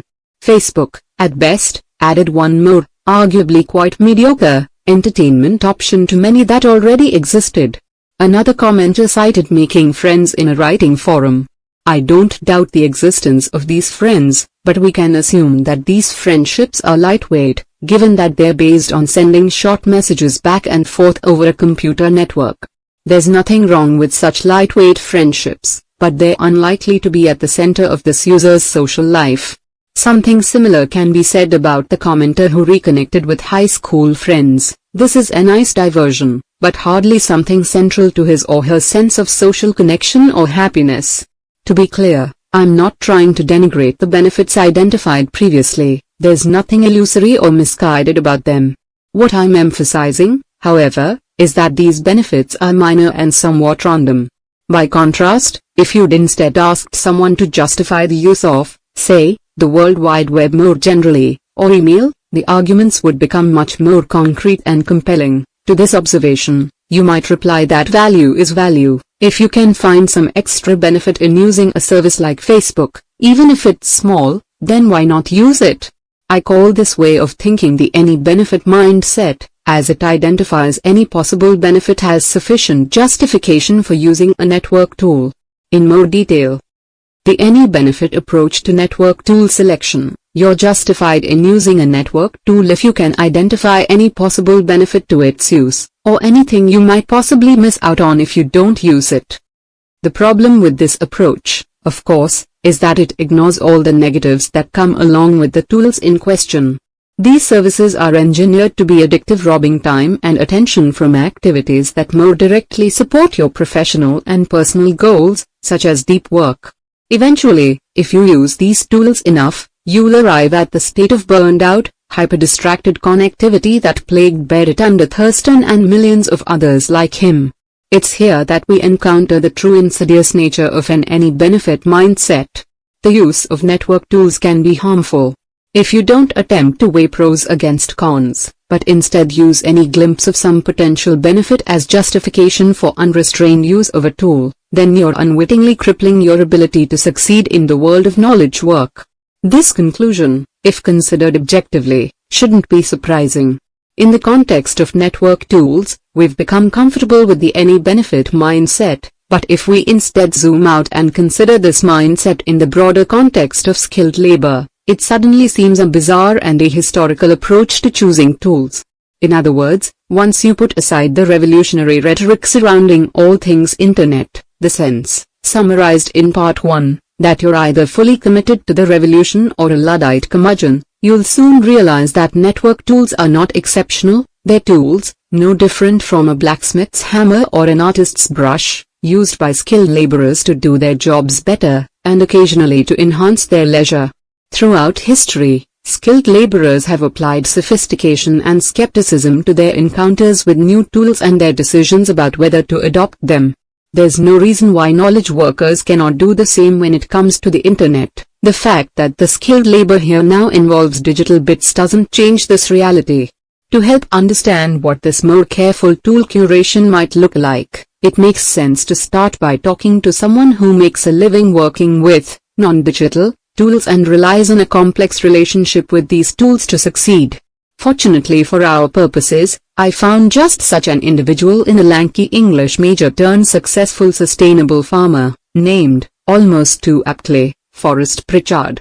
Forrest Pritchard runs Smith Meadows, a family farm located an hour west of D.C., one of many farms clustered in the valleys of the Blue Ridge Mountains.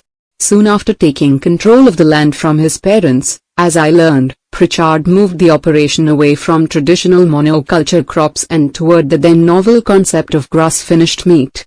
The farm bypasses wholesaling. You cannot find Smith Meadows steaks in Whole Foods, to sell direct to consumers at the bustling farmers markets in the Washington, D.C. metro area.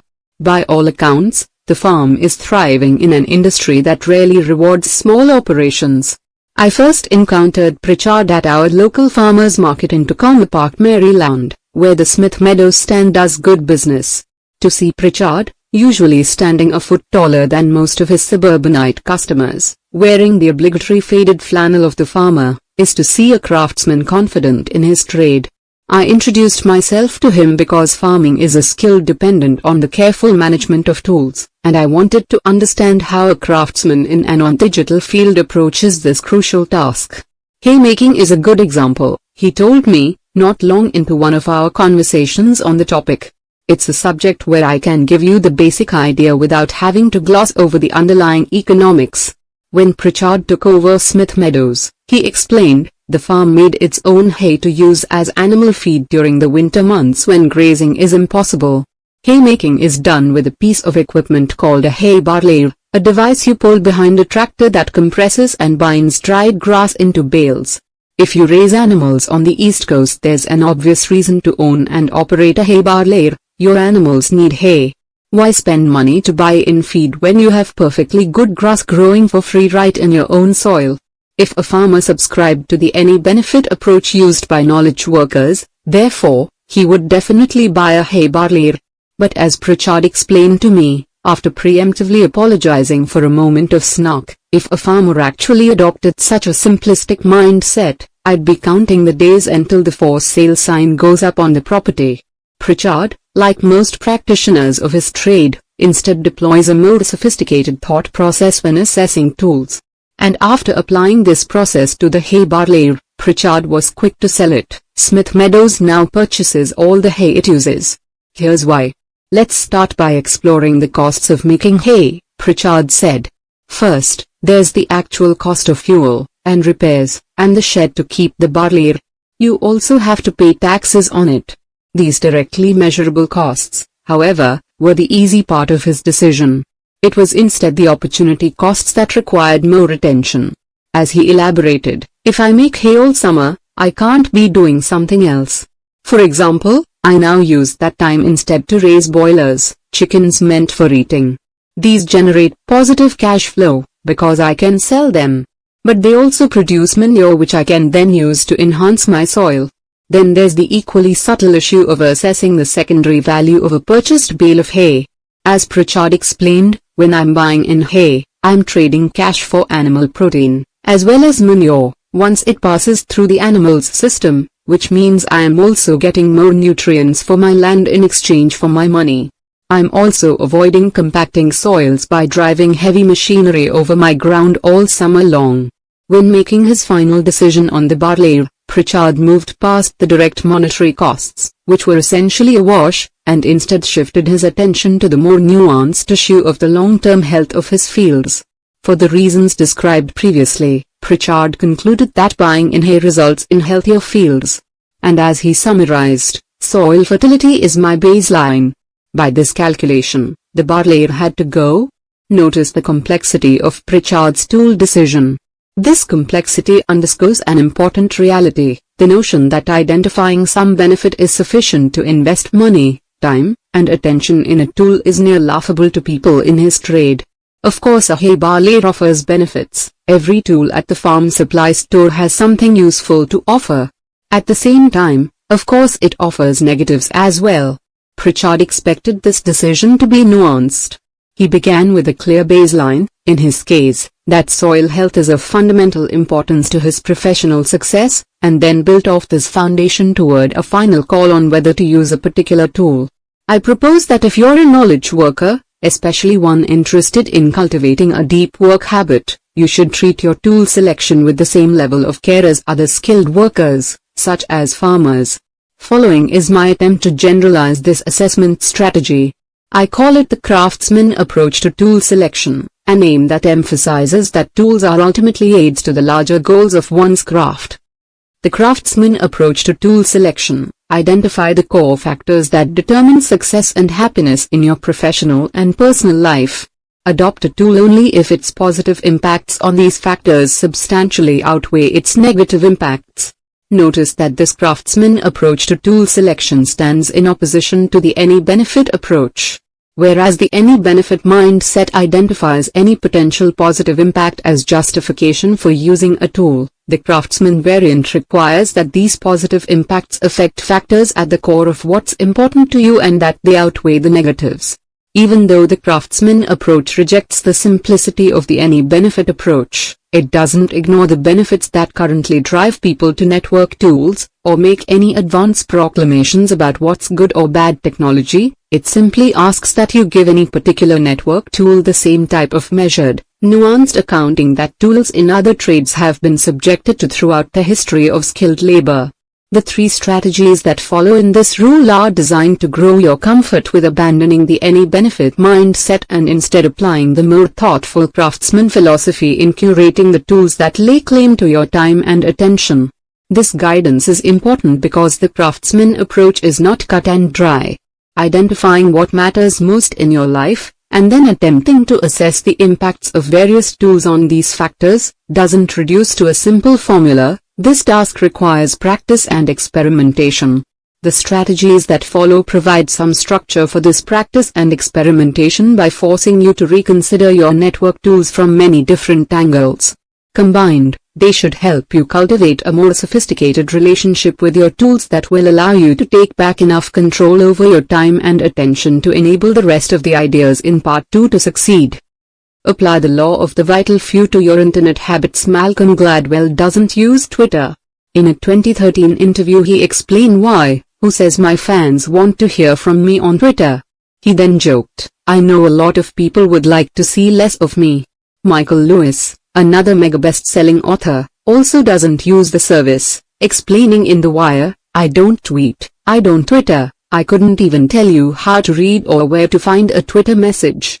And as mentioned in Part 1, the award-winning New Yorker scribe George Packer also avoids the service, and indeed only recently even succumbed to the necessity of owning a smartphone.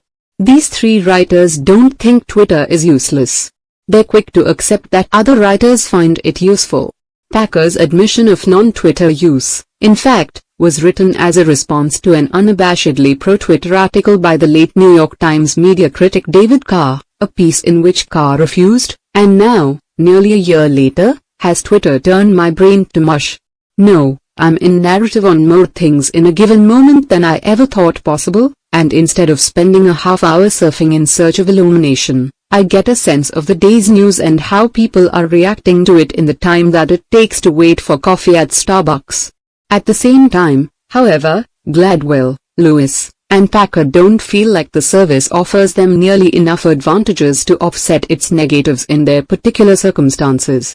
Lewis, for example, worries that adding more accessibility will sap his energy and reduce his ability to research and write great stories, noting, it's amazing how overly accessible people are. There's a lot of communication in my life that's not enriching, it's impoverishing. While Packer, for his part, worries about distraction, saying, Twitter is crack for media addicts. He goes so far as to describe Carr's rave about the service as the most frightening picture of the future that I've read thus far in the new decade. We don't have to argue about whether these authors are right in their personal decisions to avoid Twitter and similar tools, because their sales numbers and awards speak for themselves. We can instead use these decisions as a courageous illustration of the craftsman approach to tool selection in action. In a time when so many knowledge workers, and especially those in creative fields, are still trapped in the any-benefit mindset, it's refreshing to see a more mature approach to sorting through such services. But the very rareness of these examples reminds us that mature and confident assessments of this type aren't easy to make.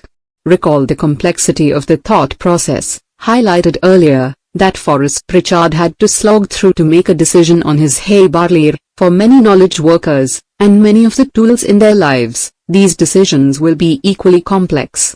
The goal of this strategy, therefore, is to offer some structure to this thought process, a way to reduce some of the complexity of deciding which tools really matter to you. The first step of this strategy is to identify the main high-level goals in both your professional and your personal life. If you have a family, for example, then your personal goals might involve parenting well and running an organized household. In the professional sphere, the details of these goals depend on what you do for a living. In my own work as a professor, for example, I pursued two important goals, one centered on being an effective teacher in the classroom and effective mentor to my graduate students, and another centered on being an effective researcher. While your goals will likely differ, the key is to keep the list limited to what's most important and to keep the description suitably high level. If your goal includes a specific target, to reach $1 million in sales or to publish a half-dozen papers in a single year, then it's too specific for our purposes here. When you're done, you should have a small number of goals for both the personal and professional areas of your life. Once you've identified these goals, list for each the 2 or 3 most important activities that help you satisfy the goal. These activities should be specific enough to allow you to clearly picture doing them. On the other hand, they should be general enough that they're not tied to a one-time outcome. For example, do better research is too general. What does it look like to be doing better research? While finish paper on broadcast lower bounds in time for upcoming conference submission is too specific. It's a one-time outcome. A good activity in this context would be something like, regularly read and understand the cutting-edge results in my field. The next step in this strategy is to consider the network tools you currently use. For each such tool, go through the key activities you identified and ask whether the use of the tool has a substantially positive impact, a substantially negative impact, or little impact on your regular and successful participation in the activity. Now comes the important decision: keep using this tool only if you concluded that it has substantial positive impacts and that these outweigh the negative impacts. To help illustrate this strategy in action, let's consider a case study. For the purposes of this example, assume that Michael Lewis, if asked, would have produced the following goal and corresponding important activities for his writing career. Professional goal: to craft well-written, narrative-driven stories that change the way people understand the world. Key activities supporting this goal: research patiently and deeply. Write carefully and with purpose. Now imagine that Lewis was using this goal to determine whether or not to use Twitter. Our strategy requires him to investigate Twitter's impact on the key activities he listed that support his goal. There's no convincing way to argue that Twitter would make Lewis substantially better at either of these activities. Deep research for Lewis, I assume, requires him to spend weeks and months getting to know a small number of sources. He's a master of the long-form journalism skill of drawing out a source's story over many sessions, and careful writing, of course, requires freedom from distraction. In both cases, Twitter at best has no real impact, and at worst could be substantially negative, depending on Lewis's susceptibility to the service's addictive attributes. The conclusion would therefore be that Lewis shouldn't use Twitter. You might argue at this point that confining our example to this single goal is artificial, as it ignores the areas where a service like Twitter has its best chance of contributing. For writers, in particular, Twitter is often presented as a tool to establish connections with your audience that ultimately lead to more sales. For a writer like Michael Lewis, however, marketing doesn't likely merit its own goal when he assesses what's important in his professional life. This follows because his reputation guarantees that he will receive massive coverage in massively influential media channels, if the book is really good. His focus, therefore, is much more productively applied to the goal of writing the best possible book than instead trying to squeeze out a few extra sales through inefficient author-driven means. In other words, the question is not whether Twitter has some conceivable benefit to Lewis. It's instead whether Twitter use significantly and positively affects the most important activities in his professional life. What about a less famous writer? In this case, book marketing might play a more primary role in his or her goals. But when forced to identify the 2 or 3 most important activities supporting this goal, it's unlikely that the type of lightweight one-on-one contact enabled by Twitter would make the list. This is the result of simple math. Imagine that our hypothetical author diligently sends 10 individualized tweets a day, 5 days a week, each of which connects one-on-one with a new potential reader.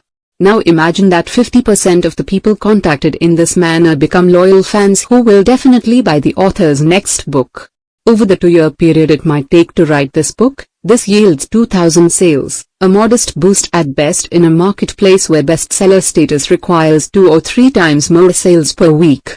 The question once again is not whether Twitter offers some benefits, but instead whether it offers enough benefits to offset its drag on your time and attention, two resources that are especially valuable to a writer.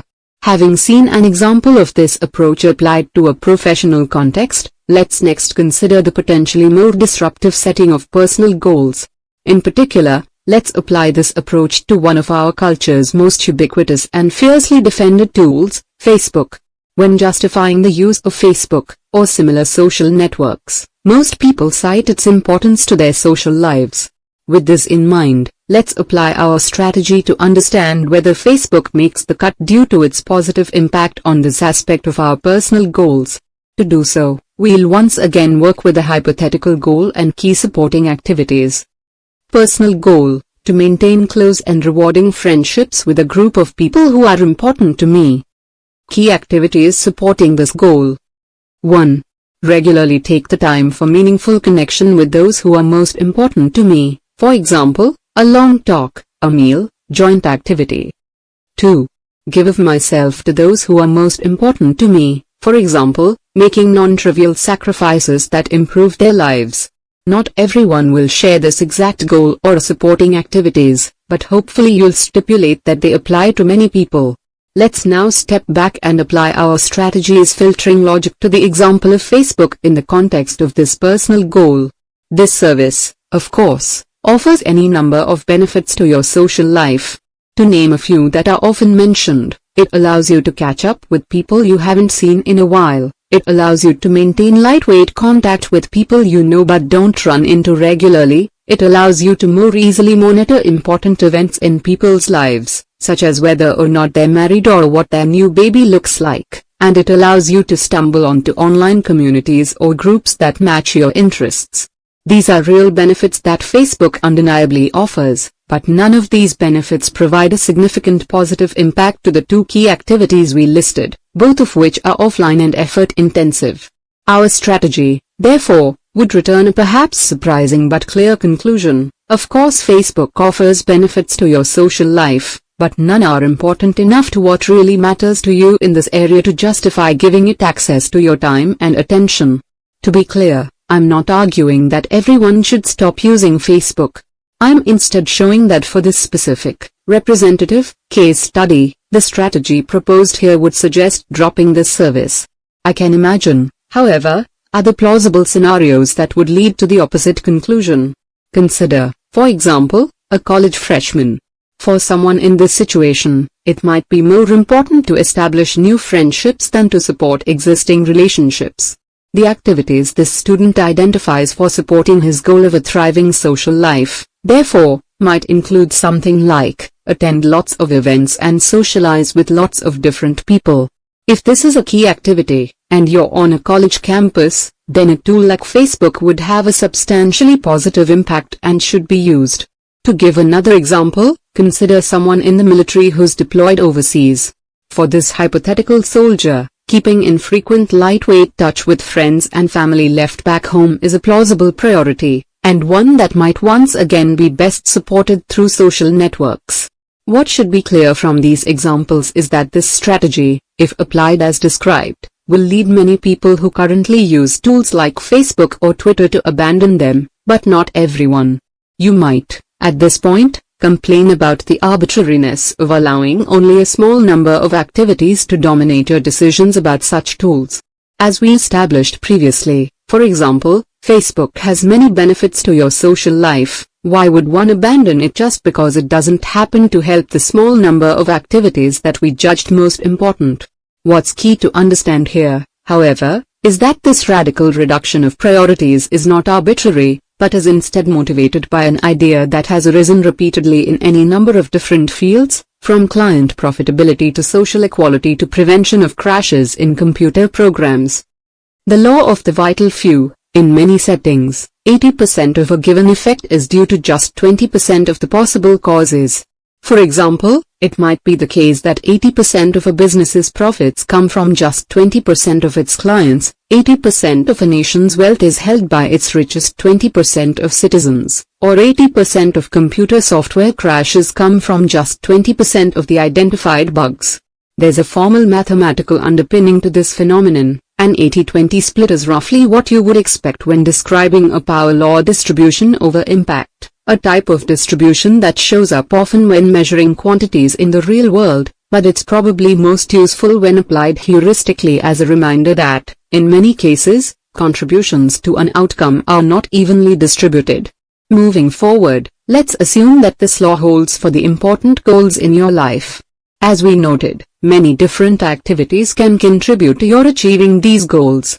The law of the vital few, however, reminds us that the most important 20% or so of these activities provide the bulk of the benefit.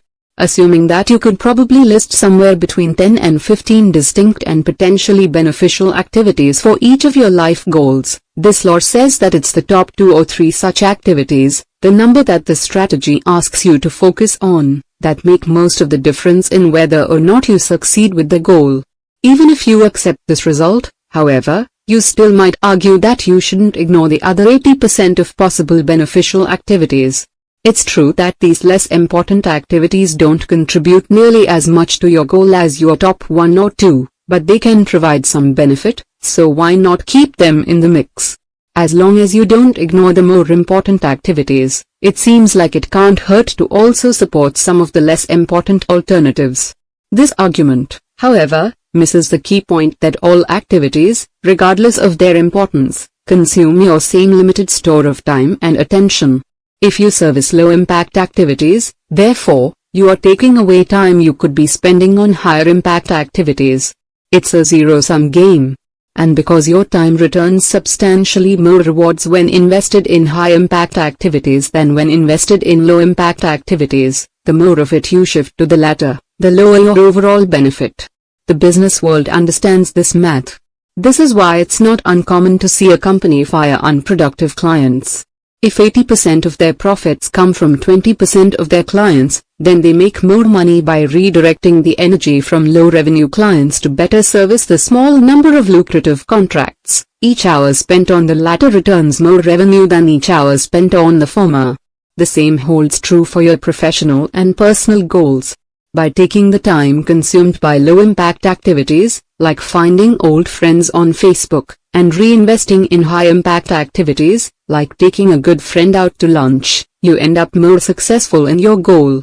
To abandon a network tool using this logic, therefore, is not to miss out on its potential small benefits, but is instead to get more out of the activities you already know to yield large benefits. To return to where we started, for Malcolm Gladwell, Michael Lewis, and George Packer, Twitter doesn't support the 20% of activities that generate the bulk of the success in their writing careers. Even though in isolation this service might return some minor benefits, when their careers are viewed as a whole, they're likely more successful not using Twitter, and redirecting that time to more fruitful activities, than if they added it into their schedule as one more thing to manage. You should take the same care in deciding which tools you allow to claim your own limited time and attention. Hey, if you are enjoying this audiobook, don't forget to leave a like or comment and subscribe to our channel for similar kind of videos. Quit social media. When Ryan Nicodemus decided to simplify his life, one of his first targets was his possessions. At the time, Ryan lived alone in a spacious 3-bedroom condo. For years, driven by a consumerist impulse, he had been trying his best to fill the sample space. Now it was time to reclaim his life from his stuff. The strategy he deployed was simple to describe but radical in concept.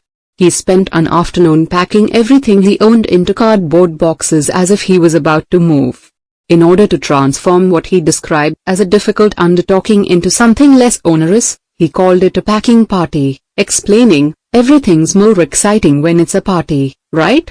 Once the packing was done, Nicodemus then spent the next week going through his normal routine. If he needed something that was packed, he would unpack it and put it back where it used to go. At the end of the week, he noticed that the vast majority of his stuff remained untouched in its boxes. So he got rid of it. Stuff accumulates in people's lives, in part, because when faced with a specific act of elimination, it's easy to worry, what if I need this one day? And then use this worry as an excuse to keep the item in question sitting around. Nicodemus's packing party provided him with definitive evidence that most of his stuff was not something he needed, and it therefore supported his quest to simplify. The last strategy provided a systematic method to help you begin sorting through the network tools that currently lay claim to your time and attention. This strategy offers you a different but complementary approach to these same issues, and it's inspired by Ryan Nicodemus's approach to getting rid of his useless stuff. In more detail, this strategy asks that you perform the equivalent of a packing party on the social media services that you currently use. Instead of packing, however, you'll instead ban yourself from using them for 30 days. All of them: Facebook, Instagram, Google+, Twitter, Snapchat, Vine, or whatever other services have risen to popularity since I first wrote these words. Don't formally deactivate these services, and, this is important, don't mention online that you'll be signing off. Just stop using them, cold turkey. If someone reaches out to you by other means and asks why your activity on a particular service has fallen off, you can explain, but don't go out of your way to tell people. After 30 days of this self-imposed network isolation, ask yourself the following 2 questions about each of the services you temporarily quit. 1. Would the last 30 days have been notably better if I had been able to use this service? 2. Did people care that I wasn't using this service? If your answer is no to both questions, quit the service permanently. If your answer was a clear yes, then return to using the service. If your answers are qualified or ambiguous, it's up to you whether you return to the service, though I would encourage you to lean toward quitting. You can always rejoin later. This strategy picks specifically on social media because among the different network tools that can claim your time and attention, these services, if used without limit, can be particularly devastating to your quest to work deeper. They offer personalized information arriving on an unpredictable intermittent schedule, making them massively addictive and therefore capable of severely damaging your attempts to schedule and succeed with any act of concentration. Given these dangers, you might expect that more knowledge workers would avoid these tools altogether, especially those like computer programmers or writers whose livelihood explicitly depends on the outcome of deep work. But part of what makes social media insidious is that the companies that profit from your attention have succeeded with a masterful marketing coup, convincing our culture that if you don't use their products you might miss out. This fear that you might miss out has obvious parallels to Nicodemus's fear that the voluminous stuff in his closets might one day prove useful, which is why I'm suggesting a corrective strategy that parallels his packing party. By spending a month without these services, you can replace your fear that you might miss out on events, on conversations, on shared cultural experience, with a dose of reality. For most people, this reality will confirm something that seems obvious only once you've done the hard work of freeing yourself from the marketing messages surrounding these tools. They're not really all that important in your life. The reason why I ask you to not announce your 30-day experiment is because for some people another part of the delusion that binds them to social media is the idea that people want to hear what you have to say, and that they might be disappointed if you suddenly leave them bereft of your commentary. I'm being somewhat facetious here in my wording, but this underlying sentiment is nonetheless common and important to tackle. As of this writing, for example, the average number of followers for a Twitter user is 208. When you know that more than 200 people volunteer to hear what you have to say, it's easy to begin to believe that your activities on these services are important. Speaking from experience as someone who makes a living trying to sell my ideas to people, this is a powerfully addictive feeling. But here's the reality of audiences in a social media era. Before these services existed, building an audience of any size beyond your immediate friends and family required hard, competitive work. In the early 2000s, for example, anyone could start a blog, but to gain even just a handful of unique visitors per month required that you actually put in the work to deliver information that's valuable enough to capture someone's attention. I know this difficulty well. My first blog was started in the fall of 2003. It was called, cleverly enough, Inspiring Monica. I used it to muse on my life as a 21-year-old college student. There were, I'm embarrassed to admit, long stretches where no one read it, a term I'm using literally. As I learned in the decade that followed, a period in which I patiently and painstakingly built an audience for my current blog, Study Hacks, from a handful of readers to hundreds of thousands per month, is that earning people's attention online is hard work. Except now it's not. Part of what fueled social media's rapid ascent, I contend, is its ability to short-circuit this connection between the hard work of producing real value and the positive reward of having people pay attention to you. It has instead replaced this timeless capitalist exchange with a shallow collectivist alternative. I'll pay attention to what you say if you pay attention to what I say, regardless of its value. A blog or magazine or television program that contain the content that typically populates a Facebook wall or Twitter feed, for example, would attract, on average, no audience. But when captured within the social conventions of these services, that same content will attract attention in the form of likes and comments.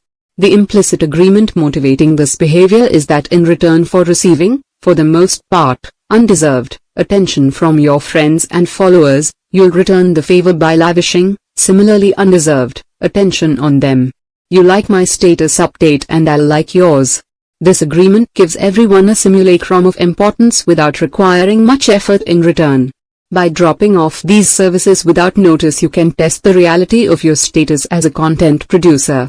For most people and most services, the news might be sobering. No one outside your closest friends and family will likely even notice you've signed off. I recognize that I come across as curmudgeonly when talking about this issue. Is there any other way to tackle it? But it's important to discuss because this quest for self-importance plays an important role in convincing people to continue to thoughtlessly fragment their time and attention. For some people, of course, this 30-day experiment will be difficult and generate lots of issues. If you are a college student or online personality, for example, the abstention will complicate your life and will be noted. But for most, I suspect, the net result of this experiment, if not a massive overhaul in your internet habits, will be a more grounded view of the role social media plays in your daily existence. These services aren't necessarily, as advertised, the lifeblood of our modern connected world. They're just products, developed by private companies, funded lavishly, marketed carefully, and designed ultimately to capture then sell your personal information and attention to advertisers. They can be fun, but in the scheme of your life and what you want to accomplish, they're a lightweight whimsy, one unimportant distraction among many threatening to derail you from something deeper. Or maybe social media tools are at the core of your existence. You won't know either way until you sample life without them. Don't use the internet to entertain yourself. Arnold Bennett was an English writer born near the turn of the 20th century, a tumultuous time for his home country's economy. The Industrial Revolution, which had been roaring for decades by this point, had wrenched enough surplus capital from the empire's resources to generate a new class, the white-collar worker. It was now possible to have a job in which you spent a set number of hours a week in an office, and in exchange received a steady salary sufficient to support a household. Such a lifestyle is blandly familiar in our current age, but to Bennett and his contemporaries it was novel and in many ways distressing. Chief among Bennett's concerns was that members of this new class were missing out on the opportunities it presented to live a full life. Take the case of a Londoner who works in an office, whose office hours are from 10 to 6, and who spends 50 minutes morning and night in traveling between his house door and his office door. Bennett writes in his 1910 self-help classic, How to Live on 24 Hours a Day. This hypothetical London salaryman, he notes, has a little more than 16 hours left in the day beyond these work-related hours. To Bennett, this is a lot of time, but most people in this situation tragically don't realize its potential. The great and profound mistake which my typical man makes in regard to his day, he elaborates, is that even though he doesn't particularly enjoy his work, seeing it as something to get through, He persists in looking upon those hours from 10 to 6 as the day, to which the 10 hours preceding them and the 6 hours following them are nothing but a prologue and epilogue. This is an attitude that Bennett condemns as utterly illogical and unhealthy. What's the alternative to this state of affairs? Bennett suggests that his typical man see his 16 free hours as a day within a day, explaining, during those 16 hours he is free, he is not a wage earner, he is not preoccupied with monetary cares, he is just as good as a man with a private income. Accordingly, the typical man should instead use this time as an aristocrat would, to perform rigorous self-improvement, a task that, according to Bennett, involves, primarily, reading great literature and poetry. Bennett wrote about these issues more than a century ago. You might expect that in the intervening decades, a period in which this middle class exploded in size worldwide, our thinking about leisure time would have evolved. But it has not. If anything, with the rise of the internet and the lowbrow attention economy it supports, the average 40-hour-a-week employee, especially those in my tech-savvy millennial generation, has seen the quality of his or her leisure time remain degraded, consisting primarily of a blur of distracted clicks on least common denominator digital entertainment. If Bennett were brought back to life today, he'd likely fall into despair at the lack of progress in this area of human development. To be clear, I'm indifferent to the moral underpinnings behind Bennett's suggestions. His vision of elevating the souls and minds of the middle class by reading poetry and great books feels somewhat antiquated and classist. But the logical foundation of his proposal, that you both should and can make deliberate use of your time outside work, remains relevant today, especially with respect to the goal of this rule, which is to reduce the impact of network tools on your ability to perform deep work. In more detail, in the strategies discussed so far in this rule, we haven't spent much time yet on a class of network tools that are particularly relevant to the fight for depth, entertainment-focused websites designed to capture and hold your attention for as long as possible. At the time of this writing, the most popular examples of such sites include the Huffington Post, BuzzFeed, Business Insider, and Reddit. This list will undoubtedly continue to evolve, but what this general category of sites shares is the use of carefully crafted titles and easily digestible content, often honed by algorithms to be maximally attention-catching. Once you've landed on one article in one of these sites, links on the side or bottom of the page beckon you to click on another, then another. Every available trick of human psychology, from listing titles as popular or trending, to the use of arresting photos, is used to keep you engaged. At this particular moment, for example, some of the most popular articles on BuzzFeed include 17 words that mean something totally different when spelled backward and 33 dogs winning at everything. These sites are especially harmful after the workday is over, where the freedom in your schedule enables them to become central to your leisure time. If you're waiting in line, or waiting for the plot to pick up in a TV show, or waiting to finish eating a meal, they provide a cognitive crutch to ensure you eliminate any chance of boredom. As I argued in rule number 2, however, such behavior is dangerous, as it weakens your mind's general ability to resist distraction, making deep work difficult later when you really want to concentrate. To make matters worse, these network tools are not something you join and therefore they're not something you can remove from your life by quitting, rendering the previous two strategies irrelevant. They're always available, just a quick click away. Fortunately, Arnold Bennett identified the solution to this problem 100 years earlier: put more thought into your leisure time. In other words, this strategy suggests that when it comes to your relaxation, don't default to whatever catches your attention at the moment, but instead dedicate some advanced thinking to the question of how you want to spend your day within a day. Addictive websites of the type mentioned previously thrive in a vacuum. If you haven't given yourself something to do in a given moment, they'll always beckon as an appealing option. If you instead fill this free time with something of more quality, their grip on your attention will loosen. It's crucial, therefore, that you figure out in advance what you're going to do with your evenings and weekends before they begin. Structured hobbies provide good fodder for these hours, as they generate specific actions with specific goals to fill your time. A set program of reading, a la Bennett, where you spend regular time each night making progress on a series of deliberately chosen books, is also a good option, as is Of course, exercise or the enjoyment of good, in-person, company. In my own life, for example, I managed to read a surprising number of books in a typical year, given the demands on my time as a professor, writer, and father. On average, I am typically reading 3 to 5 books at a time. This is possible because one of my favorite pre-planned leisure activities after my kids' bedtime is to read an interesting book. As a result, my smartphone and computer, and the distractions they can offer, typically remain neglected between the end of the workday and the next morning. At this point you might worry that adding such structure to your relaxation will defeat the purpose of relaxing, which many believe requires complete freedom from plans or obligations. Won't a structured evening leave you exhausted, not refreshed the next day at work? Bennett, to his credit, anticipated this complaint. As he argues, such worries misunderstand what energizes the human spirit. What? You say that full energy given to those 16 hours will lessen the value of the business 8? Not so. On the contrary, it will assuredly increase the value of the business 8. One of the chief things which my typical man has to learn is that the mental faculties are capable of a continuous hard activity. They do not tire like an arm or a leg.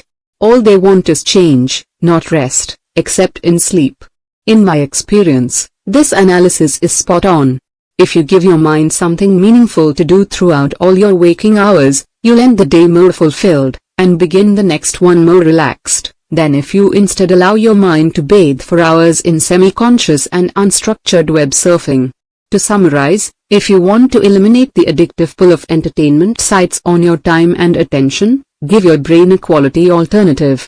Not only will this preserve your ability to resist distraction and concentrate, but you might even fulfill Arnold Bennett's ambitious goal of experiencing, perhaps for the first time, what it means to live, and not just exist. Rule number 4. Drain the shallows. In the summer of 2007, the software company 37 Signals, now called Basecamp, launched an experiment. They shortened their work week from 5 days to 4. Their employees seemed to accomplish the same amount of work with one less day, so they made this change permanent. Every year, from May through October, 37 Signals employees work only Monday to Thursday, with the exception of customer support, which still operates the full week. As company co-founder Jason Fried quipped in a blog post about the decision, people should enjoy the weather in the summer. It didn't take long before the grumbles began in the business press. A few months after Fried announced his company's decision to make 4-day weeks permanent, journalist Tara Weiss wrote a critical piece for Forbes titled "Why a 4-Day Work Week Doesn't Work."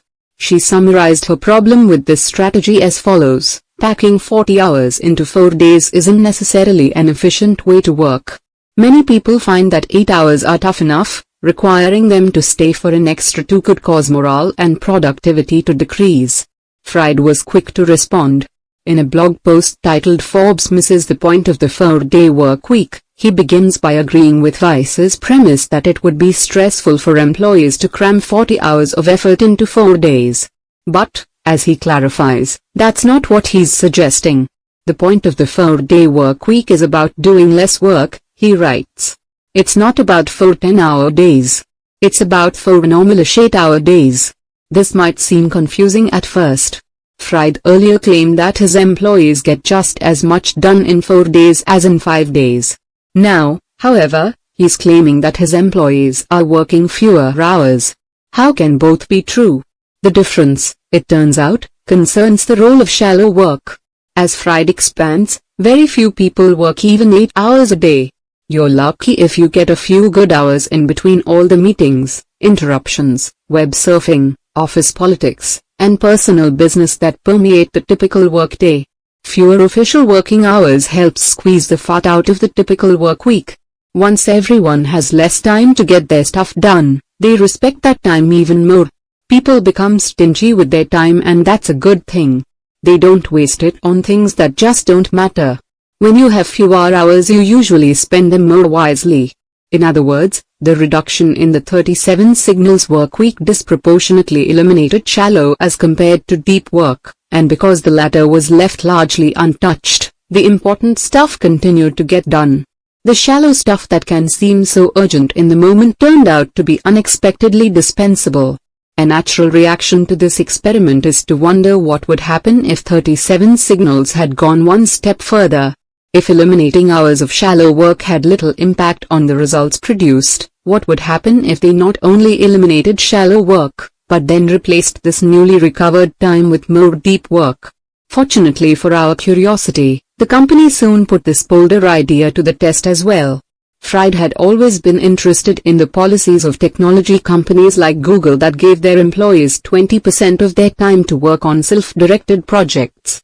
While he liked this idea, he felt that carving one day out of an otherwise busy week was not enough to support the type of unbroken deep work that generates true breakthroughs.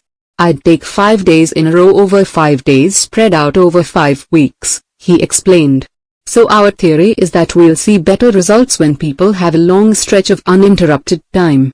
To test this theory, 37 Signals implemented something radical. The company gave its employees the entire month of June off to work deeply on their own projects. This month would be a period free of any shallow work obligations, no status meetings, no memos, and, blessedly, no PowerPoint.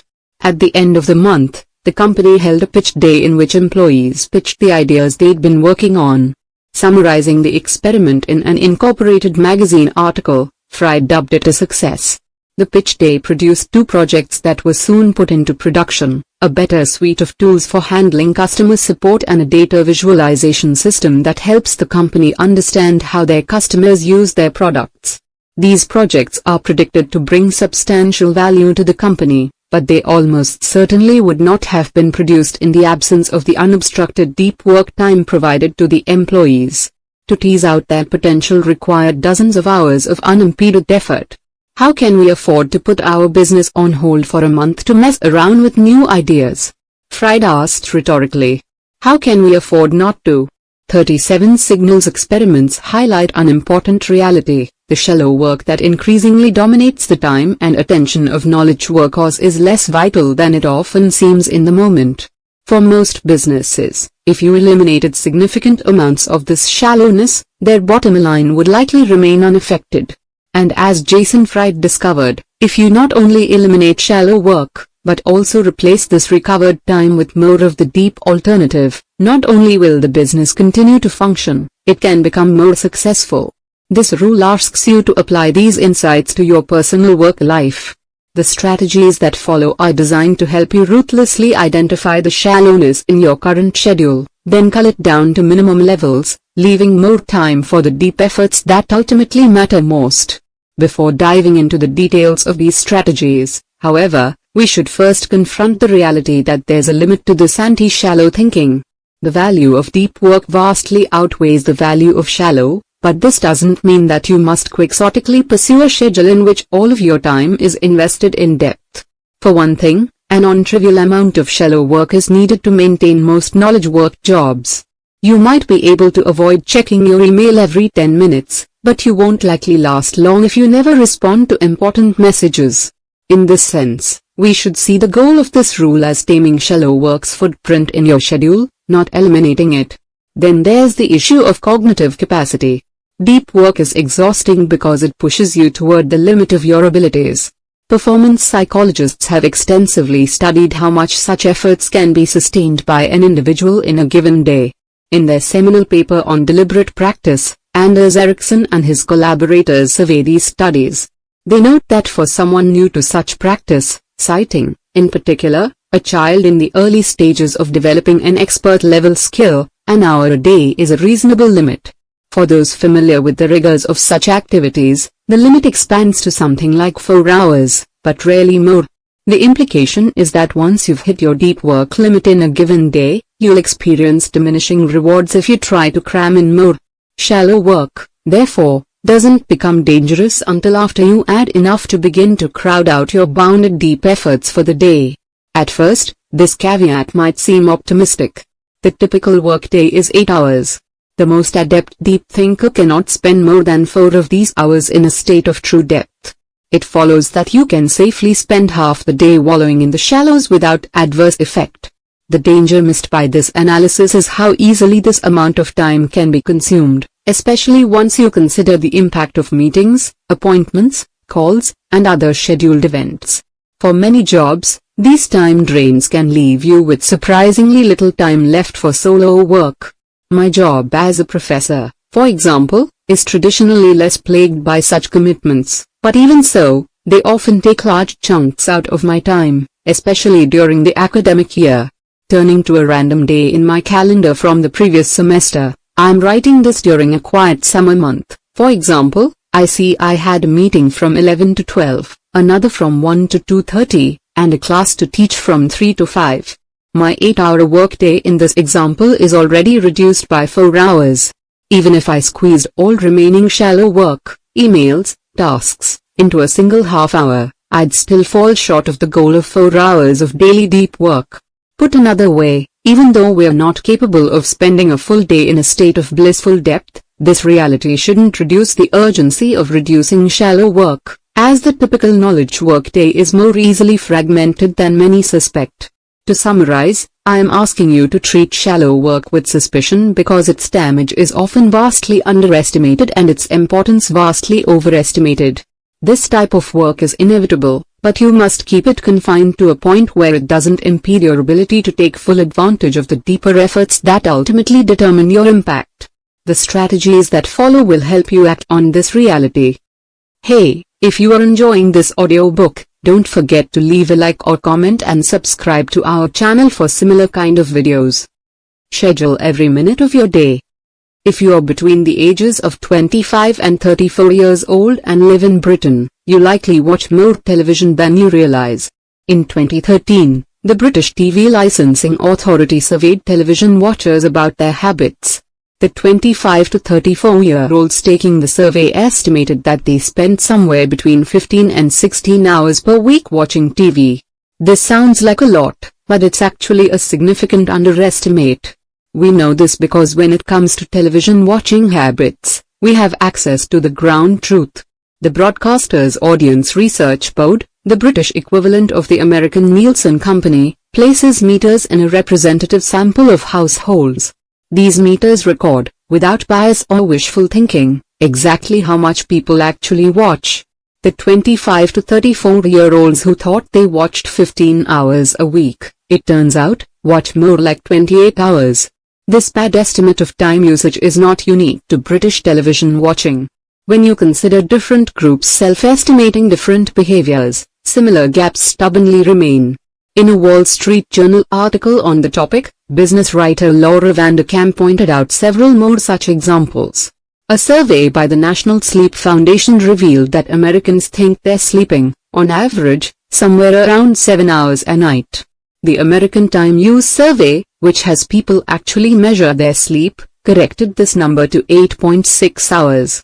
Another study found that people who claim to work 60 to 64 hours per week were actually averaging more like 44 hours per week, while those claiming to work more than 75 hours were actually working less than 55. These examples underscore an important point: we spend much of our day on autopilot, not giving much thought to what we're doing with our time. This is a problem.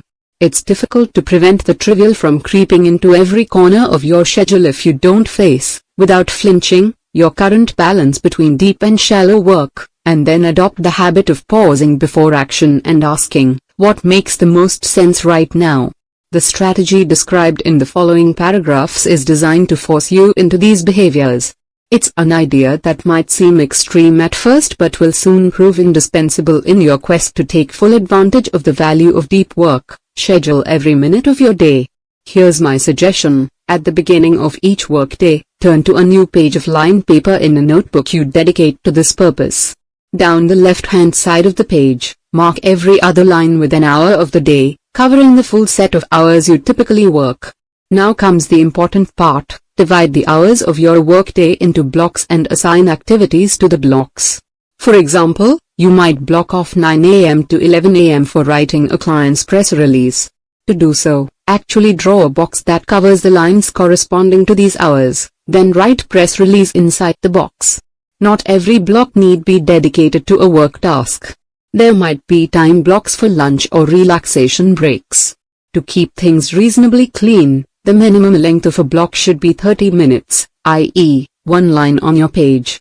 This means, for example, That instead of having a unique small box for each small task on your plate for the day, respond to boss's email, submit reimbursement form, ask Carl about report, you can batch similar things into more generic task blocks.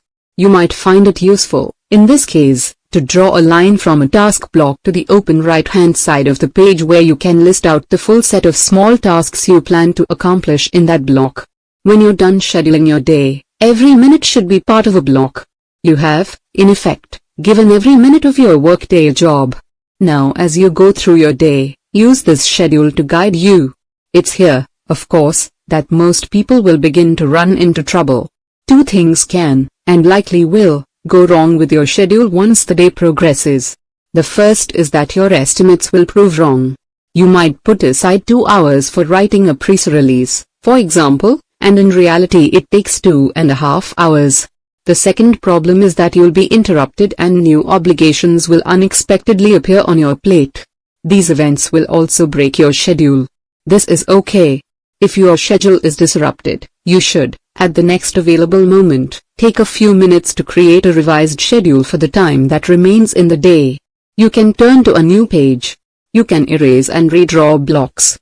Or do as I do, cross out the blocks for the remainder of the day and create new blocks to the right of the old ones on the page. I draw my blocks skinny so I have room for several revisions. On some days, you might rewrite your schedule half a dozen times. Don't despair if this happens. Your goal is not to stick to a given schedule at all costs, it's instead to maintain, at all times, a thoughtful say in what you're doing with your time going forward, even if these decisions are reworked again and again as the day unfolds. If you find that schedule revisions become overwhelming in their frequency, there are a few tactics that can inject some more stability. First, you should recognize that almost definitely you're going to underestimate at first how much time you require for most things. When people are new to this habit, they tend to use their schedule as an incarnation of wishful thinking, a best-case scenario for their day. Over time, you should make an effort to accurately, if not somewhat conservatively, predict the time tasks will require. The second tactic that helps is the use of overflow conditional blocks. If you're not sure how long a given activity might take, block off the expected time, then follow this with an additional block that has a split purpose. If you need more time for the preceding activity, use this additional block to keep working on it. If you finish the activity on time, however, have an alternate use already assigned for the extra block, for example, some non-urgent tasks. This allows unpredictability in your day without requiring you to keep changing your schedule on paper. For example, returning to our press release example, you might schedule 2 hours for writing the press release, but then follow it by an additional hour block that you can use to keep writing the release, if needed, but otherwise assign to catching up with email. The third tactic I suggest is to be liberal with your use of task blocks. Deploy many throughout your day and make them longer than required to handle the tasks you plan in the morning. Lots of things come up during the typical knowledge worker's day. Having regularly occurring blocks of time to address these surprises keeps things running smoothly. Before leaving you to put this strategy in practice, I should address a common objection. In my experience pitching the values of daily schedules, I've found that many people worry that this level of planning will become burdensomely restrictive. Here, for example, is part of a comment from a reader named Joseph on a blog post I wrote on this topic. I think you far understate the role of uncertainty. I worry about readers applying these observations too seriously, to the point of an obsessive and unhealthy relationship with one's schedule that seems to exaggerate the importance of minute counting over getting lost in activities, which if we're talking about artists is often the only really sensible course of action. I understand these concerns, and Joseph is certainly not the first to raise them. Fortunately, however, they're also easily addressed. In my own daily scheduling discipline, in addition to regularly scheduling significant blocks of time for speculative thinking and discussion, I maintain a rule that if I stumble onto an important insight, then this is a perfectly valid reason to ignore the rest of my schedule for the day, with the exception, of course, of things that cannot be skipped. I can then stick with this unexpected insight until it loses steam. At this point, I'll step back and rebuild my schedule for any time that remains in the day. In other words, I not only allow spontaneity in my schedule, I encourage it. Joseph's critique is driven by the mistaken idea that the goal of a schedule is to force your behavior into a rigid plan. This type of scheduling, however, isn't about constraint, it's instead about thoughtfulness. It's a simple habit that forces you to continually take a moment throughout your day and ask, what makes sense for me to do with the time that remains? It's the habit of asking that returns results, not your unyielding fidelity to the answer. I would go so far as to argue that someone following this combination of comprehensive scheduling and a willingness to adapt or modify the plan as needed will likely experience more creative insights than someone who adopts a more traditionally spontaneous approach where the day is left open and unstructured. Without structure, it's easy to allow your time to devolve into the shallow, email, social media, web surfing. This type of shallow behavior, though satisfying in the moment, is not conducive to creativity. With structure, on the other hand, you can ensure that you regularly schedule blocks to grapple with a new idea, or work deeply on something challenging, or brainstorm for a fixed period, the type of commitment more likely to instigate innovation. Recall, for example, the discussion in rule number 1 about the rigid rituals followed by many great creative thinkers, and because you're willing to abandon your plan when an innovative idea arises, you're just as well suited as the distracted creative to follow up when the muse strikes. To summarize, the motivation for this strategy is the recognition that a deep work habit requires you to treat your time with respect. A good first step toward this respectful handling is the advice outlined here. Decide in advance what you're going to do with every minute of your workday. It's natural, at first, to resist this idea, as it's undoubtedly easier to continue to allow the twin forces of internal whim and external requests to drive your schedule. But you must overcome this distrust of structure if you want to approach your true potential as someone who creates things that matter. Quantify the depth of every activity. An advantage of scheduling your day is that you can determine how much time you're actually spending in shallow activities. Extracting this insight from your schedules, however, can become tricky in practice, as it's not always clear exactly how shallow you should consider a given task. To expand on this challenge, let's start by reminding ourselves of the formal definition of shallow work that I introduced in the introduction. Shallow work, non-cognitively demanding, logistical-style tasks, often performed while distracted. These efforts tend not to create much new value in the world and are easy to replicate. Some activities clearly satisfy this definition. Checking email, for example, or scheduling a conference call, is unquestionably shallow in nature. But the classification of other activities can be more ambiguous. Consider the following tasks. Example number 1. Editing a draft of an academic article that you and a collaborator will soon submit to a journal. Example number 2. Building a PowerPoint presentation about this quarter's sales figures. Example number 3. Attending a meeting to discuss the current status of an important project and to agree on the next steps. It's not obvious at first how to categorize these examples. The first two describe tasks that can be quite demanding, and the final example seems important to advance a key work objective. The purpose of this strategy is to give you an accurate metric for resolving such ambiguity, providing you with a way to make clear and consistent decisions about where given work tasks fall on the shallow to deep scale. To do so, it asks that you evaluate activities by asking a simple, but surprisingly illuminating, question: how long would it take, in months, to train a smart recent college graduate with no specialized training in my field to complete this task? To illustrate this approach, let's apply this question to our examples of ambiguous tasks. Analyzing example number 1, to properly edit an academic paper requires that you understand the nuances of the work, so you can make sure it's being described precisely, and the nuances of the broader literature, so you can make sure it's being cited properly. These requirements require cutting-edge knowledge of an academic field, a task that in the age of specialization takes years of diligent study at the graduate level and beyond. When it comes to this example, the answer to our question would therefore be quite large, perhaps on the scale of 50 to 75 months. Analyzing example number 2, the second example doesn't fare so well by this analysis. To create a PowerPoint presentation that describes your quarterly sales requires 3 things. First, knowledge of how to make a PowerPoint presentation. Second, an understanding of the standard format of these quarterly performance presentations within your organization. And third, an understanding of what sales metrics your organization tracks and how to convert them into the right graphs.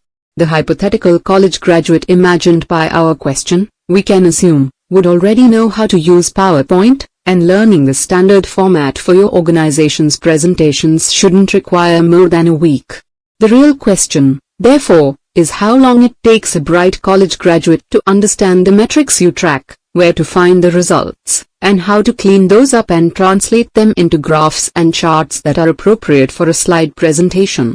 This isn't a trivial task, but for a bright college grad it wouldn't require more than an additional month or so of training, so we can use 2 months as our conservative answer. Analyzing example number 3, meetings can be tricky to analyze. They can seem tedious at times, but they're often also presented as playing a key role in your organization's most important activities. The method presented here helps cut through this veneer. How long would it take to train a bright recent college graduate to take your place in a planning meeting? He or she would have to understand the project well enough to know its milestones and the skills of its participants. Our hypothetical grad might also need some insight into the interpersonal dynamics and the reality of how such projects are executed at the organization. At this point, you might wonder if this college grad would also need a deep expertise in the topic tackled by the project. For a planning meeting, probably not. Such meetings rarely dive into substantive content and tend to feature a lot of small talk and posturing in which participants try to make it seem like they're committing to a lot without actually having to commit. Give a bright recent graduate 3 months to learn the ropes and he or she could take your place without issue in such a gabfest. So we'll use 3 months as our answer. This question is meant as a thought experiment. I'm not going to ask you to actually hire a recent college graduate to take over tasks that score low. But the answers it provides will help you objectively quantify the shallowness or depth of various activities. If our hypothetical college graduate requires many months of training to replicate a task, then this indicates that the task leverages hard-won expertise. As argued earlier, tasks that leverage your expertise tend to be deep tasks and they can therefore provide a double benefit. They return more value per time spent, and they stretch your abilities, leading to improvement. On the other hand, a task that our hypothetical college graduate can pick up quickly is one that does not leverage expertise, and therefore it can be understood as shallow. What should you do with this strategy? Once you know where your activities fall on the deep to shallow scale, bias your time toward the former. When we reconsider our case studies, for example, we see that the first task is something that you would want to prioritize as a good use of time, while the second and third are activities of a type that should be minimized. They might feel productive, but their return on time investment is measly. Of course, how one biases away from shallow and toward depth is not always obvious, even after you know how to accurately label your commitments. This brings us to the strategies that follow, which will provide specific guidance on how to accomplish this tricky goal. Ask your boss for a shallow work budget. Here's an important question that's rarely asked: what percentage of my time should be spent on shallow work? This strategy suggests that you ask it. If you have a boss, in other words, have a conversation about this question. You'll probably have to first define for him or her what shallow and deep work means. If you work for yourself, ask yourself this question. In both cases, settle on a specific answer. Then, and this is the important part, try to stick to this budget.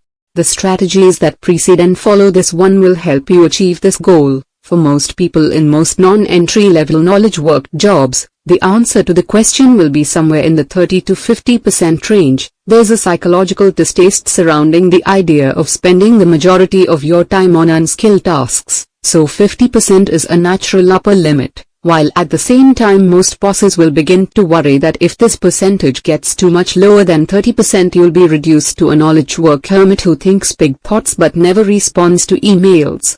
Obeying this budget will likely require changes to your behavior.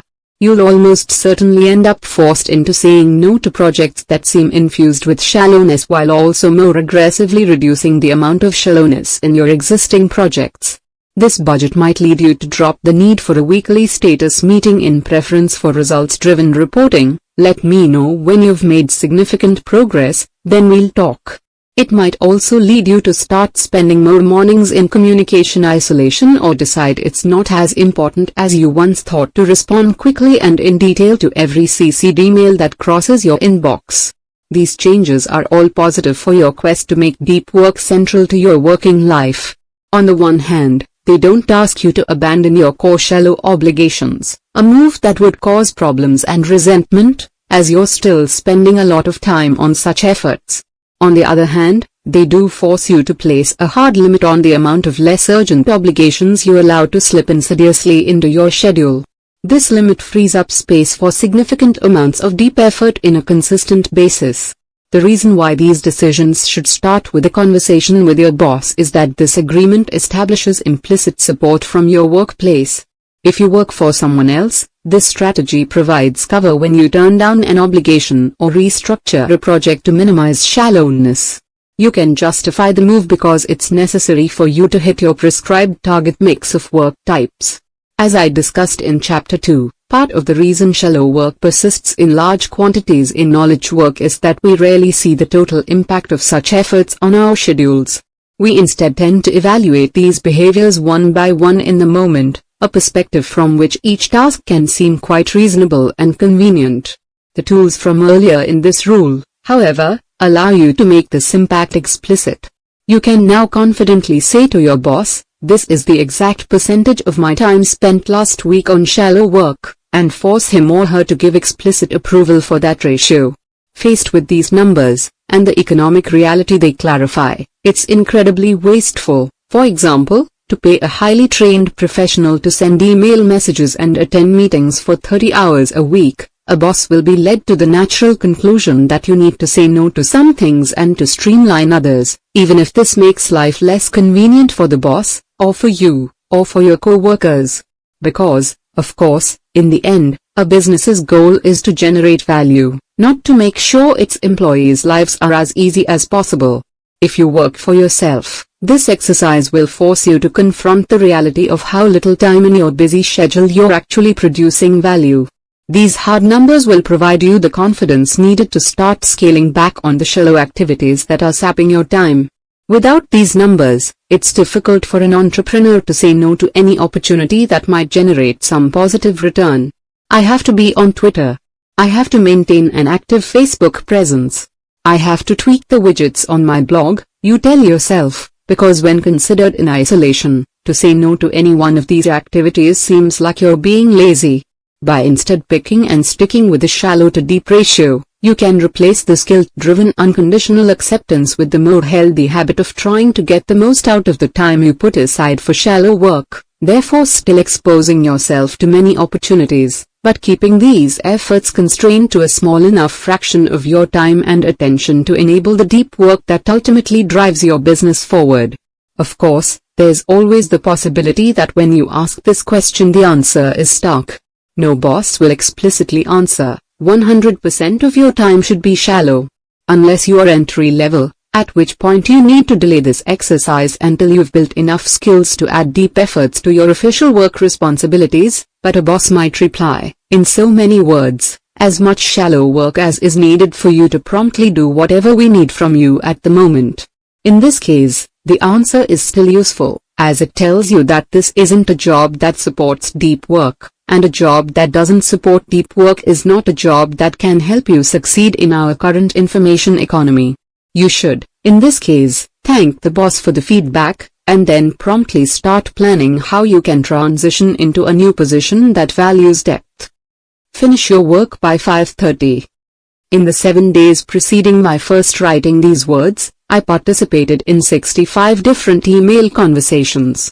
Among these 65 conversations, I sent exactly 5 emails after 5:30 p.m. The immediate story told by these statistics is that, with few exceptions, I don't send emails after 5:30.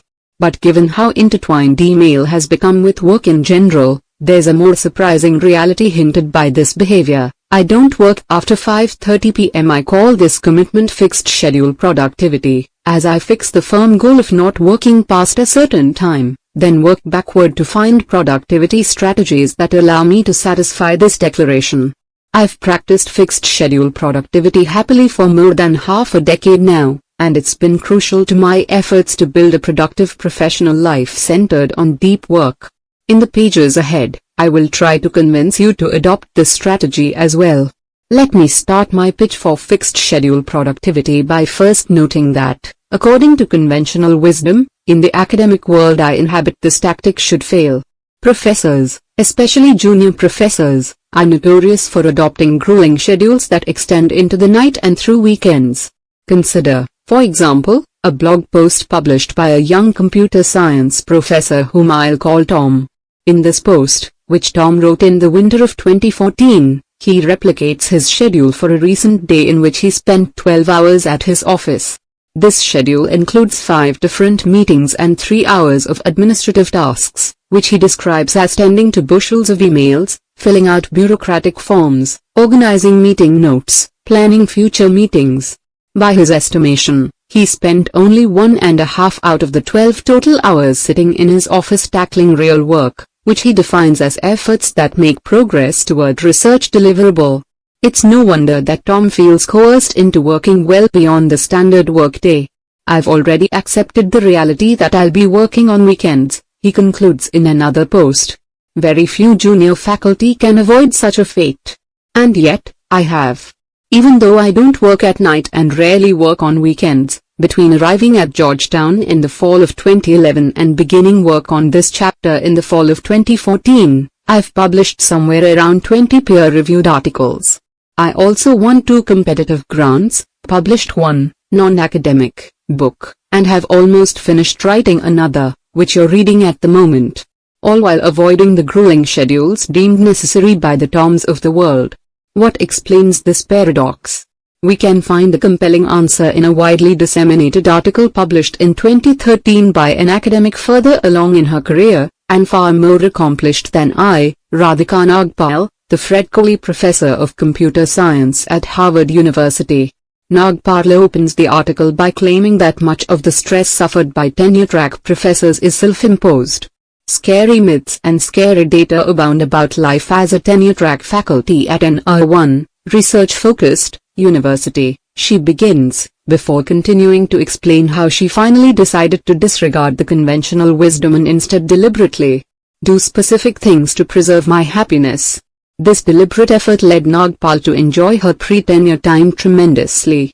Nagpal goes on to detail several examples of these efforts, but there's one tactic in particular that should sound familiar. As Nagpal admits, early in her academic career she found herself trying to cram work into every free hour between 7 a.m. and midnight, because she has kids. This time, especially in the evening, was often severely fractured. It didn't take long before she decided this strategy was unsustainable, so she set a limit of 50 hours a week and worked backward to determine what rules and habits were needed to satisfy this constraint. Nagpal, in other words, deployed fixed schedule productivity.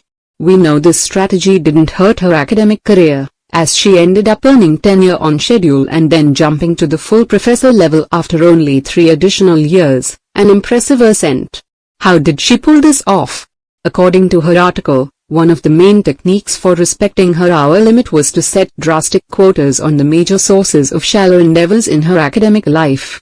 For example, she decided she would travel only 5 times per year for any purpose, as trips can generate a surprisingly large load of urgent shallow obligations, from making lodging arrangements to writing talks. 5 trips a year may still sound like a lot, but for an academic it's light.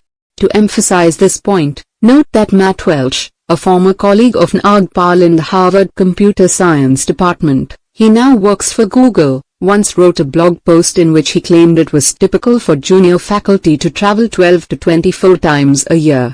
Imagine the shallow efforts Nagpal avoided in sidestepping an extra 10 to 15 trips. The travel quota is just one of several tactics that Nagpal used to control her workday. She also, for example, placed limits on the number of papers she would review per year, But what all her tactics shared was a commitment to ruthlessly capping the shallow while protecting the deep efforts, that is, original research, that ultimately determined her professional fate. Returning to my own example, it's a similar commitment that enables me to succeed with fixed scheduling.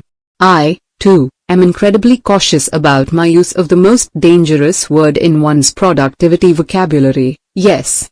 It takes a lot to convince me to agree to something that yields shallow work. If you ask for my involvement in university business, that's not absolutely necessary. I might respond with a defense I learned from the department chair who hired me, talk to me after tenure. Another tactic that works well for me is to be clear in my refusal but ambiguous in my explanation for the refusal. The key is to avoid providing enough specificity about the excuse that the requester has the opportunity to diffuse it. If, for example, I turn down a time-consuming speaking invitation with the excuse that I have other trips scheduled for around the same time, I don't provide details, which might leave the requester the ability to suggest a way to fit his or her event into my existing obligations, but instead just say, "Sounds interesting, but I can't make it due to schedule conflicts."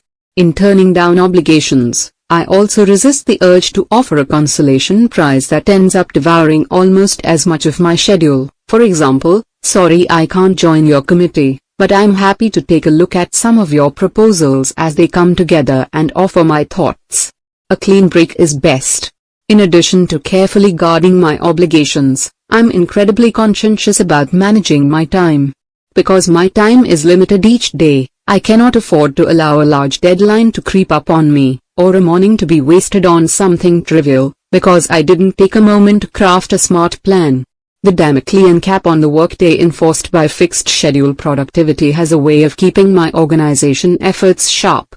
Without this looming cutoff, I'd likely end up more lax in my habits. To summarize these observations, Nagpal and I can both succeed in academia without Tom-style overload due to two reasons. First, we're asymmetric in the culling forced by our fixed schedule commitment. By ruthlessly reducing the shallow while preserving the deep, this strategy frees up our time without diminishing the amount of new value we generate. Indeed, I would go so far as to argue that the reduction in shallow frees up more energy for the deep alternative, allowing us to produce more than if we had defaulted to a more typical crowded schedule. Second, the limits to our time necessitate more careful thinking about our organizational habits, also leading to more value produced as compared to longer but less organized schedules. The key claim of this strategy is that these same benefits hold for most knowledge work fields. That is, even if you're not a professor, fixed schedule productivity can yield powerful benefits. In most knowledge work jobs, it can be difficult in the moment to turn down a shallow commitment that seems harmless in isolation, be it accepting an invitation to get coffee or agreeing to jump on a call. A commitment to fixed schedule productivity, however, shifts you into a scarcity mindset. Suddenly any obligation beyond your deepest efforts is suspect and seen as potentially disruptive. Your default answer becomes no. The bar for gaining access to your time and attention rises precipitously, and you begin to organize the efforts that pass these obstacles with a ruthless efficiency. It might also lead you to test assumptions about your company's work culture that you thought were ironclad but turn out to be malleable. It's common, for example, to receive emails from your boss after hours. Fixed schedule productivity would have you ignore these messages until the next morning. Many suspect that this would cause problems, as such responses are expected, but in many cases, the fact that your boss happens to be clearing her inbox at night doesn't mean that she expects an immediate response, a lesson this strategy would soon help you discover. Fixed schedule productivity, in other words, is a meta-habit that's simple to adopt but broad in its impact. If you have to choose just one behavior that reorients your focus toward the deep, this one should be high on your list of possibilities. If you're still not sure, however, about the idea that artificial limits on your workday can make you more successful, I urge you to once again turn your attention to the career of fixed schedule advocate Radhika Nagpal. In a satisfying coincidence, at almost the exact same time that Tom was lamenting online about his unavoidably intense workload as a young professor, Nagpal was celebrating the latest of the many professional triumphs she has experienced despite her fixed schedule, Her research was featured on the cover of the journal Science. Become hard to reach. No discussion of shallow work is complete without considering email. This quintessential shallow activity is particularly insidious in its grip on most knowledge workers' attention, as it delivers a steady stream of distractions addressed specifically to you. Ubiquitous email access has become so ingrained in our professional habits that we're beginning to lose the sense that we have any say in its role in our life. As John Freeman warns in his 2009 book, The Tyranny of Email, with the rise of this technology we are slowly eroding our ability to explain, in a careful, complex way, why it is so wrong for us to complain, resist, or redesign our workdays so that they are manageable. Email seems a fait accompli. Resistance is futile. This strategy pushes back at this fatalism. Just because you cannot avoid this tool altogether doesn't mean you have to cede all authority over its role in your mental landscape. In the following sections I describe 3 tips that will help you regain authority over how this technology accesses your time and attention, and arrest the erosion of autonomy identified by Freeman. Resistance is not futile. You have more control over your electronic communication than you might at first assume. Tip number 1. Make people who send you email do more work. Most non-fiction authors are easy to reach. They include an email address on their author websites along with an open invitation to send them any request or suggestion that comes to mind. Many even encourage this feedback as a necessary commitment to the elusive but much touted importance of community building among their readers. But here's the thing, I don't buy it. If you visit the contact page on my author website, there's no general-purpose email address. Instead, I list different individuals you can contact for specific purposes, my literary agent for rights requests, for example, or my speaking agent for speaking requests. If you want to reach me, I offer only a special-purpose email address that comes with conditions and a lowered expectation that I'll respond. If you have an offer, opportunity, or introduction that might make my life more interesting, email me at interesting@calnewport.com. For the reasons stated above, I'll only respond to those proposals that are a good match for my schedule and interests. I call this approach a sender filter, as I'm asking my correspondents to filter themselves before attempting to contact me. This filter has significantly reduced the time I spend in my inbox. Before I began using a sender filter, I had a standard general-purpose email address listed on my website. Not surprisingly, I used to receive a large volume of long emails asking for advice on specific, and often quite complicated, student or career questions. I like to help individuals, but these requests became overwhelming. They didn't take the senders long to craft, but they would require a lot of explanation and writing on my part to respond. My sender filter has eliminated most such communication, and in doing so, has drastically reduced the number of messages I encounter in my writing inbox. As for my own interest in helping my readers, I now redirect this energy towards settings I carefully choose to maximize impact. Instead of allowing any student in the world to send me a question, for example, I now work closely with a small number of student groups where I'm quite accessible and can offer more substantial and effective mentoring. Another benefit of a sender filter is that it resets expectations. The most crucial line in my description is the following: I'll only respond to those proposals that are a good match for my schedule and interests. This seems minor, but it makes a substantial difference in how my correspondents think about their messages to me. The default social convention surrounding email is that unless you're famous, if someone sends you something, you owe him or her a response. For most, therefore, an inbox full of messages generates a major sense of obligation. By instead resetting your correspondence expectations to the reality that you'll probably not respond, the experience is transformed. The inbox is now a collection of opportunities that you can glance at when you have the free time, seeking out those that make sense for you to engage. But the pile of unread messages no longer generates a sense of obligation.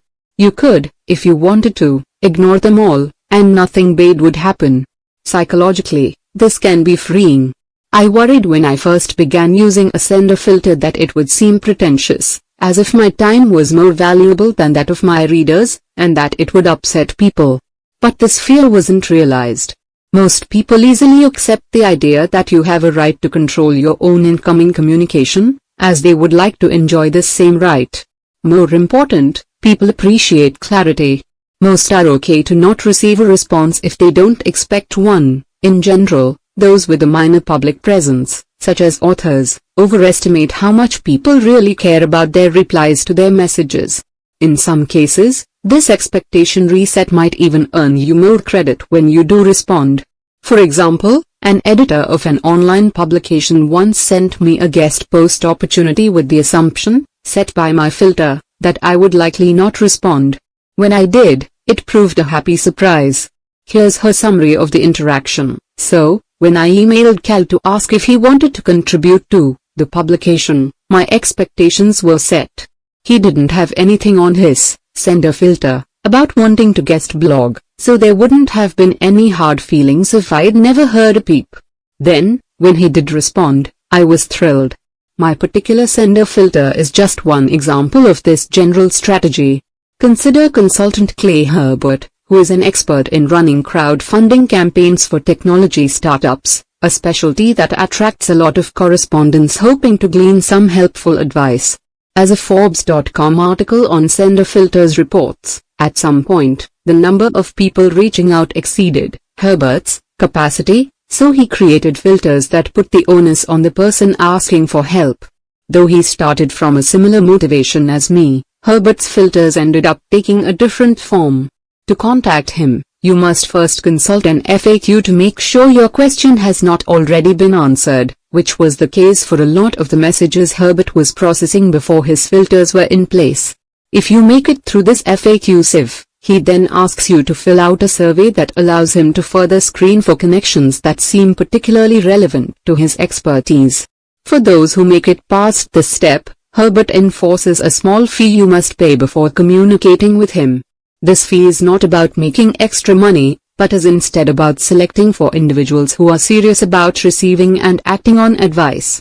Herbert's filters still enable him to help people and encounter interesting opportunities.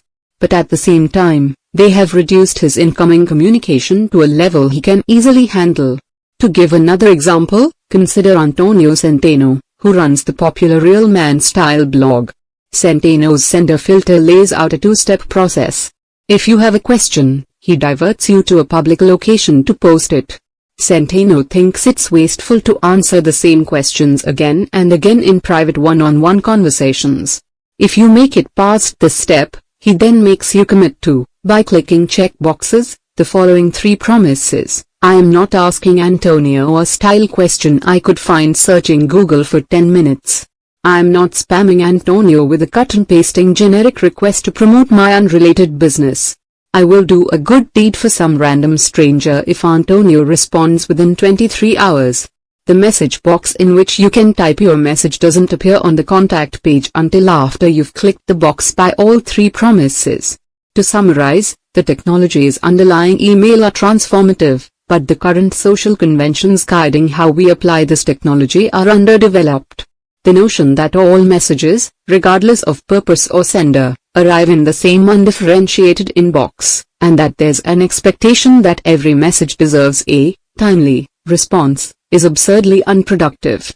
The sender filter is a small but useful step toward a better state of affairs, and is an idea whose time has come, at least for the increasing number of entrepreneurs and freelancers who both receive a lot of incoming communication and have the ability to dictate their accessibility. I'd also love to see similar rules become ubiquitous for intra-office communication in large organizations, but for the reasons argued in Chapter 2, we're probably a long way from that reality. If you're in a position to do so, consider sender filters as a way of reclaiming some control over your time and attention. Tip number 2. Do more work when you send or reply to emails. Consider the following standard emails. Email number 1. It was great to meet you last week. I'd love to follow up on some of those issues we discussed. Do you want to grab coffee? Email number 2. We should get back to the research problem we discussed during my last visit. Remind me where we are with that?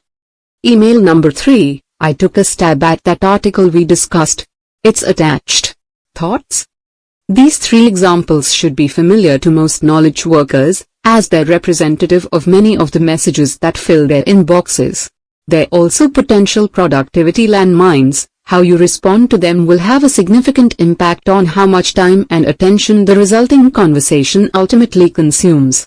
In particular, interrogative emails like these generate an initial instinct to dash off the quickest possible response that will clear the message, temporarily, out of your inbox. A quick response will, in the short term, provide you with some minor relief because you're bouncing the responsibility implied by the message off your coat and back onto the senders.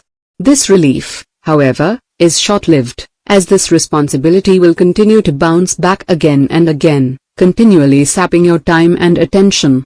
I suggest, therefore, that the right strategy when faced with a question of this type is to pause a moment before replying and take the time to answer the following key prompt. What is the project represented by this message, and what is the most efficient, in terms of messages generated, process for bringing this project to a successful conclusion?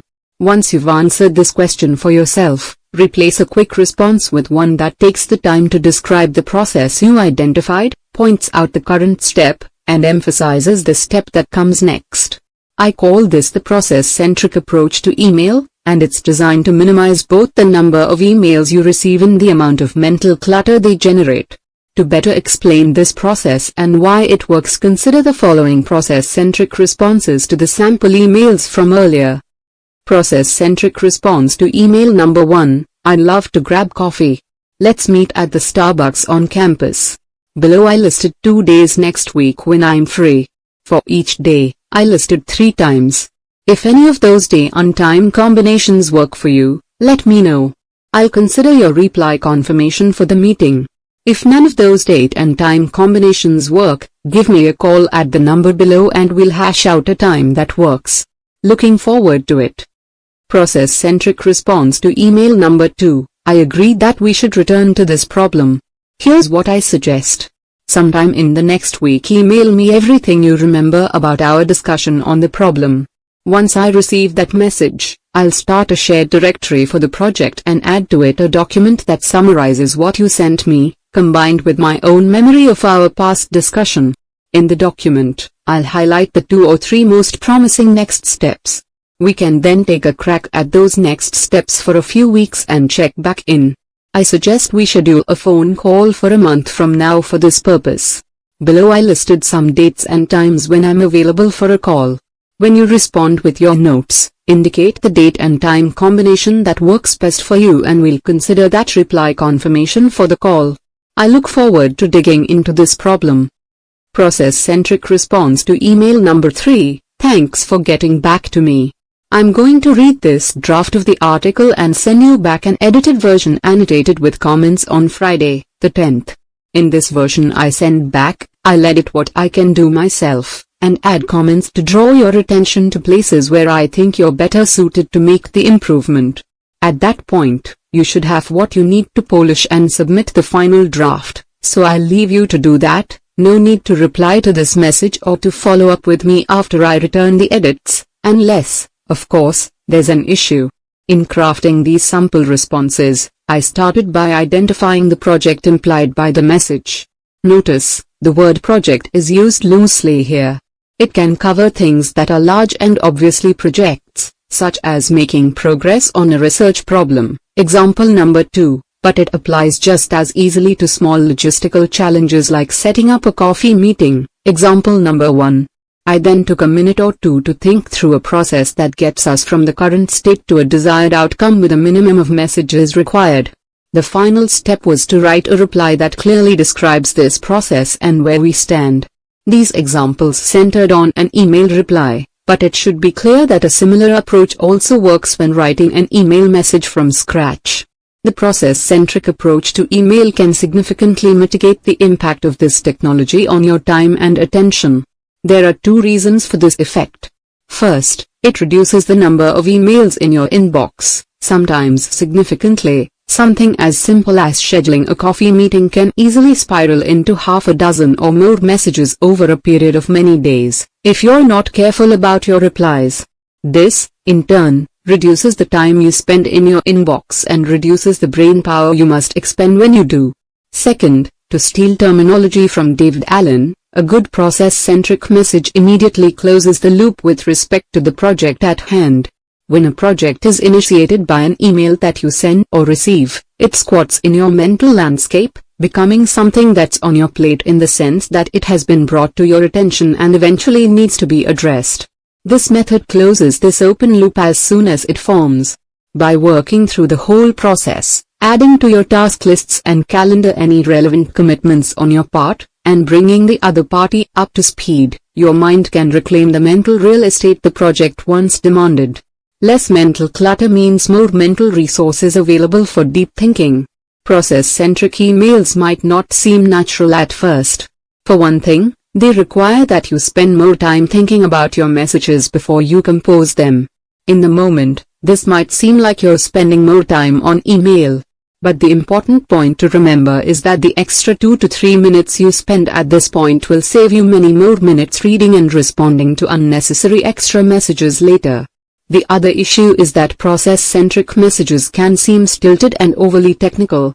The current social conventions surrounding email promote a conversational tone that clashes with the more systematic schedules or decision trees commonly used in process-centric communication. If this concerns you, I suggest that you add a longer conversational preamble to your messages. You can even separate the process-centric portion of the message from the conversational opening with a divider line, or label it proposed next steps, so that its technical tone seems more appropriate in context. In the end, these minor hassles are worth it. By putting more thought up front into what's really being proposed by the email messages that flit in and out of your inbox, you'll greatly reduce the negative impact of this technology on your ability to do work that actually matters. Tip number 3, don't respond. As a graduate student at MIT, I had the opportunity to interact with famous academics. In doing so, I noticed that many shared a fascinating and somewhat rare approach to email. Their default behavior when receiving an email message is to not respond.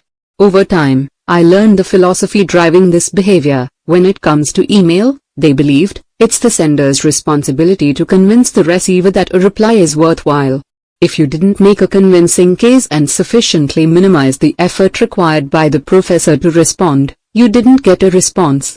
For example, the following email would likely not generate a reply with many of the famous names at the institute. Hi Professor. I'd love to stop by sometime to talk about topic X. Are you available?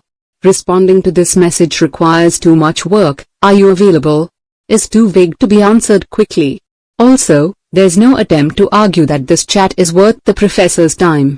With these critiques in mind, here's a version of the same message that would be more likely to generate a reply. Hi Professor. I'm working on a project similar to topic X with my advisor, Professor Y. Is it okay if I stop by in the last 15 minutes of your office hours on Thursday to explain what we're up to in more detail and see if it might complement your current project? Unlike the first message, this one makes a clear case for why this meeting makes sense and minimizes the effort needed from the receiver to respond. This tip asks that you replicate, to the extent feasible in your professional context, this professorial ambivalence to email. To help you in this effort, try applying the following 3 rules to sort through which messages require a response and which do not. Professorial email sorting. Do not reply to an email message if any of the following applies. It's ambiguous or otherwise makes it hard for you to generate a reasonable response. It's not a question or proposal that interests you. Nothing really good would happen if you did respond and nothing really bad would happen if you didn't. Repeat once again. It's ambiguous or otherwise makes it hard for you to generate a reasonable response. It's not a question or proposal that interests you. Nothing really good would happen if you did respond and nothing really bad would happen if you didn't. In all cases, there are many obvious exceptions. If an ambiguous message about a project you don't care about comes from your company's CEO, for example, you'll respond. But looking beyond these exceptions, this professorial approach asks you to become way more ruthless when deciding whether or not to click reply. This tip can be uncomfortable at first because it will cause you to break a key convention currently surrounding email. Replies are assumed, regardless of the relevance or appropriateness of the message. There's also no way to avoid that some bad things will happen if you take this approach. At the minimum, some people might get confused or upset, especially if they've never seen standard email conventions questioned or ignored. Here's the thing, this is okay. As the author Tim Ferriss once wrote, develop the habit of letting small bad things happen. If you don't, you'll never find time for the life-changing big things. It should comfort you to realize that, as the professors at MIT discovered, people are quick to adjust their expectations to the specifics of your communication habits. The fact you didn't respond to their hastily scribed messages is probably not a central event in their lives. Once you get past the discomfort of this approach, you'll begin to experience its rewards. There are two common tropes bandied around when people discuss solutions to email overload. One says that sending emails generates more emails, while the other says that wrestling with ambiguous or irrelevant emails is a major source of inbox-related stress. The approach suggested here responds aggressively to both issues. You send fewer emails and ignore those that aren't easy to process, and by doing so will significantly weaken the grip your inbox maintains over your time and attention. Hey, if you are enjoying this audiobook, don't forget to leave a like or comment and subscribe to our channel for similar kind of videos. Conclusion. The story of Microsoft's founding has been told so many times that it's entered the realm of legend. In the winter of 1974, a young Harvard student named Bill Gates sees the Altair, the world's first personal computer, on the cover of Popular Electronics. Gates realizes that there's an opportunity to design software for the machine, so he drops everything and with the help of Paul Allen and Monty Davidoff spends the next 8 weeks hacking together a version of the basic programming language for the Altair. This story is often cited as an example of Gates's insight and boldness, but recent interviews have revealed another trait that played a crucial role in the tale's happy ending: Gates's preternatural deep work ability. As Walter Isaacson explained in a 2013 article on the topic for the Harvard Gazette, Gates worked with such intensity for such lengths during this 2-month stretch that he would often collapse into sleep on his keyboard in the middle of writing a line of code. He would then sleep for an hour or two, wake up, and pick up right where he left off, an ability that a still impressed Paul Allen describes as a prodigious feat of concentration. In his book The Innovators, Isaacson later summarized Gates's unique tendency toward depth as follows: the one trait that differentiated Gates from Allen was focus. Allen's mind would flit between many ideas and passions, but Gates was a serial obsessor. It's here, in this story of Gates's obsessive focus, that we encounter the strongest form of my argument for deep work. It's easy, amid the turbulence of a rapidly evolving information age, to default to dialectical grumbling.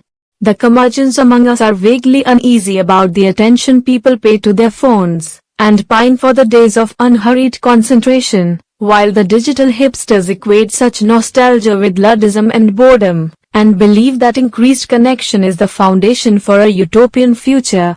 Marshall McLuhan declared that the medium is the message, but our current conversation on these topics seems to imply that the medium is morality. Either you're on board with the Facebook future or see it as a downfall. As I emphasized in this book's introduction, I have no interest in this debate. A commitment to deep work is not a moral stance and it's not a philosophical statement. It is instead a pragmatic recognition that the ability to concentrate is a skill that gets valuable things done.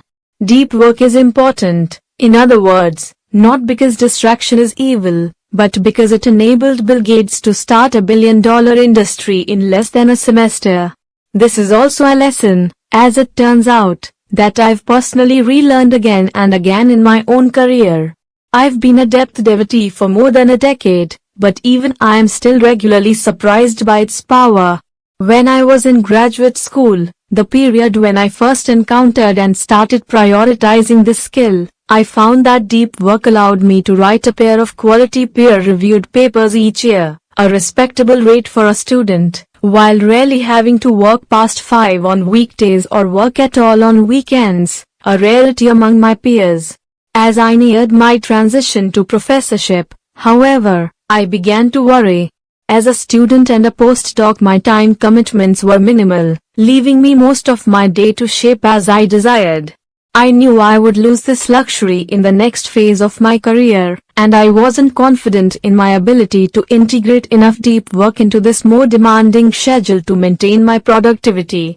Instead of just stewing in my anxiety, I decided to do something about it. I created a plan to bolster my deep work muscles.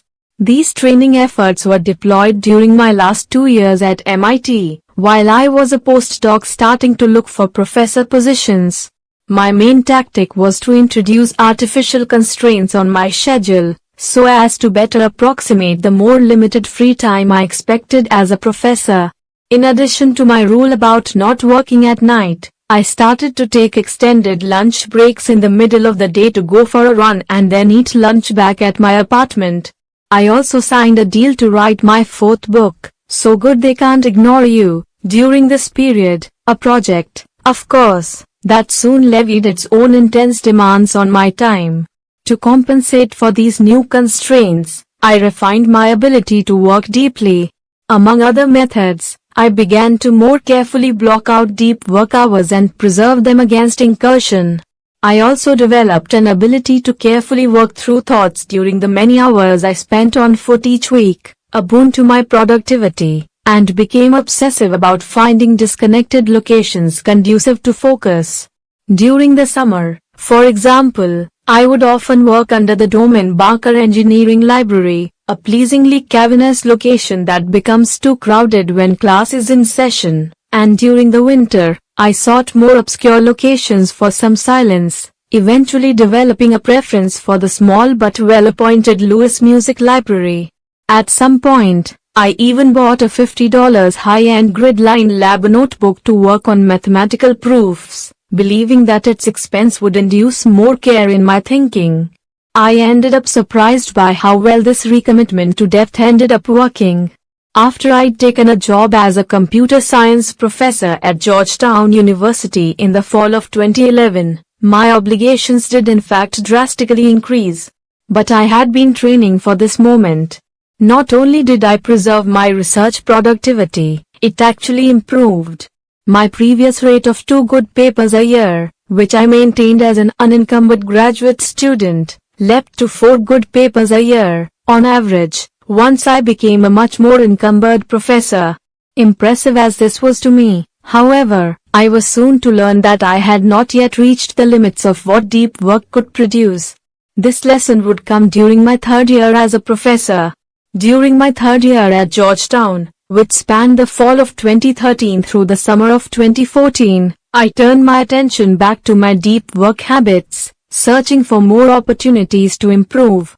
A big reason for this recommitment to depth is the book you're currently reading, most of which was written during this period. Writing a 70,000-word book manuscript, of course, placed a sudden new constraint on my already busy schedule, and I wanted to make sure my academic productivity didn't take a corresponding hit. Another reason I turned back to depth was the looming tenure process. I had a year or 2 of publications left before my tenure case was submitted. This was the time, in other words, to make a statement about my abilities, especially given that my wife and I were planning on growing our family with a 2nd child in the final year before tenure. The final reason I turned back to depth was more personal and, admittedly, a touch petulant. I had applied and been rejected for a well-respected grant that many of my colleagues were receiving. I was upset and embarrassed, so I decided that instead of just complaining or wallowing in self-doubt, I would compensate for losing the grant by increasing the rate and impressiveness of my publications, allowing them to declare on my behalf that I actually did know what I was doing, even if this one particular grant application didn't go my way. I was already an adept deep worker, but these 3 forces drove me to push this habit to an extreme. I became ruthless in turning down time-consuming commitments and began to work more in isolated locations outside my office. I placed a tally of my deep work hours in a prominent position near my desk and got upset when it failed to grow at a fast enough rate. Perhaps most impactful, I returned to my MIT habit of working on problems in my head whenever a good time presented itself, be it walking the dog or commuting. Whereas earlier, I tended to increase my deep work only as a deadline approached, this year I was relentless. Most every day of most every week I was pushing my mind to grapple with results of consequence, regardless of whether or not a specific deadline was near. I solved proofs on subway rides and while shoveling snow. When my son napped on the weekend, I would pace the yard thinking, and when stuck in traffic I would methodically work through problems that were stymieing me. As this year progressed, I became a deep work machine, and the result of this transformation caught me off guard. During the same year that I wrote a book and my oldest son entered the terrible twos, I managed to more than double my average academic productivity, publishing 9 peer-reviewed papers, all the while maintaining my prohibition on work in the evenings. I'm the first to admit that my year of extreme depth was perhaps a bit too extreme. It proved cognitively exhausting, and going forward I'll likely moderate this intensity. But this experience reinforces the point that opened this conclusion. Deep work is way more powerful than most people understand. It's a commitment to this skill that allowed Bill Gates to make the most of an unexpected opportunity to create a new industry, and that allowed me to double my academic productivity the same year I decided to concurrently write a book. To leave the distracted masses to join the focused few, I'm arguing, is a transformative experience. The deep life, of course, is not for everybody. It requires hard work and drastic changes to your habits. For many, there's a comfort in the artificial busyness of rapid email messaging and social media posturing, while the deep life demands that you leave much of that behind. There's also an uneasiness that surrounds any effort to produce the best things you're capable of producing, as this forces you to confront the possibility that your best is not, yet, that good. It's safer to comment on our culture than to step into the Rooseveltian ring and attempt to wrestle it into something better. But if you're willing to sidestep these comforts and fears, and instead struggle to deploy your mind to its fullest capacity to create things that matter, then you'll discover, as others have before you, that depth generates a life rich with productivity and meaning. In part 1, I quoted writer Winifred Gallagher saying, "I live the focused life, because it's the best kind there is." I agree. So does Bill Gates. And hopefully now that you've finished this book, you agree too.